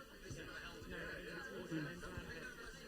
So let's call that to attention, get a couple of like quick ones, and then we'll move on to Alexa and that. And if you want to make an invitation for virtual responses or for further conversation outside of something, that'd be great. Okay. Sorry, I didn't ask you. I should have made extra time. Don't worry. Oh no, you said 15 minutes, so I went 15 minutes, and I'm just going to be like, jump and stuff. I'll pull. Could we have everybody back? I'm getting time warnings. Okay, so do we have any single word responses on what's not been said in this tent? So I'll start. Not one word. I'm gonna slightly cheat. So I was told over the break that 80% of the local area here are all renting. So I felt that we need to be talking about tenants' rights and tenants' unions and supporting them and showing solidarity with the work that they're doing. So that is something that I feel should be brought into this space and explored. If we could have, I'll grab 2 hands, and then after that, I'll extend the invitation to keep on letting CIVIC SQUARE know your response to that question as well. Yeah, great. I'm going to be really blunt and ask for the women's voices here, please. So any women would like to share? Thank you. Sorry, that was totally putting it on the spot, but let's get that balance. I feel like mine was really basic. I just want to wake up in a house that's not hot from last night, and just get a good night's sleep. It's pretty basic, I suppose, but yeah, just retrofit my home, I suppose. That's what I need to do. That's what I'm learning from today. Isn't that the point? It's basic. Can we please get that right? Any other voices would like to share? Here we go. We haven't talked about biodiversity, rain gardens, SUDs, and the the city-wide infrastructure at all. And it's like waking up, going out, and like Paul mentioned it, he'd like to see more cycles, and I'd like to see more rain gardens. It's like I want to go out on the street with my children, knowing that they're safe and they can just run. That is lovely, and I think we are all like, yeah, let's talk more about the rain garden. I'm going to go one further out here. I don't know, Rosie, would you mind coming in the space? I'm afraid that's going to interfere with the frequency. So come back right in here where you belong. Thank you. So I live in a city, and I shut my eyes, and I was in a rural environment, nature outside. And so I just thought that we could be more specific about the locations that we're talking about. We've discussed sort of archetypes of houses, but not necessarily the difference between the rural and urban experience of retrofit. Thank you so much. Yeah, Scott, do you want to have some closing moments? That was pretty much it. I was expecting to get the mic taken off me. So, but at the same time, it's just, I would just like to invite you to keep on asking those questions, but also challenge the fact that we do have a political system where money can be found for fossil fuels, for hostile environments, for arms. And why are we not raising this significantly louder? Why are we not talking about the intersectionality? The intersectionality was there in the morning. It was amazing.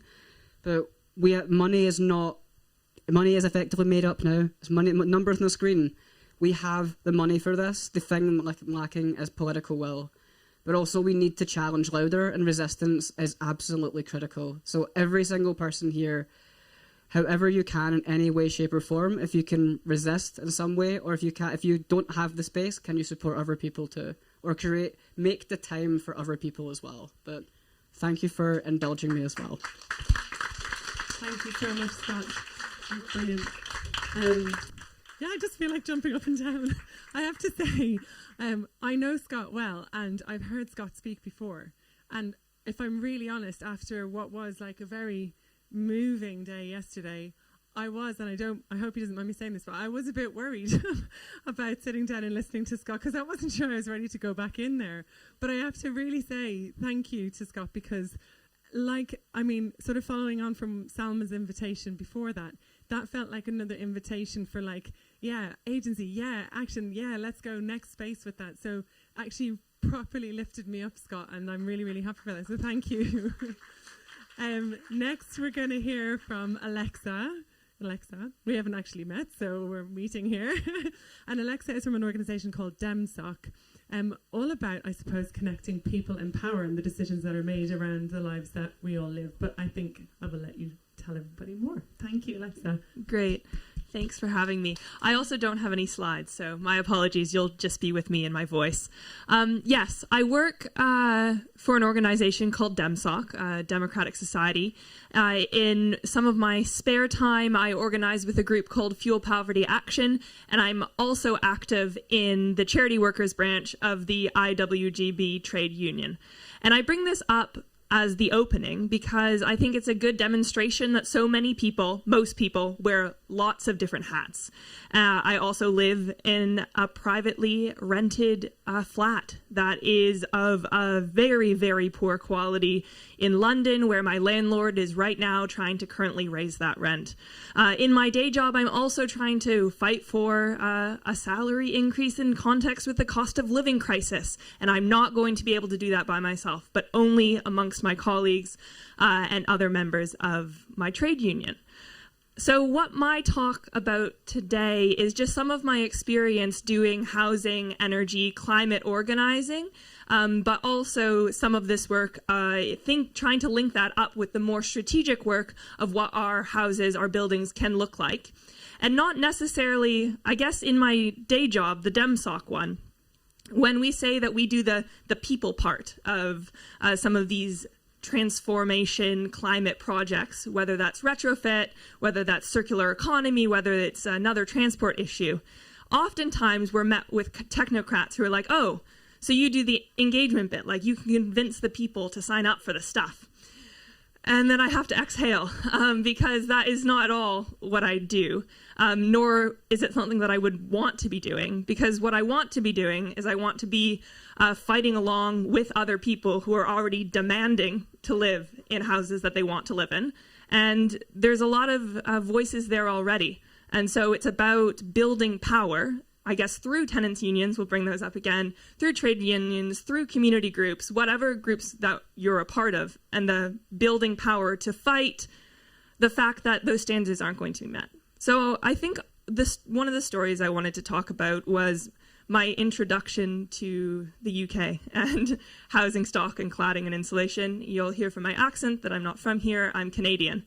And it's pretty cold there in the winters. But we actually have insulated buildings, so it's not actually as much of a deal. But when I came here, I was expecting the winters to not be as bad because they're not actually as technically cold, and I was shocked by like how cold I was in my house. It's the damp cold that gets to your bones. So there was that initial, wow, the housing stock is so bad, I'm so cold in my house. But additionally, I came not too long after the Grenfell disaster. And so I was met with a realization of extreme temperatures of the deadliest varieties, the type of cold that leads to fuel poverty that kills 10,000 people in Britain a year prior to COVID due to excess winter deaths, the type of death that wouldn't have been caused if people weren't living in cold homes. And then deaths from fire, flammable cladding, materials, neglect, a type of housing crisis that has come around through years and years of deregulation, but also because that's the way that, given our current situation, things are tending. I joined Fuel Poverty Action when they were running a campaign for safe cladding and insulation now, the SKIN campaign, a very sexy acronym.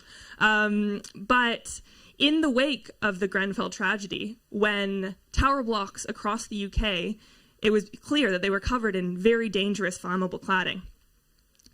We were advocating that not only do people deserve to not be in flammable tower blocks, but what was happening is when the cladding was being removed, it wasn't being replaced in a timely fashion. And so people were left not only now safer from fire, but now at risk of death from cold. And so we started building power around a campaign that was, if we're removing cladding, we better be putting it back on. Safe cladding, people deserve to have safe cladding, and that needs to happen immediately so that you're not lost with very, very high energy bills in that interim period. And through that, I met a bunch of really amazing people who are already active in their tenants and residents associations, who already had networks in their tower blocks and in the estates that had the flammable cladding, who had already been organizing amongst themselves to make sure that the corners of their rooms no longer had mold in them, to make sure that the leaky window that had been broken for months, maybe a year, actually got fixed in the end. And so I think in a lot of these conversations about who's ready to be retrofit, it's like also really important to look at the people who are already fighting for safe housing conditions and already are mobilized and asking for improved living conditions, because we should be opening our ears to that and actually providing that for them, I guess. Or not providing that for them, listening to the demands that are being made, and that is really important. So I guess some of the work that I've been doing in my day job as well then is about coalition building between unlikely actors. Maybe you wouldn't think firsthand that people who are fighting to have flammable cladding removed are the same ones who it makes sense to involve in the whole street retrofit project. What does it also look like when you start to bring concerns about the domestic space and intersectionality and other approaches into thinking about these issues? So from a feminist perspective, who's actually spending most time in the home? Still, women are doing disproportionately the care work, whether that's involved in domestic tasks, taking care of the house, child rearing. If you're going to be going into someone's intimate personal space, we need to be starting to think of this also from a gendered perspective about who's actually spending time in these spaces. If you then start to think about our hostile environment that is racist and trying to enforce borders, trying to make sure that people don't get in, what does it mean if you are starting to go into people's homes? Whether that's through a local council, whether it's through a national government enterprise, how are you ensuring that people are safe in the context of a hostile environment where you're going into their most intimate spaces? And so it's about also thinking, how are you connecting up these different issues and bringing people together to problem solve so that the trickle-on effects of doing retrofit poorly don't happen? And I guess that brings me to another example, the sort of gap between what's promised, the green promise, and I guess the reality. And that is generally quite a big gap. And that's not, I guess, by any fault of people who are trying to do their job well. I heard in several previous speakers that it is so important to get the technical bit right so that we're not messing up and making mistakes. But I guess some of the reality is, given how much subcontracting, how many different stages there are, we've heard a lot about this from a technical perspective, I'm not a technical person, there needs to be accountability mechanisms in place for when things do go wrong. So that is most strong when that's a collective group, whether that's already your tenants and residents association, whether that's your tenants union, that need to be there. And that sort of brings me to the question, what's the role of social movements in a lot of this retrofit work? Some of it, I think, is imaginative. That work that Scott asked us to do, to close our eyes, to imagine the street we want to live in, to paint that vision. But I think in the context of social movements as well, it's to hold power to account. It's to build power and then to hold power to account. We don't get to do this as much here because we're sort of firefighting in the UK with the state of our government. But I've been thinking a little bit more in the context of, I guess, some left-wing governments winning in South and Latin America recently, of what it looks like for a social movement to be able to hold to account the policies that we would actually be advocating for. Because when you're in sort of a regulatory environment, a legal environment, an economic system that for so many years, maybe all of history, has been tending towards accumulating power, if you have good policies in there, if you have well-meaning people, it's still not going to be what we need unless together we can act and make that stronger. So I guess I wanted to also see if people had questions and wanted to talk about that. A lot of the things I was also going to say, Scott mentioned too, so that was good. Thank you for doing that. But yeah, the process of doing the slow work of organizing, and I do mean that in sort of the union building sense, because the one-to-ones, the building connections, the decision that we are going to need to be fighting together and we're going to be the ones who are best looking out for ourselves. Not really good policy, though when we get together we can demand it, and certainly not our landlords, probably not our local councils and the government, given the current state of affairs. So I think this idea that there can be unlikely solidarities and coalitions that you wouldn't expect to sort of spark change in this space of retrofit in the built environment, but whose connection is so necessary to actually get that off the ground, and that can get off the ground by sort of working together.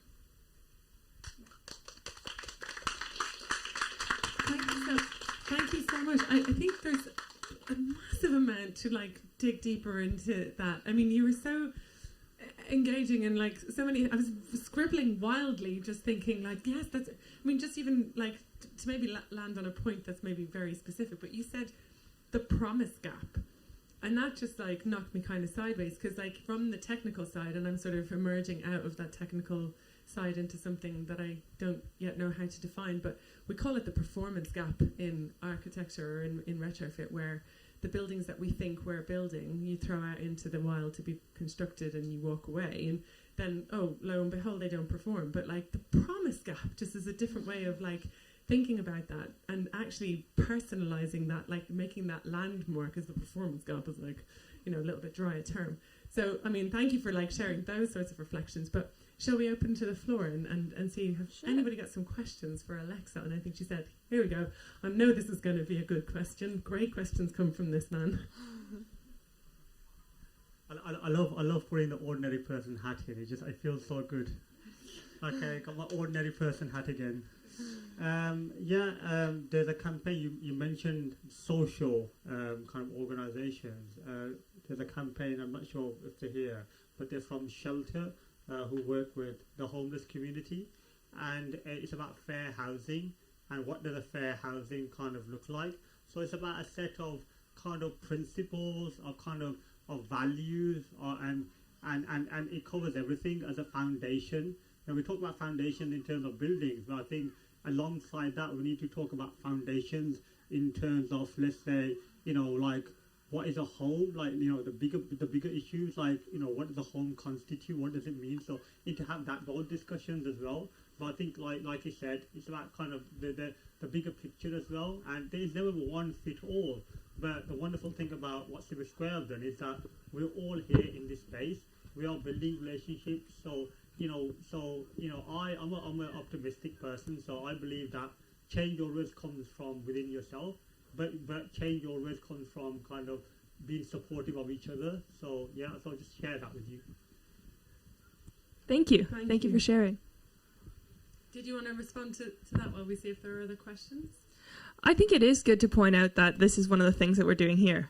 So, yeah, building those connections in places. Any other questions? Okay, we have some here. Yeah, I was interested to hear your reference to Grenfell and to the cladding crisis, and we should remind ourselves that actually that project was all about environment or interventions, really. So, by making that environmental intervention, we changed a non-combustible building into a combustible building. So, I think we should bear that in mind, and I think therefore we should start to look at all of these things in the round, and not just jump to conclusions to what the solution is. I had the opportunity last week to visit Paradise, only this Paradise was in California, and it wasn't Paradise because 80 people lost their lives. As a whole community was wiped out as wildfires ripped through timber houses and destroyed that community, destroyed 80 lives. So, I'm thinking, we just need to think about how we build things, how we refurbish things, how we ventilate those things, because this next week we're going to be, we've actually had a national emergency declared while we've been in this room. So that's happening now because of the heat wave that we're going to expect. So overheating as well as underheating is equally dangerous. So, just caution to think, how do we think about everything in the round rather than jump into simple solutions that people think are the panaceas. Thank you. Oh, we've gone up here. Everybody wants to contribute. You really started something here, Alexa. Great. I sort of have a bit of a question, because you're talking about intimacies and getting to know people on an individual basis, and for me that also relates to gender and how I guess the construction industry and the way that houses have been managed have been by men for centuries, and maybe rethinking how gender and sexuality and all those really intimate things and how households run and how people live in quite people would seem dysfunctional spaces or dysfunctional ways, whether there's things there to be spoken about as well, because we often talk about the bricks and mortar, but these Victorian terraced houses, let's think about what happened in those 150 years ago. Mum and Dad would have slept in the front room. There would have been 12 kids in the back room keeping each other warm, sleeping next to each other. Like, what's wrong with 3 people sleeping in a bed to keep each other warm? There's big questions as well, like on more of a really intimate level. And I just wondered if that's something like to think about, because we're stuck in a world which is about having the biggest house that we can buy, fit in models. So yeah, just wanted to share that. Yeah, I think that's a really important comment, that doing this work responsibly and interestingly, I think it's really worthwhile to identify what are the assumptions we're making about how we operate in a home, about who's in the home, about what family looks like, about who uses that space. And I guess I see it quite naturally connecting to what I was saying before about building power collectively and thinking more collectively, because a lot of the things that you mentioned, figuring out how to buy a home that's the biggest it can be, and who would live in it and what that nuclear family would look like, are sort of built in, so ingrained, but are fought when we're thinking about more collective networks of care.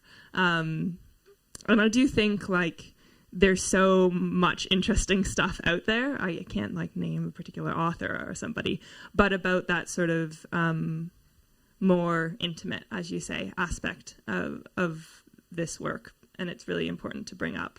But I think also from a fuel poverty perspective, because fuel poverty is a poverty issue, it's also a gendered issue, it's also racialized, it's also present in all of these other ways. And to think of the connection between fuel poverty and care work, childcare work, pensioner poverty is some of the highest here in the UK. Pensioners are disproportionately experiencing fuel poverty and are living in cold and are more likely to die from cold because of pre-existing health conditions. but the pensioners who are often in the most poverty with the lowest pensions are women who had to take time off during their child rearing years.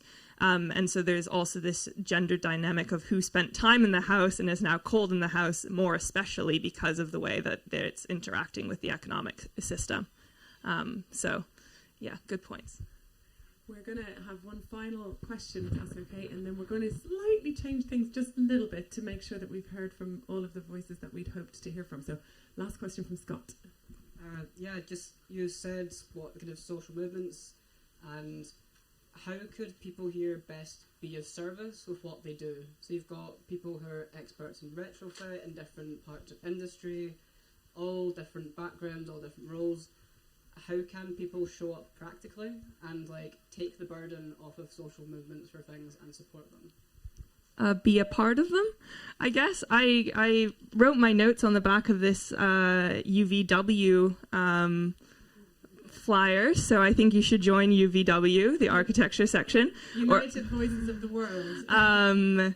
Yeah, I do think like bringing, as I said, when I introduced myself, I said those multiple hats. I think that's really important for people to have, and to like not see. It's hard to organize in the charity sector actually, because like people who work in charities are like, oh yeah, we do good for people because we want to make the world better, and they don't see the sort of like way in which they're being exploited by like having a passion profession and having really poor paying conditions, and so to unlearn that a bit and learn how to work together is the bit that's going to be transforming how all of us could be in social movements with the hat on that is our non like professionalized hat, but like in the one that recognizes that we are struggling together for these things, and we'll all have a better world if we're sort of recognizing the way that we're connected.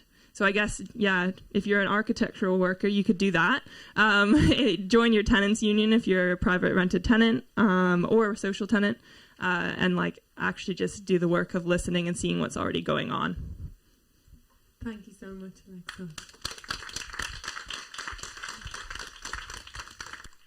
Wow, the speakers just continue to take us in new directions all the time. We're slightly going to change things a bit because we would really love to make space in the schedule for Cameron Shazad. So Cameron, come and talk and share with us for a bit. We're just going to squeeze you in between the next panel and Nidhi, who's very kindly allowed us to mess her schedule around. So welcome, and just, yeah, the floor is yours. Thank you. I'm really sorry because I'll literally only be 5 minutes because I have to get going. My name is Cameron Shazad. I'm from the Bahu Trust. Really, I wanted to spend a lot longer and talk to you about the role of faith, that faith plays in bringing communities together and bringing, tackling issues of both social and climate justice. I mean, there are other people in this room who are better placed to speak about this. I mean, we've got Chris Martin, who's a pioneer of starting the faith-inspired environmental movement in Birmingham, and there's Tokir, who's a very active outreach worker. And I know quite often when I talk, when I sit around the table and you mention faith, others around the table say, "Oh, well, we don't want to be anywhere near this." And I think in some spaces we've been quite successful using faith. And why faith? Why is it important? 80% of the world's population identify with the faith. 80% of Birmingham identify with the faith. Oh, sorry. On top of that, I think some of the statistics from the United Nations Environment Programme globally, faith groups own 50% of the world's schools. They run 10% of the financial institutions. They own 8% of the planet's habitable land surface. You know, on top of that, there's 37 million churches, 4 million mosques. I'm sure there's more than that. Millions of other faith places. So it's not just about the theology and the scriptures.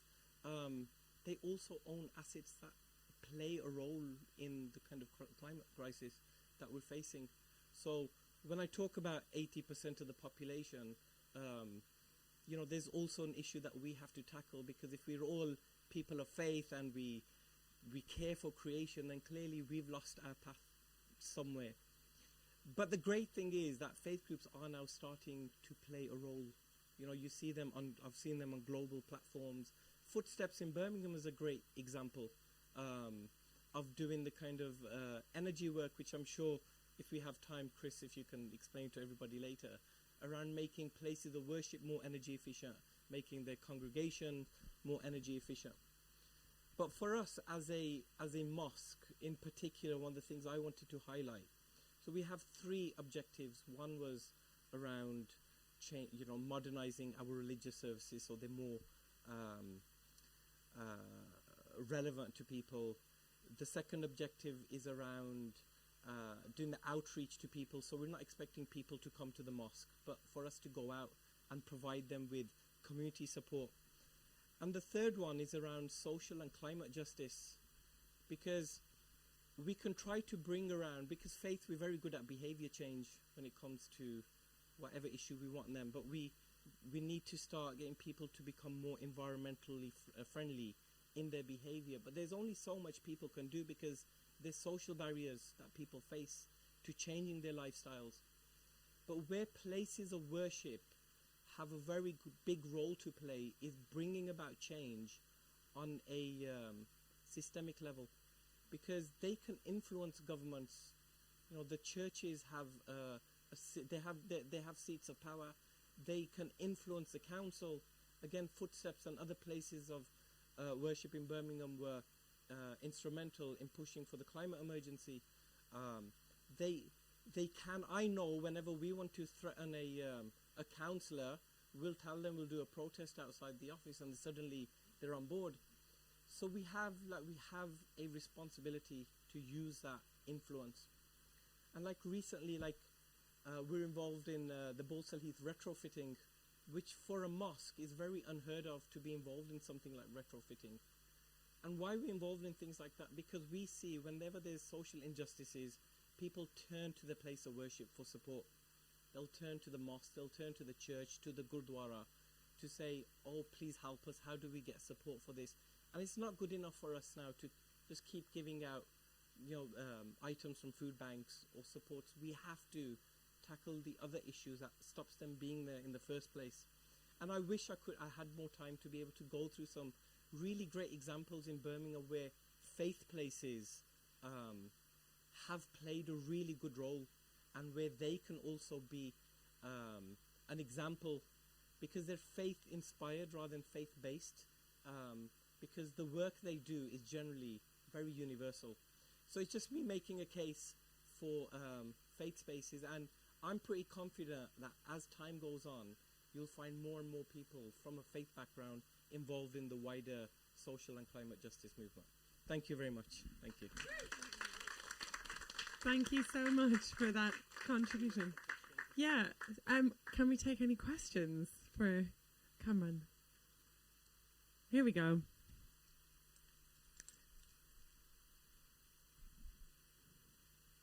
Thank you very much. Instead of saying question, I better say suggestion and congratulations. Because from the very beginning, if you open the book of the beginning, which is the book of Genesis, the Almighty, whether you call him Allah, Yahweh, Elohim, God, Dio, in whatever language you call him, he created the garden. Inside the garden, he placed Adam and Eve. So often we forgot, and he told them, take care of the earth. That take care of the earth, often people say dominion the earth. He didn't say dominion. He said take care, like the Hebrew word or Amharic word, tankabakab, like a nurse is nursing a baby or a mother is nursing her baby. That's why we are told to do. So now, thank God, these people are prophets, I can say.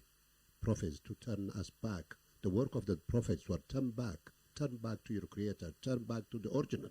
So now, for me, being involved in such kind of, first we start in this ground doing garden during the lockdown. We have nowhere to go. Only the earth, to the earth we returned. So we have been doing with Sam, Ray, and all the others. Then now CIVIC SQUARE came into to be the pioneer. Now when today, yesterday, the day I've been here, churches here, church members, we don't need to put on our collars and go around boasting. So we need to kneel down, dig the earth, and help the people. And this is really now from the mosque, listening to my brother speaking like that. This is hopeful. I really am hopeful. Let us do it more. Let us do it wisely, think deeply, and act clearly.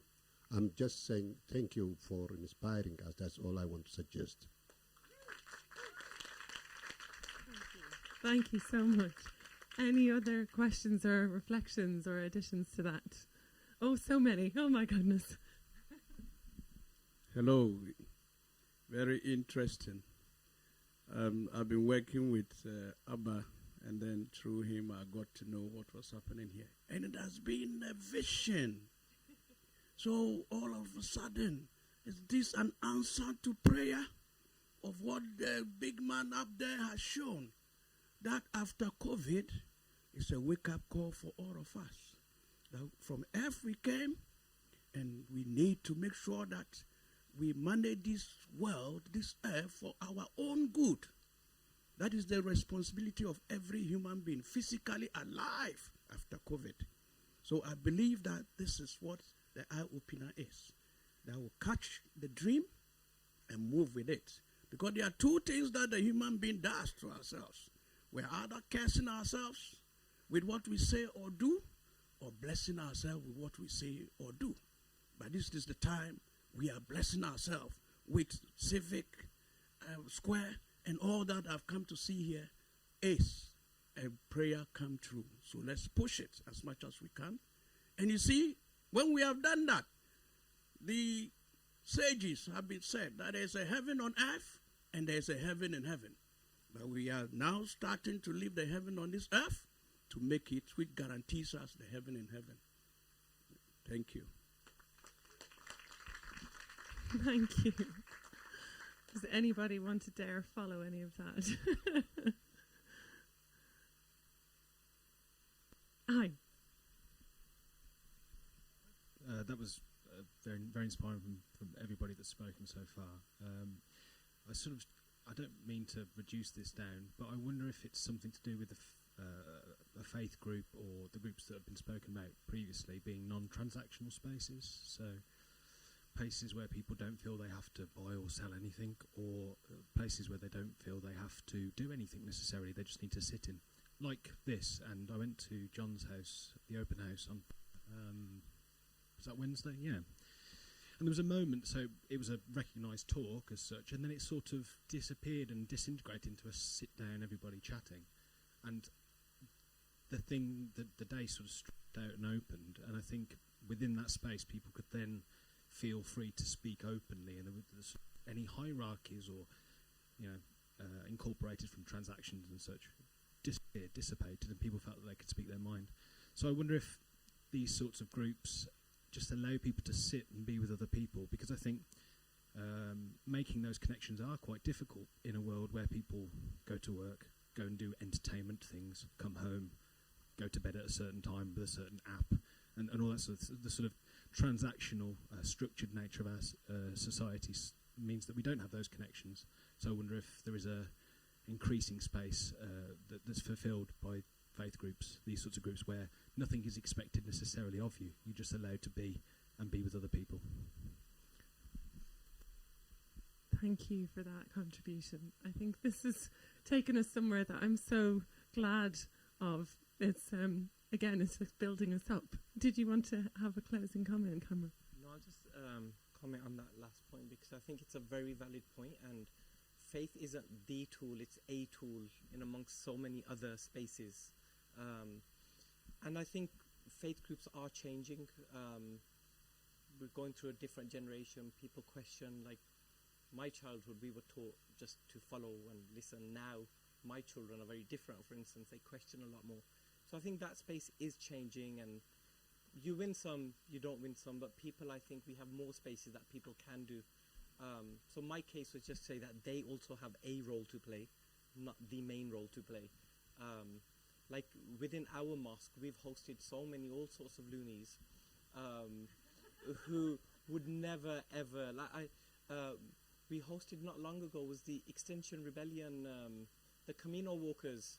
And when my trustees found out, they had a heart attack. that Extinction Rebellion are going to chain themselves up to the pulpit in the mosque. But it was a really good gathering, and when the local people saw them, they got to me, they were all wearing the coats and all sorts. So that plays a role in changing the mentality of the people who also run these places. So I think slowly that space is changing, and it will take organizations like CIVIC SQUARE and others that will start to, I think, change the roles of these faith spaces, and the more faith places are made to feel welcome and vice versa, I think that will improve over time. Thank you. Thank you so much. A big round of applause for the surprise joy that was. Finally, we're going to hear from Nidhi Shah, who I've been really looking forward to hearing from. And after Nidhi's chat, we're going to have a little pause with maybe some ice cream and cake, I'm hearing rumours of. So before we will then have our closing panel. So Nidhi, have you got slides or anything you just... Yeah? Are they up? We have them here. Would you like somebody to change them for you? Do you want to say next slide and I can do it yourself? Okay. So Nidhi wears, building on what Alexa said on wearing many hats, Nidhi does wear lots of hats as well. The two that I know her mostly for are her work with Retrofit Action for Tomorrow, who do a lot of work in and around schools and educating school children and involving school children and taking that further than within those spaces, and also with the AECB that was mentioned earlier. Join the AECB, the Association of Environment Conscious Building. So yeah, Nidhi, over to you. Okay, thanks. What a day! I've learned so much, and I'm still reflecting. So I'm not sure if I'm going to be able to talk as much as I wanted to in mine, but. Yeah, I'm a great fan of Raft. I work for Raft, and I think Raft is amazing. So I'm obviously going to say it. But before I do that, and this is I'm going to get one thing out of the way, which is the labels of architect, non-architect, ex-architect. So I have to say that I'm an Indian architect, and I have to get it out of the way. I'm an unofficial architect in UK. So I just want to get that out of the way first. And that has meant that my journey to where I am is not a conventional one. And but nevertheless, it has been amazing. But today is not the day for that. But I just wanted to say that, yes, I'm an Indian architect. And I was going to end with this story, but I'm going to start with this story now, because the mic may be snatched away from me if I run over. So, okay, so, and this is from the comment I made earlier about architecture reimagined, and I'm actually quite passionate about it, and the education of architecture as well. And so this story is something that I learned because I grew up in India. And this is not a historically correct story, but it was something in my Gujarati, so it's in a language textbook. So I'm picking a historical point out of a language textbook, which is but anyway, so the story goes that there's a persecuted group of people. They used to worship Zoroastrian, so Zoroastrians were persecuted in Persia at some point, and they got onto a boat. And they traveled, and they didn't come to West, they went to East. They would travel to India. So they landed on the port of Navsari. And it was a huge group of people, and they weren't sure if they were in hostile territory or a friendly territory. So the leader of the group took a cup of milk and sent it out to the ruler. And without any words, the king welcomes a cup of milk, tastes it. He asked his people to add 2 spoons of sugar to it in a way that not a single drop is dropped out. The cup of milk goes back to the ship. The leader tastes it, and he says, this is a welcoming territory. We can actually enter here. Now, the reason I bring this here, and there is so much to take from this story, obviously, about but what I want to take from it, and you'll see with the work that I'm going to present, is is what the role of an architect is in this retrofit context. And it is to sweeten that milk. It is not to make a big statement. And I want to start with that. I was going to end with it, but I want to start with it. So, yeah, just bear with me. Oh, I have to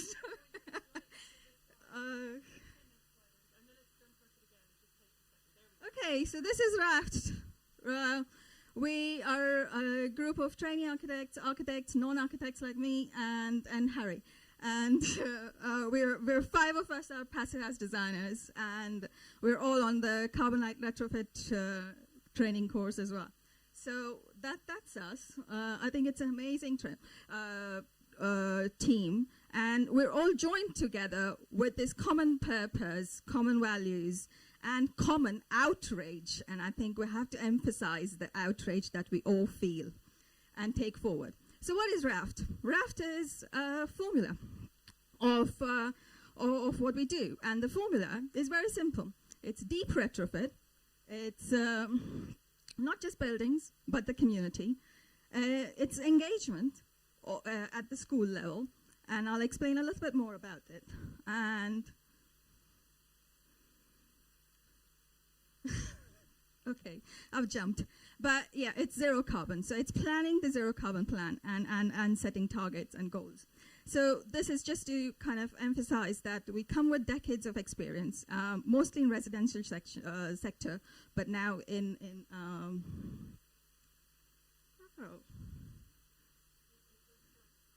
it is jumping, yeah. But now in school sector as well. So quite a bit of school experience now in just 18 months. So Raft has grown exponentially in 18 months. So engagement, and as I said, it is deep engagement. It is not at all tokenistic. It's huge fun, but it is a lot of work. And here, this little guy, he's actually the founder of Raft. So this is where Raft actually started, and he's our in-house resident model. So you'll see him on lots of our slides. And a disclaimer, there is no child labor involved. So it's so this is Harry's son, and Raft actually started with Harry engaging with his son and taking him out to do leafleting. Getting him to make lots of it's like lots of slides. So, I don't know what the right thing to do is anyway. So yeah, getting him to make posters and presenting the posters. I really love the way where he kind of explains the whole journey, and then in the end says, "Now we are warm," and that is like, yeah. Anybody who's visited John's house yesterday will know as well. It's like, yeah, now we feel warm, and that is the journey of retrofit. Okay. I think I jumped, but that's fine.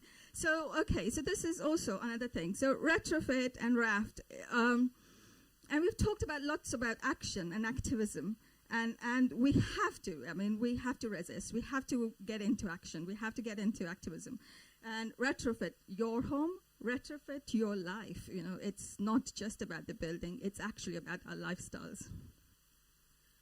And this just puts it into context. So, yeah. Heat waves in India and Pakistan, flooding in Bangladesh, fires in Greece, and some storms. And that is what kind of motivates us. So it is this whole global context which kind of brings us to, or encourages us, motivates us to do what we do. So this is one of the very first workshops that we did with the schools, and it is a baked potato challenge. So it is building a house for the baked potato, and it's a scientific, active scientific experiment. So we kind of measure the temperature of the potato at various times. There is thermographic camera involved, air tightness talked about, insulation properties talked about, and okay, what I want to say is actually, like all retrofits, they do forget to insulate their floors.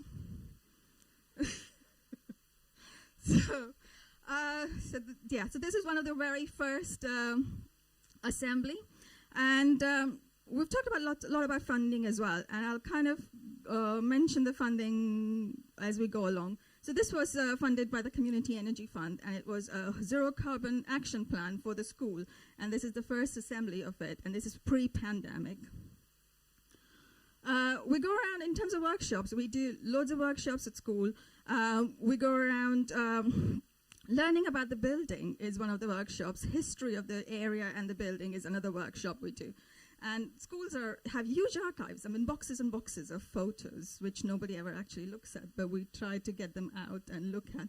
And the historical features like boot scraper and old gas light. And then we get the premises managers involved, so we follow the heat. So this is a workshop where we follow the heat. The premises manager kind of comes into the center. They never get to engage with the school children. So the premises manager here, when he knew he was doing this, cleaned out all the basement where the plant room is for 2 days before the workshop was. So it was so excited about it. And getting them involved is just an amazing thing to do. It brings the pride back into a job where, there's not much, there's a lot of blame game.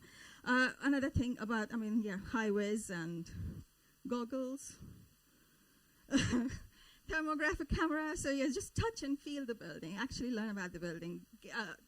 We never do this. The children never do this. We never do this at home as well. So they just kind of given this space and they never actually engage with it. And then the school ecosystem. So learning about where everything comes from, where everything ends up, and diagramming it. And the school waste. So open up the waste, see what it is, where it's going. Do we actually need this? So they get and the food waste. So this was again a whole day's workshop. We measured the food waste of the previous day. We counted the carbon tons of that waste, and then we opened it up to see what it was. And this is really, really important. Looking at the food waste. Why should a school be producing 16 kgs of waste every day or 20 kgs of waste every day? It's what's going on? And then engaging with the children. And this led to engaging with the catering company and actually changing the menu. If nobody's eating it, why cook it? And then, we engage with art teachers as well. So this is a quantitative data from the solar PV, which is then being, so you can see little diagrams of the graph of the data, but then it's turned into an artwork as well.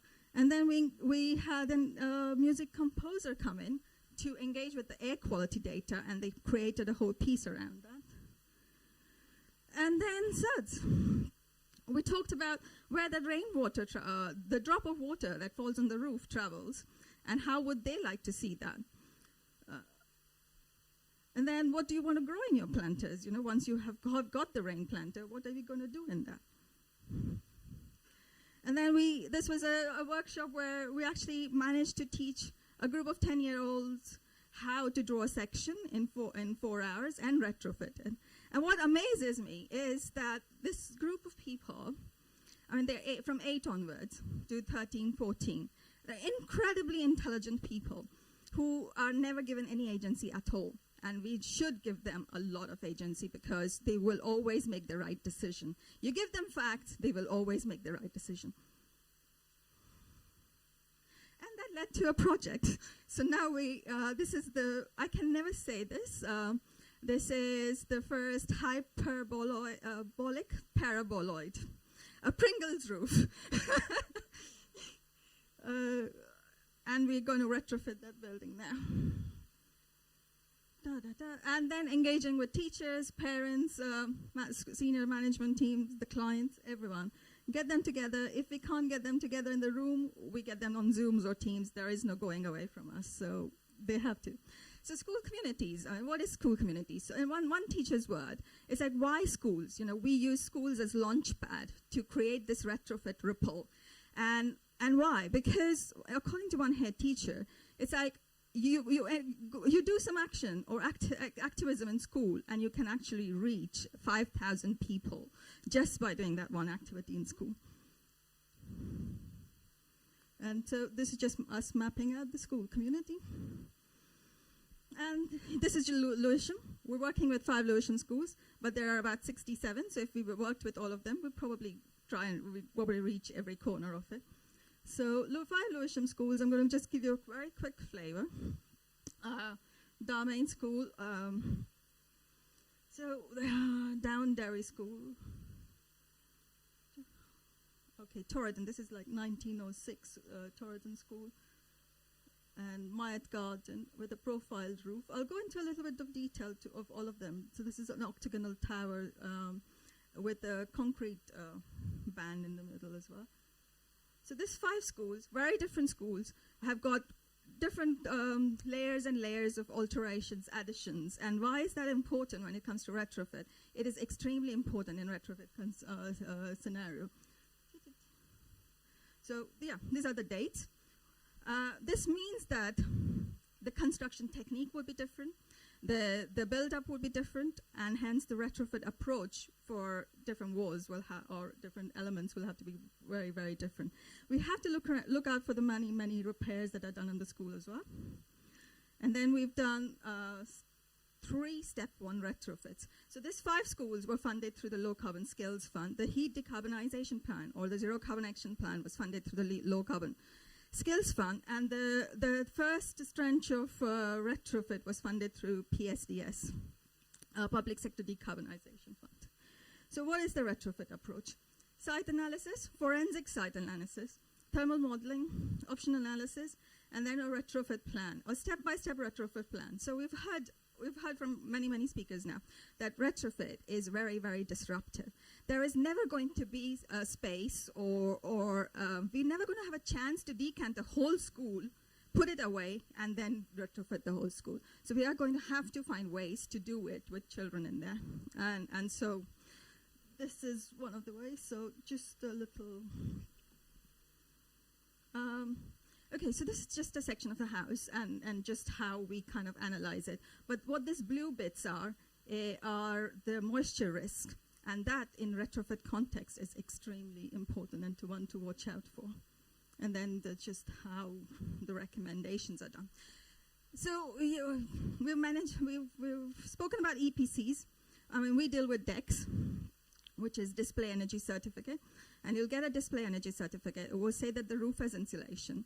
And this is like a made-up word, skeelings, which is the blue bits, which never have any insulation at all. So even though the deck will say that the school has got roof insulation in, it probably has skeelings without any insulations and a huge source of heat loss.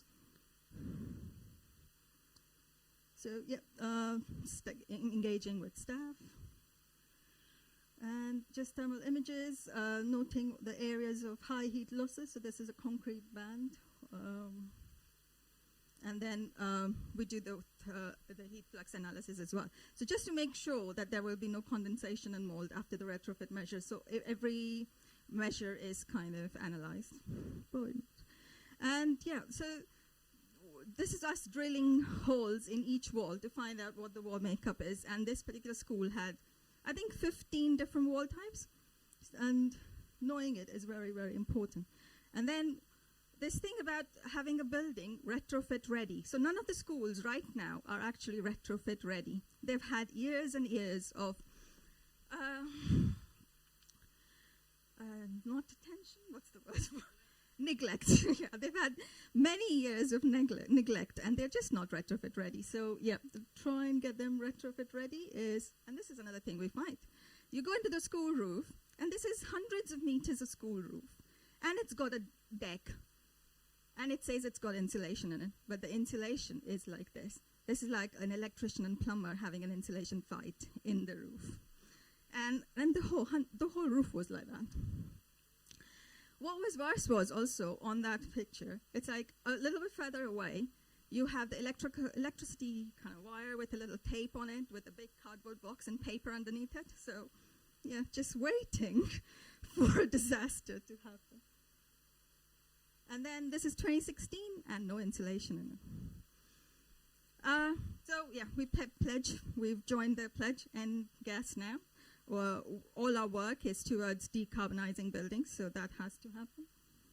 And this is a 1975 Hemworthy big boiler. These boilers are probably, 60% efficient or something. It has a pilot light, and our services engineer measured that, the kilowatt hours of the pilot light, and it probably would run the fridge on just that pilot light. So yeah, we get them out. But if we get them out, what are we replacing it with? And we have to kind of think of it. I mean, we haven't got the years or time to replace it with more efficient boiler now. We just haven't got the time. So if we're taking this out, what are we doing? So yeah, we're replacing it with two nice 11 kilowatt boiler, air source heat pumps. Sorry. And that was only possible because we did extensive fabric works. So again, this is just another school where we're putting where we have made space for 3 air source heat pumps, and that's about future proofing as well. So it's like right now the school only needs 1, but it needs space for 3. So how are we going to do that? So and then we talk about making bold statements. We talk about architectural statements, or what as architects are we doing to the building, you know? And in retrofit, not much really. We're not really doing much. So where are we actually making statements? A nice bold orange color is the statement. Ventilation and air quality.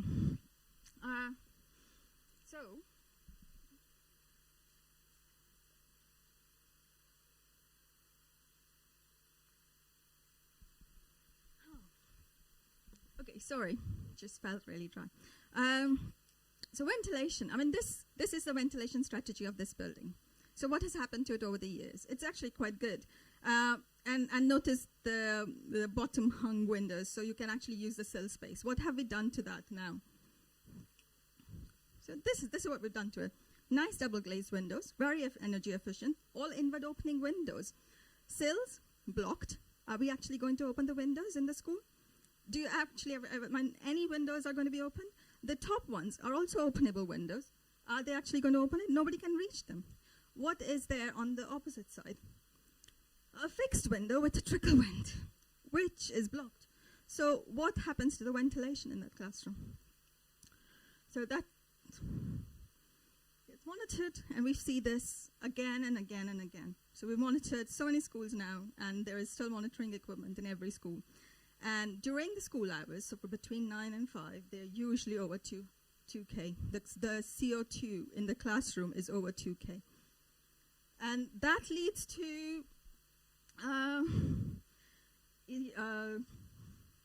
human decision making. It affects our decision making performance. It actually affects our cognitive abilities as well. So when we say that, oh, the kids are sleepy, I mean, or drowsy or lazy, it's not that. It's the school itself.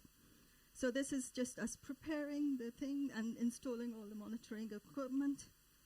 And we've seen time and again in all the schools that we're monitoring right now. So the recommended CO2 has to be max 2,000 ppm, which is parts per million, for no more than 20 minutes. And we see that for over 5 hours, the school is about that limit. And the reason is this sort of stuff. You know, you have, I don't know if anybody has seen the octopus hands or the robotic hands. This is the ventilation system in the school, and that's been replaced now by this. That's good. So this is what retrofit works looks like. You know, this is the architectural statement that we get to make in the classroom. So this is another school. Yeah, and this is just a handover thing, which we think is extremely important. So if this systems and the retrofit is going to actually work, we have to have a proper handover process. We don't get paid for all this, sorry. But we still, so yeah, so it's whole school retrofit. I have to change my hands now. So a phased whole school retrofit. And it is actually a whole school. So we look at the SUDs, we look at the biodiversity, we look at how the whole community kind of gets affected. I'm going to, how am I doing this time? 10 minutes. Oh, wow, okay. So I have got a little bit of time to go into detail, if anybody's interested in this. Okay, so this is one of the school, and these are the retrofit measures. So the retrofit measures in the school is decentralized mechanical ventilation in each classroom, it needed air tightness measures. It had already got a new roof in 2019, and I'll come to it why it needed air tightness measures after having a new roof. We installed some cavity wall insulation, some aerogel insulation, and just that first tranche of retrofit, the step 1 retrofit, meant that we have seen 57% carbon reduction in this building, in this school. And this is the reason why it actually needed air tightness work. So all the white areas are actually high heat, air leakage areas. And that is because we went into the roof, and what we saw was this. So where you see the line, the light is actually gaps. And it's this is a insulated panel roof. So it's a warm roof. And inside that warm roof, you've got massive big holes because they haven't actually thought about the junctions or actually even joined the junctions. You know, none of the junctions are just joined. So it needed heavy air tightness work. So it's each color represents a different air tightness measure in that roof. And this is another school, so we needed to do roof insulation, cavity wall insulation, change the windows, the roof windows. So before we even think about air source heat pump or PV, we had to actually look at the building fabric and see what we can do. And in this particular case, the carbon reduction is 62%. So yeah, this is, I don't know how clear the image is, but it's single glazing, cracked glazing, and it needed this hot water pipes over there just to keep the condensation, take the edge of the condensation. It didn't actually do anything to it, but there was this run of hot water pipe just there for that. And the space is a lovely foyer space on the first floor of a school, which can't be used in summer because of overheating and can't be used in the winter because of the cold. So nice space, but can't be used. So so now it's got triple glazed windows, and there's a little snack there, which obviously I'm sure Harry will sort it out.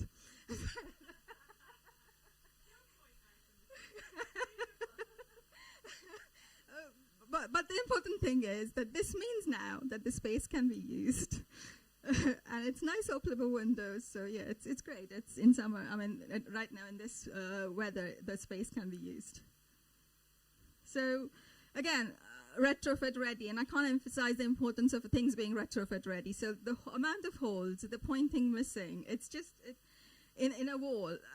Before you install a cavity wall insulation, you just have to get this straight and get this right. So repointing, and then we got some money. Well, we managed to, even in the PSDS, we got some money for a nice little architectural feature of tuck pointing, which probably may not mean anything to anybody, but it just makes the building look look nice and ties in with the old building in the school. So zero carbon. All our schools have signed up to the Ashton Zero Carbon 2030. And that means that they have committed to reduce their Scope 3 emissions as well, and I'll come to that. So when we do the building works, and we get off gas, we're cutting down the Scope 1 emissions. You've still got the rest of the electricity, which is your Scope 2 emissions, and then everything else that you use in the school is your Scope 3. And we've developed this bespoke carbon calculator, which I believe is one of its kind in the whole world, actually, and in UK nobody else is doing this stuff, so it's just us. We developed this with a company called Carbon Intelligence, and we map out everything that the school uses, right from a little pencil to a rubber glove or a thrown away mask or the food waste. So it's all been measured. They get their ton CO2 that they per year, and then the reason for doing this is because information, awareness means action. If you don't know what you're doing, there is no action. And so this sort of stuff. So natural gas is 28%. We can cut that out totally. But what will that then do to the 38%? Because that is what is going to be taken over. So it's going to become the bigger portion of the carbon emissions. So again, same way. So gas, yes, 27%. But purchased goods and equipment, 38%. So the moment you've taken the gas down, decarbonize the building. The 38% then becomes the 60%. And this, so again, this is also path to zero carbon. So we highlight this for the schools, which explain everything to them. And the light yellow, the yellow bits are the scope 3 emissions. The dark ones are the electricity. The lighter blue ones are the gas. But the lighter yellow ones are the embodied carbon of the retrofit measures. And the moment that we've done all this work to the school, then the embodied carbon in the retrofit measures becomes really, really important.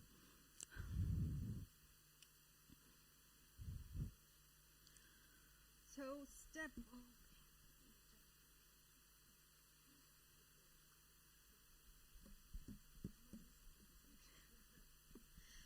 So right now we're doing a whole life carbon analysis for the works that we've carried out in the 5 schools, for the proposed step-by-step zero carbon plan as well, and for the step 1 retrofit. So we've seen some really amazing graphs and some really great data coming out of this study, but I'm not allowed to share it. But I can point out certain things like embodied carbon of the windows.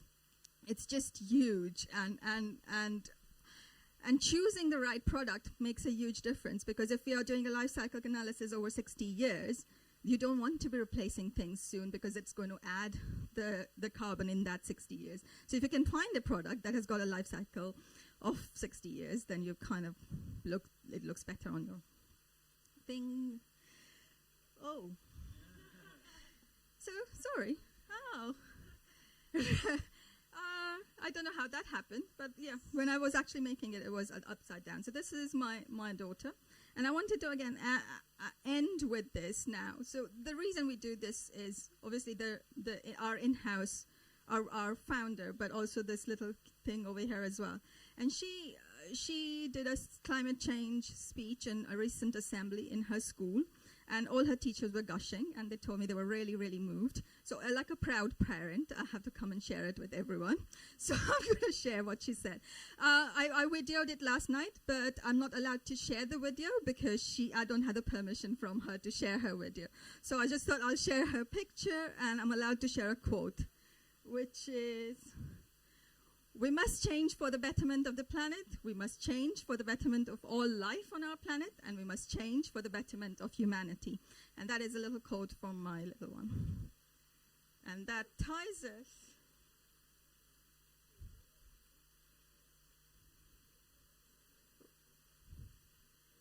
Oh, I messed up. Okay, so that ties us to where I started from. Retrofit your home, retrofit your life. And thank you. Thank you so much, Nidhi. I think what's amazing about the work of Raft and what came across there is, look, she's like, that was a lot, like a lot of information, and thank you for bringing that across. You start with the people in the building, and you get them to interact with their space, and you share with them why that matters. And so there they are, like involved in all of this with that, buy-in, that empowerment bit that we've all talked about, that engagement, and then who knows where that inspiration goes with them. But then you go and you actually take on the bit that we're all like, oh, it's so hard. All the technical stuff, all the interactions with that, down to all these tiny finite details. Like, what you don't know about those schools is just, I can't imagine there's anything that you don't know about that. So I think what I take from that is it's really, really heartening to know that we all love this notion of like, oh, look, and they got the kids and it's so great and they're doing all that and I want to do that bit. And then they're like, oh, no, you don't stop there. You've got to take it further and actually deliver it. So like we've seen lots of models of people doing interacting, messaging, all the rest of it. But like what you're doing is quite unique. And the fact that it goes all the way right through from cradle to cradle. And it's wonderful to see. So thank you for sharing that. And thank you for making space and allowing us to bump you on a little bit. Can we get an ice lolly for Nidhi, please? And a big round of applause. We're going to just take 2 minutes just to stretch if you want to do, if you like star jumps or something, or just a stretch of the leg. And then we'll have our final closing panel. And we've managed to wangle Salma to come and join that as well. But we'll just take a little break, and then we'll do closing panel and then a few closing comments, and then I can't quite believe that these 2 days here has come to a close. But so yeah, stretch your legs. Make sure you've got an iStyle. If you haven't got one, find us and we'll get you one. And yeah, so round of applause for Nidhi, and we'll see you in a couple of minutes.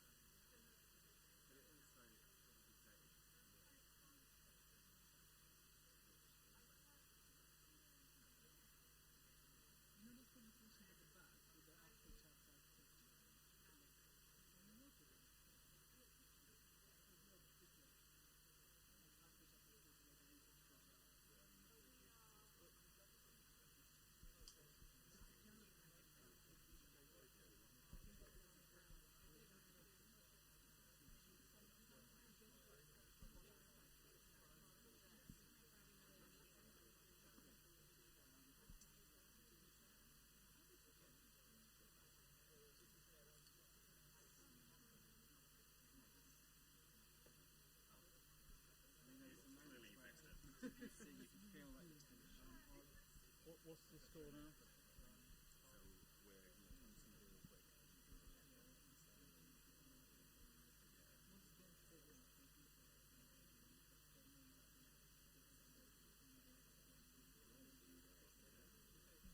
Do you want me to do?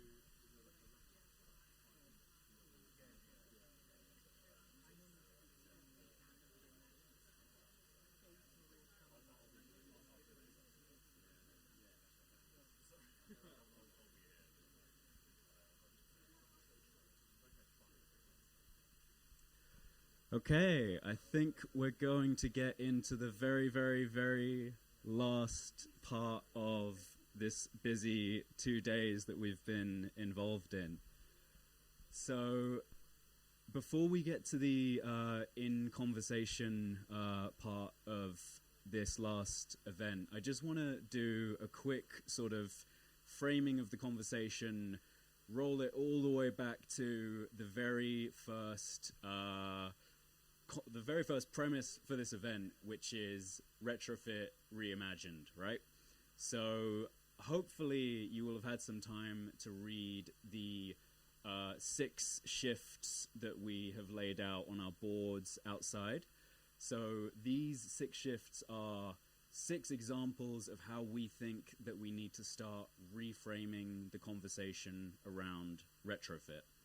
And today, with some amazing guests, I want to specifically talk about this idea of retrofit moving from technocracy to social movement. And I'm going to quote Indy from yesterday, actually, to talk a little bit about why I think this is important. I believe he said, I might be paraphrasing, but I think the gist of what he said was, our democratic systems are not equipped to respond to the scale of the crisis.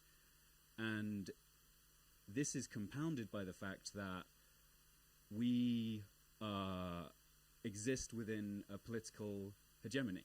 So it's not like we can pick between multiple different democratic systems. We have one overwhelmingly dominant political system that everything is fundamentally guided by the political economy of neoliberalism. So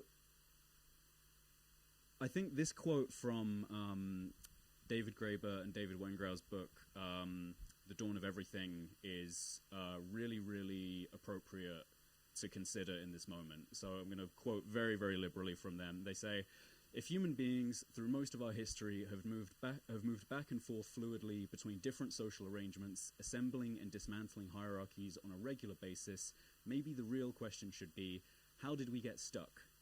How did we end up in one single mode? How did we lose that political self-consciousness once so typical of our species? How did we come to treat eminence and subservience not as temporary expedients, but as inescapable elements of the human condition? If we started out just playing games, at what point did we forget that we were playing? Thank you. And so I'm curious to look back in history and see, when have we been able to collectively push back against this current political hegemony that we exist within? And I don't think we have to look that far to see the consequences of the very centralized democratic systems that we exist within. We can look, for example, to COP26 and the many COPs before that COP. So presumably, if this centralized governance model was working effectively, we probably wouldn't have needed so many COPs. So this, for me, is an example of where the centralized model begins to fail us, because it is deeply, deeply rooted in the system of which it is a product. That being said, COP did have a really optimistic side of it for me, which was actually what was happening outside. So during COP, there was an enormous pushback against this program from indigenous protesters, climate activists, all kinds of groups. And the very reason that climate justice has started to become legitimized with history to trade unionism, which, if you like, the weekend, for example, thank trade unionism for that. We can look at examples today, like our friends at ACAN, who have realized that through business as usual, architects find it very, very difficult to be engaged in climate action. So you have to go beyond that, and you have to organize through direct action. The problem then becomes, what limits our ability to organize? What limits our ability to organize collectively? And again, I will refer back to something that Indy mentioned yesterday, which is that one of the biggest problems that we face is precarity, the fact that most of us have very, very, very few savings, we have very precarious job situations, and a lot of us have extreme time poverty. So the problem then becomes one of time and energy deficit that we all suffer from within our individual lives and as households. So for some of us, we do have that time and energy surplus that we can invest into direct action, into protesting, into joining groups, into organizing against the centralized system that we are trapped within. But not enough of us can do that right now. This is where I think looking at retrofit as an area-based approach becomes really, really fascinating, because suddenly you can't just take the people with the time and the energy and the finance to do retrofit. Suddenly you have to think about, how do we get everyone involved, and how do we stop leaving people behind?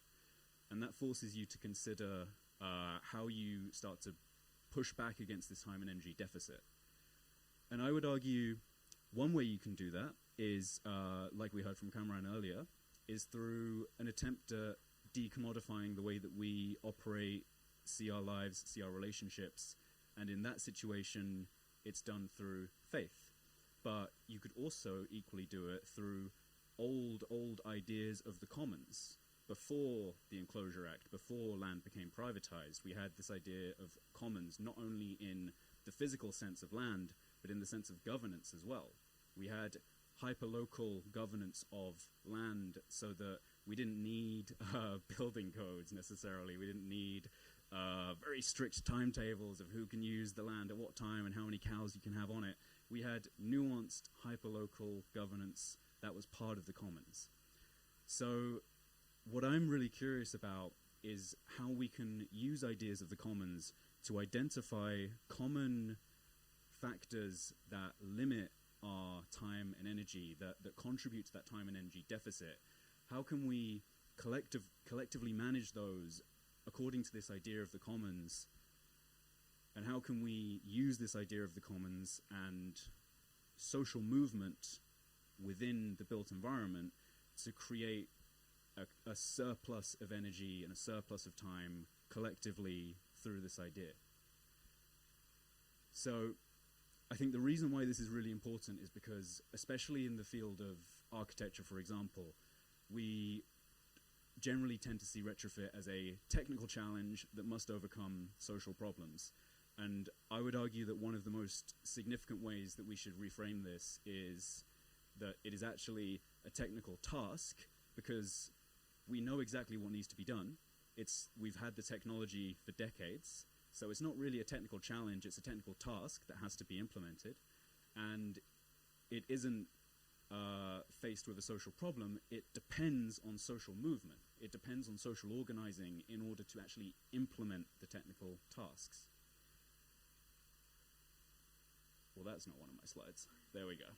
So I think this idea of social movement is really important, and the idea of making sure that social movement is resilient by formalizing it into hyperlocal governance. And this is part of the work that we're doing with Link Road in our retrofit project. We're looking at, how do you use retrofit housing, living conditions, how we live now, how do you use this as a vehicle through which you can have these conversations around collective governance and community resilience and improving health, improving the built environment, reducing carbon emissions. And so the provocation I want to launch us into this conversation with is, can housing and retrofit present one of the most compelling vehicles to build social movement and eventually hyperlocal governance. So I'm going to ask that all of the speakers, all of the people on the panel quickly come up onto the stage now. And first of all, let's introduce everyone, and then we can get into it.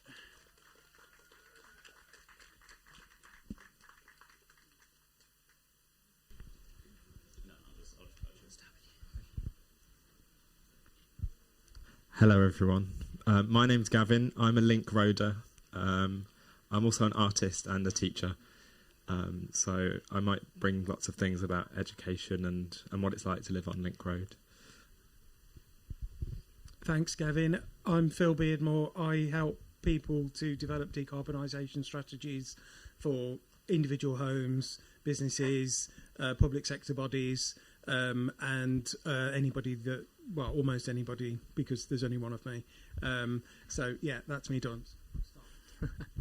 Hello, everyone. I'm Scott. Like Gavin, I live on Link Road. I'm also a teacher at the moment, but I would probably declare myself more of a jack of all trades. I'm a teacher at the moment, but I've been many things in my time, and I'll turn my hand to most things. Hence, retrofitting appeals to me, especially as I've done a lot of DIY. So, yeah. Hi everyone, my name is Salma and I'm the Health Inequalities Programme Director for the Integrated Care System, a bit of a long job title, but I have been a counsellor and I would consider myself a full-time activist when it comes to a lot of social justice issues.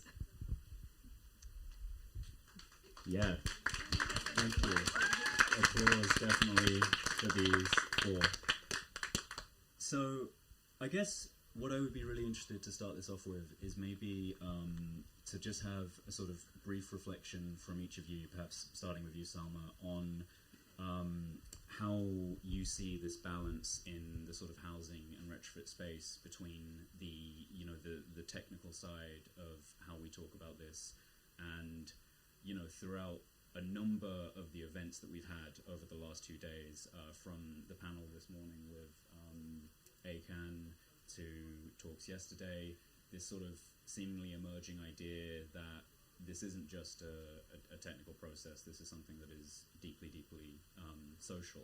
So, yeah, this is a sort of open question to everyone, and I wonder if, Salma, if you have any reflections on that to begin with.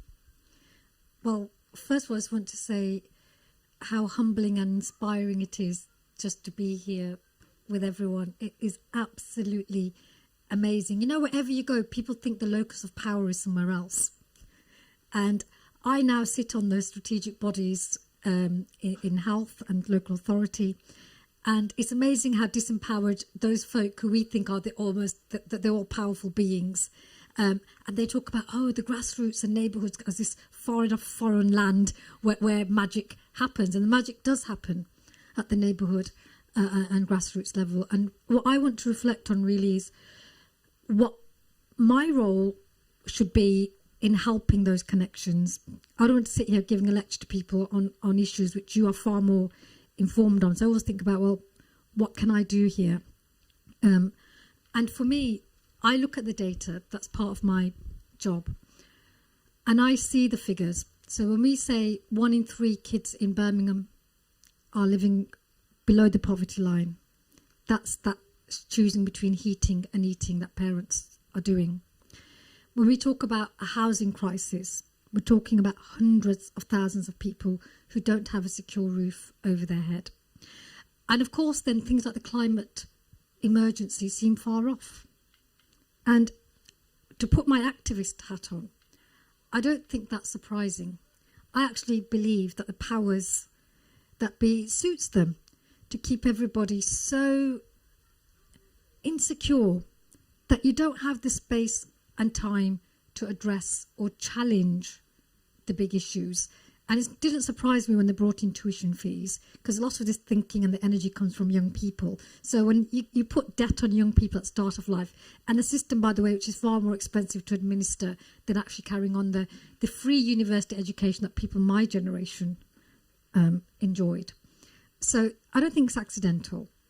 And from the international perspective, we're now experiencing what third world countries have experienced for centuries. that sense of disempowerment, that sense of alienation from ourselves in our own communities.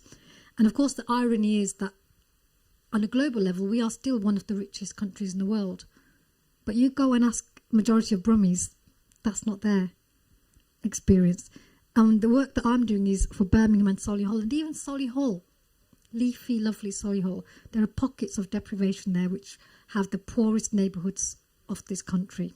So what you're doing here, connecting those issues and showing that actually it's not those professors and boffins and people in the ivory towers who are coming out with solutions. You've got the solutions. Because there's a bit of a classism. I have to talk about this, I'm sorry, but the racism and classism. That only certain people and certain individuals have the answers and have the right to speak and be heard. And I'm sorry, but a lot of the problems that have been caused are by the 1%, and it's the 99% who suffer. So we've heard enough of their voices, dare I say. And the voices of people here, the residents of Link Street, the people who are coming out with solutions. I think we are so privileged and lucky that right here in our city, you've brought together national and international folk, which is exciting. But people always want to know, what does it mean for us in our street? And you're doing it. It's not like we'll find that out after the next research symposium. So I see the job of the system, and literally the organisation I work for is called the Integrated Care System. And it might be news yet at the moment, but it'll filter through that the latest reorganisation of the NHS, this is what it is. But let us use the opportunity, because they are looking, this is what they need, this is what the system needs. The integration between health and social care, between the so-called professionals and the communities that we are supposed to be serving. And recognising, especially after COVID, that we couldn't do this huge rollout, wherever you stand on the vaccine issue, but it couldn't have happened without the experience and the expertise of local communities helping the professionals. And now we've got to not just say, thank you very much, see you, we're going back to our ivory towers. You really helped us to do that. How can we be helped? How can the system be helped? Not how can the communities be helped? How can the system be helped to do its job better in relation to communities? And I really see an equal relationship. That's where I want to be going, after this conversation. And I wish I could bring all of our execs and all of our board members here. And I hope that the online recording that's happened, that we will be spreading that. John Christophers, our local hero here, he will be presenting what's happened here at this festival and the brilliant solutions that people have been coming up with at the next Health Inequalities Board for the system. I'm hoping we can start talking about scaling up, connecting with the leaders of the local council. I know Andy Street as mayor is committed to this kind of approach, but we've all got to really believe our voice is important. So it's not about who's got that in their job title, and people are being very humble about what they bring to this. But this is where the real change comes from. And I speak, as a person of Asian heritage, as a Muslim woman, I know what it feels like to be marginalised and demonised and stereotyped. And a lot of people from our so-called deprived neighbourhoods, they may be challenged financially, but from a human resource point of view, they are some of our richest neighbourhoods. And that's where the real ideas and real solutions are coming from. Thank you so much, Salma. I'd be interested from Scott and Gavin in particular to maybe touch on that idea of resisting the interpretation of the system helping the community, but actually flipping that on its head for the community helping the system to actually function properly in order to serve communities the way that it should be.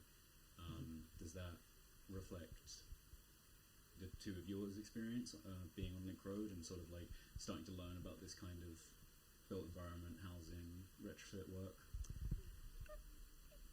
Obviously I'll pass on to you afterwards, Gavin, to see if you agree, but a lot of what you said, Salma, really resonated, and you introduced this panel, Charlie, talking about COP and some of the systems at the top. And I'm not going to apologise at all for the failures of centralised governments to come together and tackle some of these things, because the power is in their hands. However, what what I've also learned, the more that I've engaged with the powers that be, so on this, even at a local level with Birmingham City Council, for example, is that there are a lot of good people who are actually disempowered in those structures as well. So, you know, that there will be a lot of well-intentioned people involved with COP. And what's interesting is that the power actually is at the local level, because you're not within the confines of those structures and those systems. So, and I think this experience is a perfect example of that. I also want to just quickly, before I forget, echo the thanks to CIVIC SQUARE for organising this festival, which has been hugely inspiring, and there's been some wonderful speakers, and it's just great to talk to everyone who's here as well. And it's exactly what you've been talking about, Salma, which is that everyone can bring things, and everybody has things that a richness within them, whether that is their connections socially. It doesn't have to be financially that you are secure or rich. And that's what we're trying to build on our street. It's a very complex, diverse street. You know, there are owner-occupiers, so it's complex financially. It's complex with regards to ownership, because we've got renters, we've got people who are, you know, involved with the housing association. We've got houses of multiple occupancy. We're also diverse ethnically, religiously, in every way. It's quite an amazing little microcosm of Birmingham, which is one of the reasons I was drawn to live there, because actually, although as a city we're very diverse, we're not necessarily diverse individually as streets, and there's still quite a lot of segregation, which is echoed in you know, most cities around the world. But Link Road is very, very diverse and special, and obviously that brings complexity when it comes to looking at retrofitting us as a street, because every house, although was built around the same time and is a Victorian terrace, as we found earlier from Neil, who was talking about the schools, as a house has, you know, evolved over the years. We've got all of that, but also you've got the complexities of ownership and things like that. But I think as we build trust as a street, those things become less important, and we build expertise. We all bring different things to the conversation, and it gives us, going back to what you mentioned earlier, Charlie, about a lack of time. That gains us time as we've become less overwhelmed by the complexity of the situation, all the expertise that are needed. We can support each other, and that's where I've really bought into it, because you know, I've always felt that communities are hugely important, and they've often been broken up over the years. I don't want to get into the reasons for that, but I think it's really, really important that we connect with the people around us and the space around us, because I think it just has so many benefits.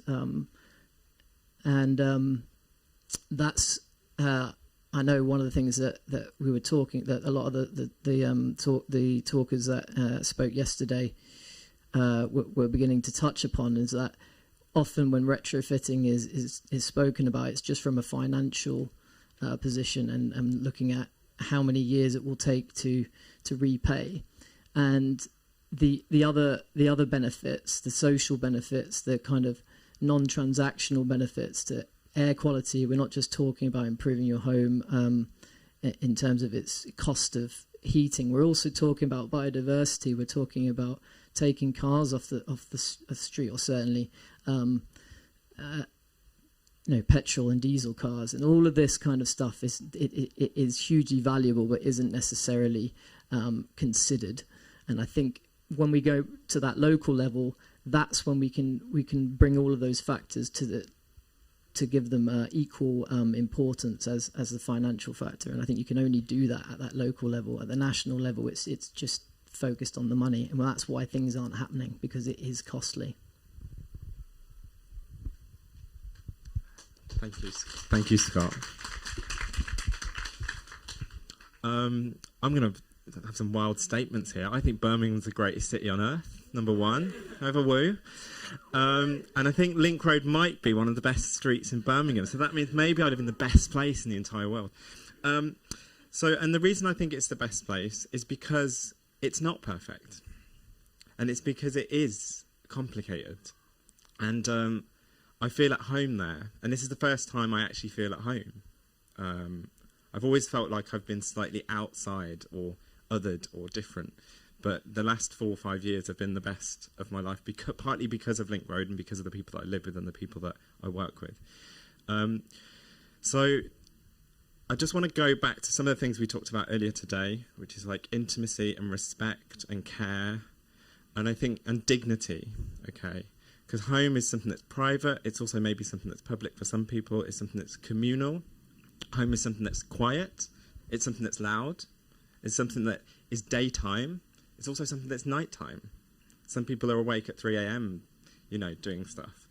So we need to really think about the big picture here. The people that are coming back off the taxi shifts in the early morning. The guy that pees, urinates on my garage. There's many of them because we live at the back of a petrol station and there's no toilet in the petrol station. These basic things are about dignity and they're about making sure that people collectively are given respect and not feeling like they are more or less.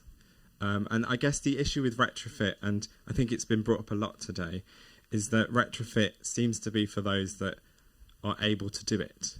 And the number started off at like 20,000, then it was 30,000, then it was 40, and it's 60. We got 60 to 100 by the end. So, and that's partly due to the cost of stuff going up.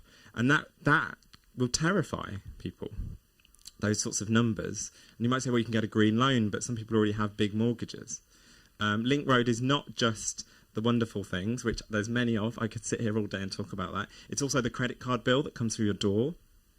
Okay? It's the gas price rising. It's the wheelie bins not getting collected because the wheelie bin truck can't get around the corner because people park on the corner sometimes. It's no one's fault, but that means we had a big super rat infestation over last winter. And I've never seen rats so big. They're Birmingham rats. Have you seen them? And so for me, like, I think the question that we had on, the statement we had here about can retrofit and be the vehicle to then create this social democracy and change in the world and all this kind of stuff.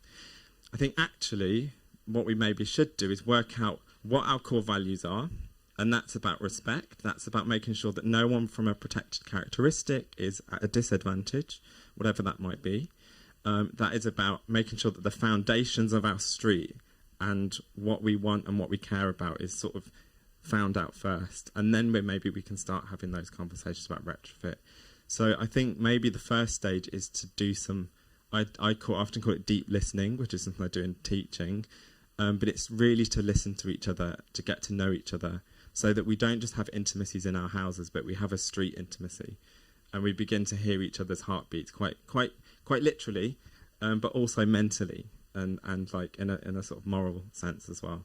And then from there we can start to iron out all these little imbalances, and they're not, we might not even know what they are. Our WhatsApp group is incredible. We communicate through that, and all sorts of things are shared on that, from safety to things that have gone on in the neighbourhood, broken in car or CCTV cameras, but also all the great things like we're celebrating this, we're doing this event, we're running a workshop. But I am also aware that there's some people that aren't in that group or don't engage with that group. So I think as well we must remember that some people, we have to talk to our neighbours whose glasses are half empty as well as the ones who are half full. And I just want to go to some of Salma's, you were reaching out to say, what do you need, what can we fight for? And I think one thing, thinking about in the context of health and well-being, is a healthy street, okay, a warm street, a welcoming street, whatever that might be, a safe street, one where we can have parties as well, one where we can dance and make noise sometimes, that actually will save the council millions of pounds.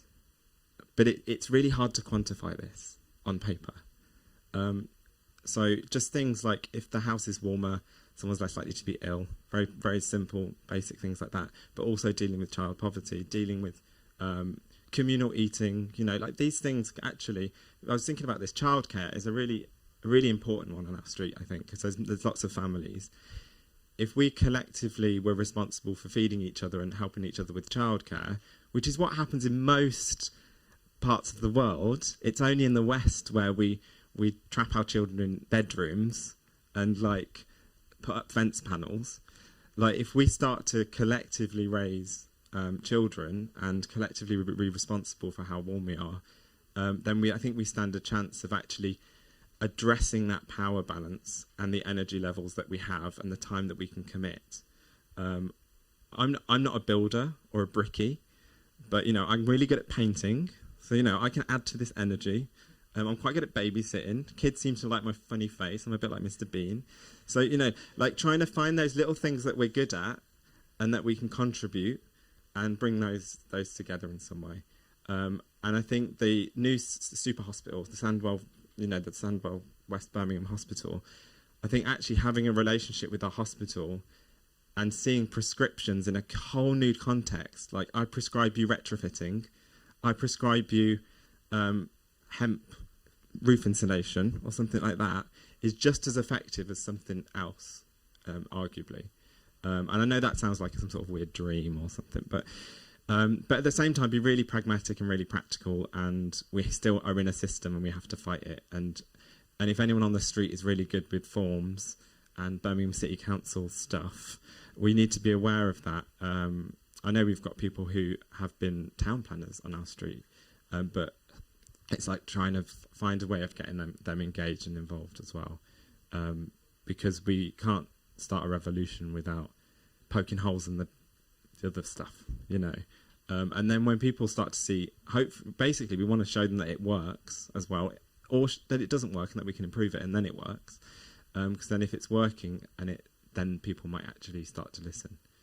If you can, like, basically, if we can hypnotize the powerful people that, oh look, we're doing it ourselves and it's much better and it's saving you money, and we can all have a 3-day working week. I don't know how that is, what that means, because I work 7 days, but then maybe we can collectively burden the responsibility of, I won't even call it retrofitting, I think it's reimagining a slightly healthier and happier place. And always, above all, always making sure that not just the residents are happy, but the people that walk past and live around our neighbourhood, because there's a lot of people who don't have homes and live in vulnerable housing, and they're often seen as a problem. And I know at Link Road we also sometimes see these people as a problem, but making sure that those people are dispersed across Birmingham and we're all responsible for them. Whether you agree with it or not, we are all responsible for these people. Okay, thank you.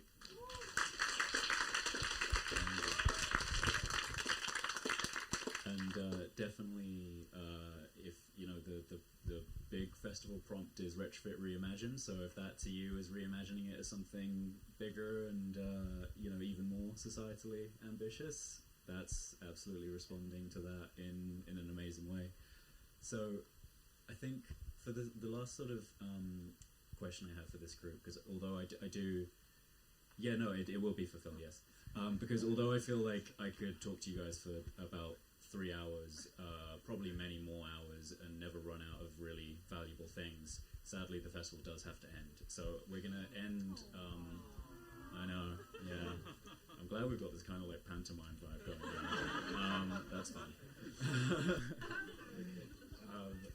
Yeah, so Phil, my question for you is, I find that ever since I've started doing this kind of retrofit work, that I will talk to someone who I've never met before, who's interested in retrofit, and I'll talk about Link Road, and I'll say, yeah, we got help assessing these houses and understanding the built environment because this guy, Phil Beardmore, came down and visited, and they'll say, oh yeah, I know Phil. And that, I think, has happened to me dozens and dozens of times in the span of months. And I think that really speaks to just what an amazingly significant role you've had, you know, in Birmingham and beyond in this kind of work.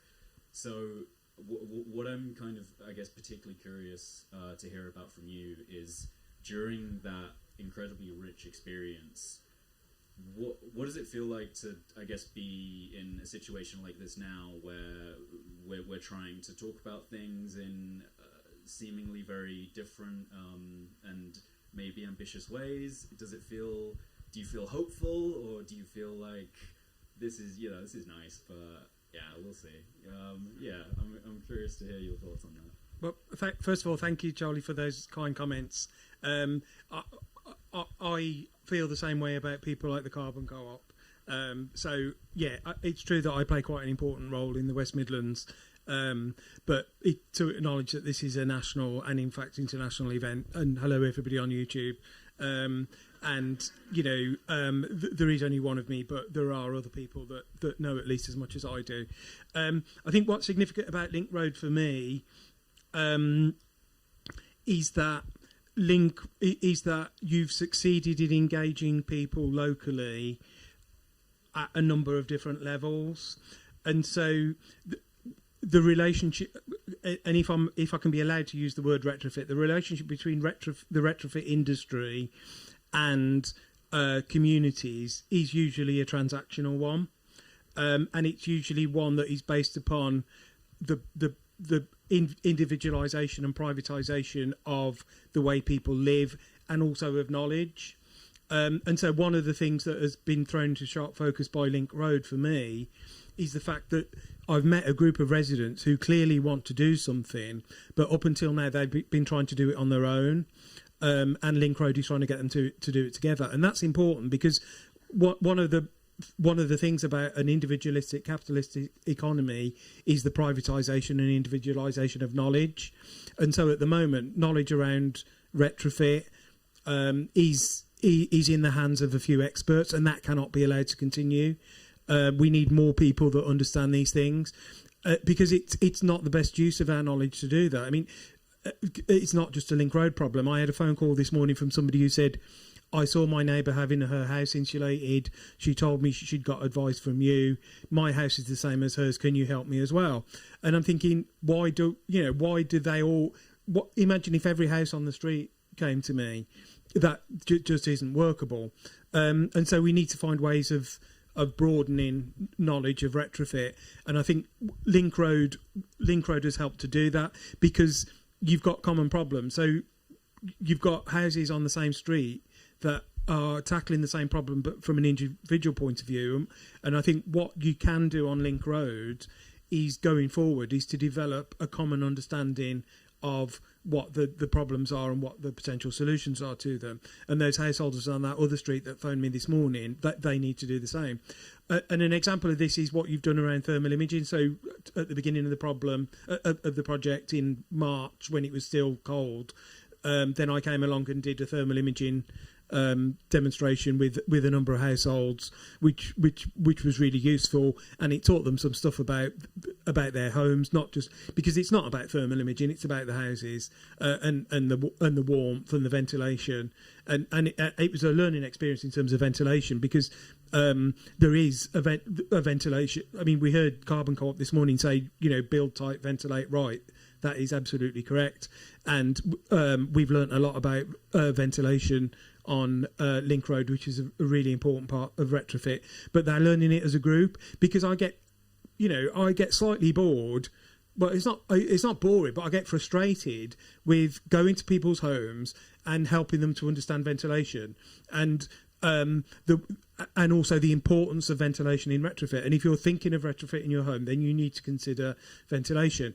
And it's quite frustrating having to explain it to people individually, and the opportunity to explain it as a group to a group of householders in Link Road and to develop a shared understanding. And that's what a solidarity economy should look like, where knowledge is part of the commons and is not the preserve of a minority of experts. The other thing that this has shown to me is that the way we approach living in this country, an Englishman's home is his castle, and as the saying goes, is a problem, because it is a barrier to, for example, shared infrastructure of heating systems. And so if you go to Scandinavian countries, then district heating systems, combined heat and power systems are the norm, and they're far more efficient. And if you look around Birmingham at all these new apartments that are being built, and watch them being, I mean, I watch them being built, but if you watch them being built, they're putting in individual gas boilers, and not only should they not be putting in gas boilers, they should be putting heat pumps as standard in any new build home. But there's no need for it to be individual heating systems, because individual heating systems are not efficient. And the same goes for solar. There is potential for solar in Link Road. I think, although the best opportunities for solar are often in non-domestic buildings, but again, if you go to other countries, then communal solar systems on blocks of houses or flats are the norm, and that needs to become the norm in this country as well. And we need to start to see energy infrastructure as part of the commons. And so I think by addressing those things, and the other thing that one of the workshop that we had in Link Road in April, where I started to talk to the residents about what they could practically do to their homes, and Charlie and Kavita did a little session in which they asked people why they got involved, and they wrote stuff down, and I was really surprised by the answers, because normally when people approach me because they want to save the planet as an individual, or as an individual householder or an individual business, and they're committed to doing it. Sometimes they approach me because they want to save money, which is absolutely fine. The two are not incompatible. Sometimes it's a mixture of both. And so you're going to a home and you've got one member of the family that wants to save the planet and the other member of the family that wants to save money, and they think that is a problem. And I say it's not a problem. Both are legitimate. We can do both. And then sometimes people approach me because they've got a problem that wants to be solved. So this house that I've moved into, does it have cavity walls or solid walls? People keep telling me different answers. Do these solar panels work? How does this heating system work? But what happened at Link Road is that people said, I came along because my neighbour said I should come along. And people gave the same reasons for coming along as they would to a street party, what's it called, a big lunch event, or a jubilee party. And they came along because there was a sense of community around it, and creating a sense of community around it brings people who, okay, they do care about the planet and they do care about saving money, but being part of a community doing something will bring along people that won't otherwise come. And that is, for me, the compelling case for a grassroots.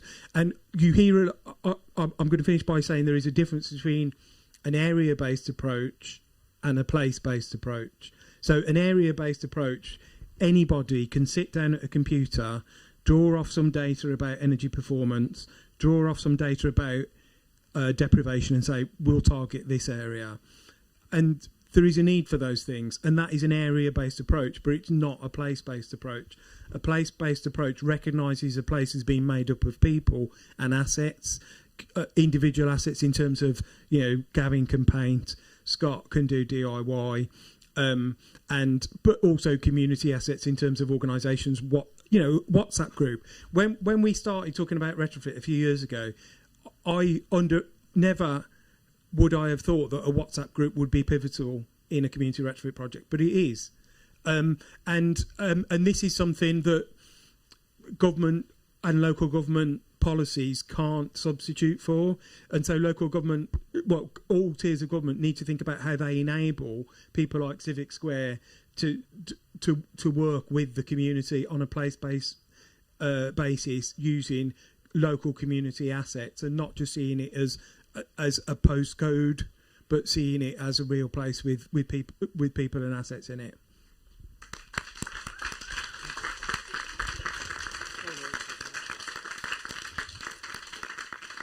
Thanks so much for that, Phil. I'm going to have Retrofit as a street party blazoned inside my head now, and I think that might be my personal Retrofit Reimagined now. Every project, every bit of installation, it's all part of a collective street party. So I just want to take a moment to acknowledge how wonderfully all of the different themes of the last 2 days, I think, came together in this conversation.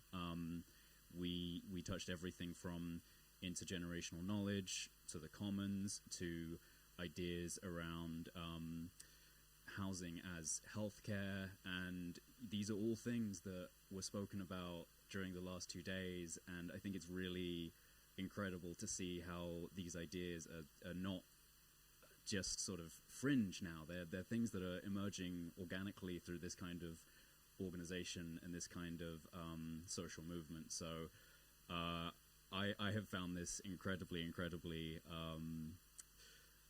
just very, very helpful for my own ambition and sense of optimism for the future of this work. So I personally want to thank you four guys, and I hope everyone else wants to thank you as well with one last round of applause. And now I'm going to pass back over to Sarah to help us wrap up this long but very, very good day. Thank you. Before we do that, just really quickly, plug from John about something that's happening tomorrow. This is part of the festival, everyone. But tomorrow, which is Saturday, at 6 p.m. In Balsall Heath, we are launching Retrofit Balsall Heath. Tickets are hot. 125 have already been sold, and there are a lot of people we know who are coming who haven't bought a ticket, but you don't need to buy, it's all free. Retrofit Balsall... Retrofit Balsall Heath is happening, and you know you've heard much more eloquently than I can say from all these people and over the last days what it means to be retrofitting in community, to be doing it from grassroots up. So there's free food 6 to 8 p.m.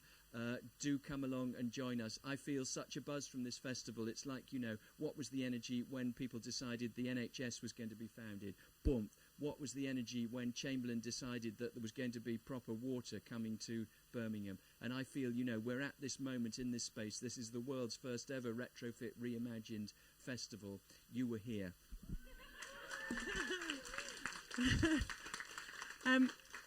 So, what to say to close that? I've been thinking about this, and I think I'm just going to go with where it started for me, which was the emotional response, right? So it was an immediate yes for me when I heard about being part of like organising this. I just went straight from my heart and didn't really think about what it meant, because it was yes, that's great. I trust those words we've heard. It's trust, it's yes, it's like let's do this together.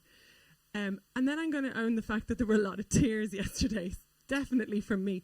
And that was an emotional response for what I'd seen this team of absolute amazing humans bringing together. And also just in the fact that this is possible, and looking around the room and wanting to pinch myself still in that space, just seeing all of these faces, these people whose work I've been admiring and following, and then realizing that everybody shares that. It's just, I'm going to go again. There's going to be more tears. But the reason I'm talking about this emotional response sort of comes through again and again in everything that people said today about how it makes them feel.